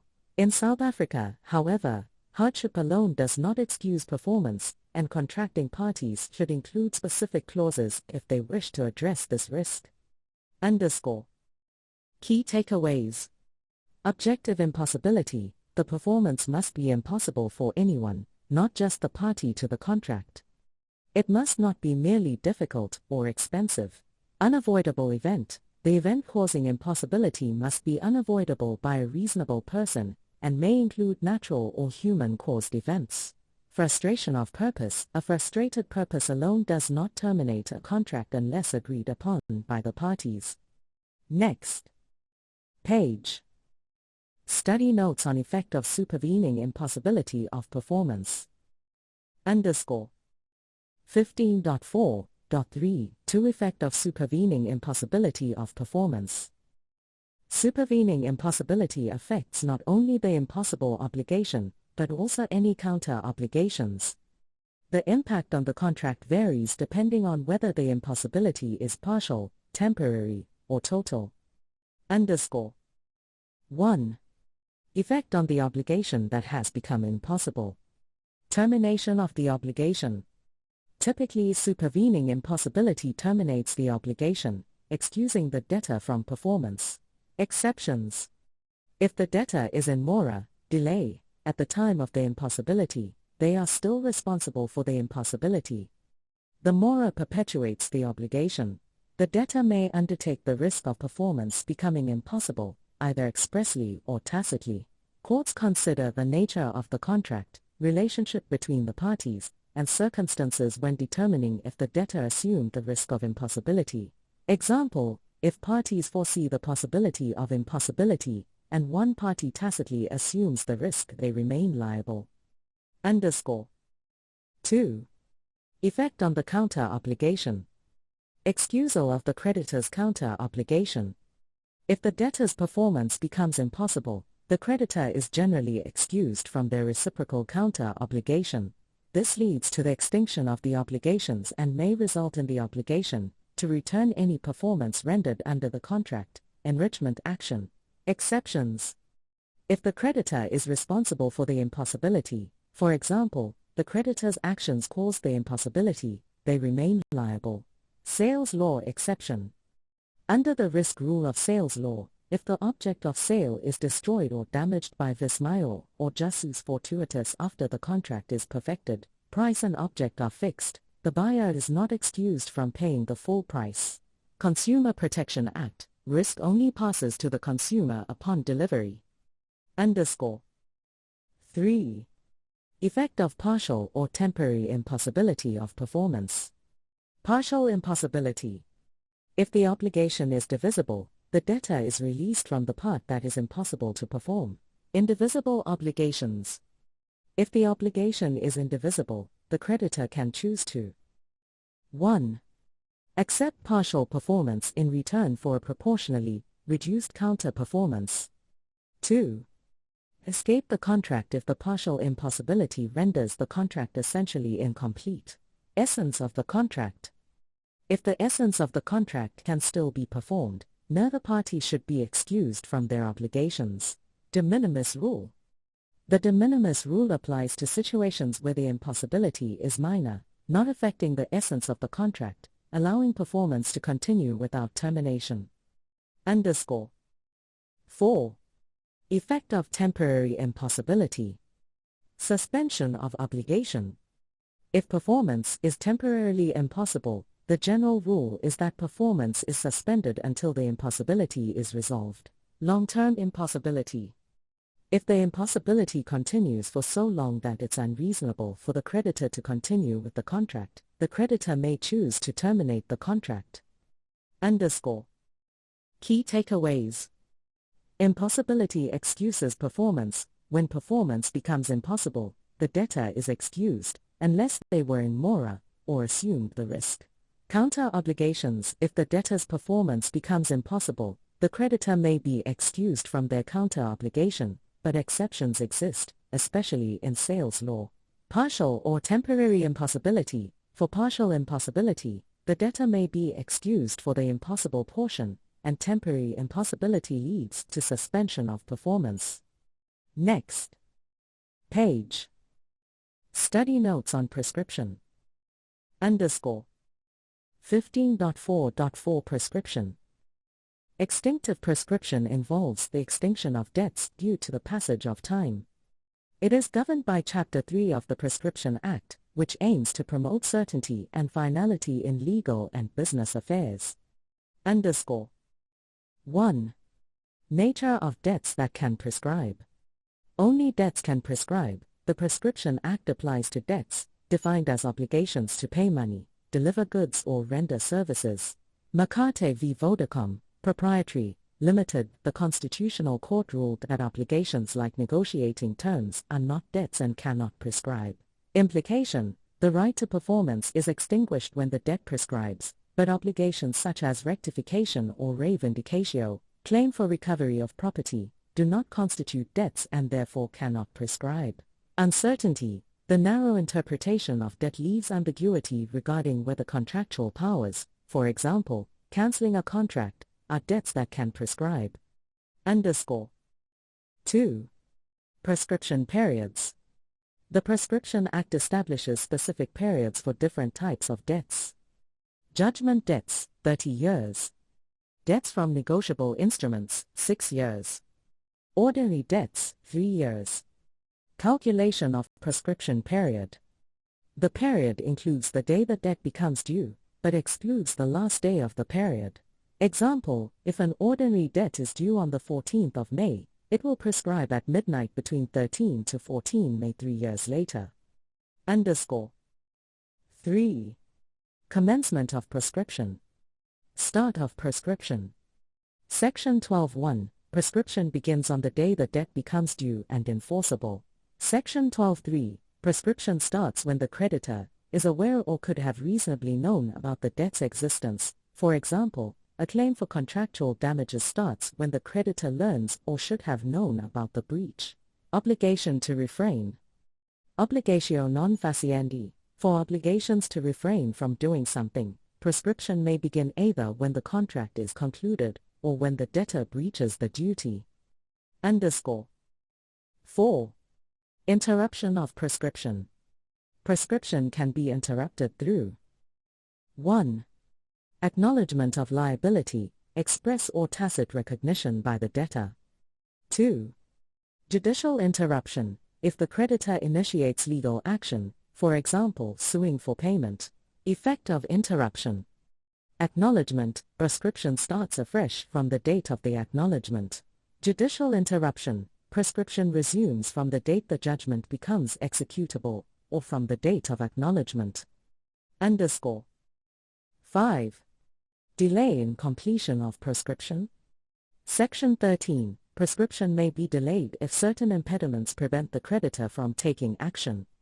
Impediments include: the creditor is a minor or mentally ill. Force majeure prevents action. The debtor is outside the country. The debt arises from a partnership or is under arbitration. Effect of delay. If the impediment ends, the creditor has 1 year after the impediment ceases to complete the prescription process. Example, if a minor's debt is due on the 1st of June 2019, but the minor turns 18 on the 14th of May 2021, prescription is delayed until the 13th of May 2022, 1 year after reaching adulthood. If the impediment ends more than a year before the normal prescription period, it doesn't affect the running of prescription. 6. Reciprocal debts and prescription. Section 13(2). If a contractual debt becomes prescribed before a reciprocal debt arising from the same contract, the first debt will not prescribe until the reciprocal debt does. Key takeaways. Debts versus non-debts. Only debts related to payment, delivery, or service obligations can prescribe. Obligations like negotiations or rectifications do not. Prescription periods. Different periods apply based on the type of debt, with judgment debts having the longest period, 30 years, and ordinary debts being 3 years. Commencement. Prescription starts when the debt is due and enforceable, or when the creditor becomes aware of it. Interruption. Prescription can be interrupted by debtor's acknowledgement of liability or judicial action, and it restarts from these points. Impediments. Delays in prescription apply when the creditor cannot act due to factors like being a minor or force majeure. Next page. Study notes on effect of prescription, insolvency, and death. 15.4.4.5 Effect of prescription. Extinguishing the debt. Prescription extinguishes the debt and subsidiary debts, for example, interest. The 1969 Prescription Act provides for strong prescription, unlike the earlier 1943 Prescription Act, where the debt continued as a natural obligation for 30 years after prescription. Payment of prescribed debt. If a prescribed debt is paid, it cannot be recovered. This rule is considered a remnant of the old, weaker prescription system. Pleading prescription. Prescription must be pleaded by the debtor. A court cannot raise it of its own accord. Waiver of prescription. A debtor may waive their right to rely on prescription after the prescription period has passed. Extension of prescription period. The debtor can agree to extend the prescription period after it has started, provided it doesn't completely negate the prescription institution. Waiving prescription before it starts. It's doubtful whether a debtor can waive prescription before it has run. The prevailing view is that this would go against public policy. Consumer Protection Act. Contracts that limit a consumer's ability to rely on prescription are presumed unfair under Section 48. 15.4.5 Insolvency. Insolvency and sequestration. When liabilities exceed assets, a person is insolvent, and creditors may apply to have the estate sequestrated. Sequestration involves appointing a trustee to wind up the estate for the benefit of creditors. For companies, the process is called liquidation. Effect on contracts. Executory contracts, those with performance still outstanding, are affected by sequestration/liquidation. The trustee or liquidator has discretion to either continue or terminate such contracts. This decision must be made within a reasonable time. If the trustee or liquidator terminates the contract, specific performance cannot be enforced. However, the termination constitutes repudiation, allowing the other party to claim damages from the estate. 15.4.6 Death. Transmission of contractual rights and duties. The general rule is that upon a party's death, their contractual rights and obligations are transferred to their estate. The executor of the deceased estate can enforce the deceased's contractual rights, and the other party can enforce obligations against the executor. Delectus personae. In cases of personal obligations, delectus personae, where the contract is based on personal qualities or choices, the obligations do not pass to the deceased estate. Debt discharging the contract. A contract may include an express or tacit provision that discharges the contract upon a party's death. Key takeaways. Prescription extinguishes both the primary debt and associated obligations like interest, but if the prescribed debt is paid, it cannot be recovered. Insolvency. Insolvent individuals or companies may have their contracts continued or terminated by a trustee/liquidator. If terminated, repudiation occurs, allowing claims for damages. Debt contractual rights and duties generally transfer to the deceased estate, except in personal obligations or where the contract specifies otherwise.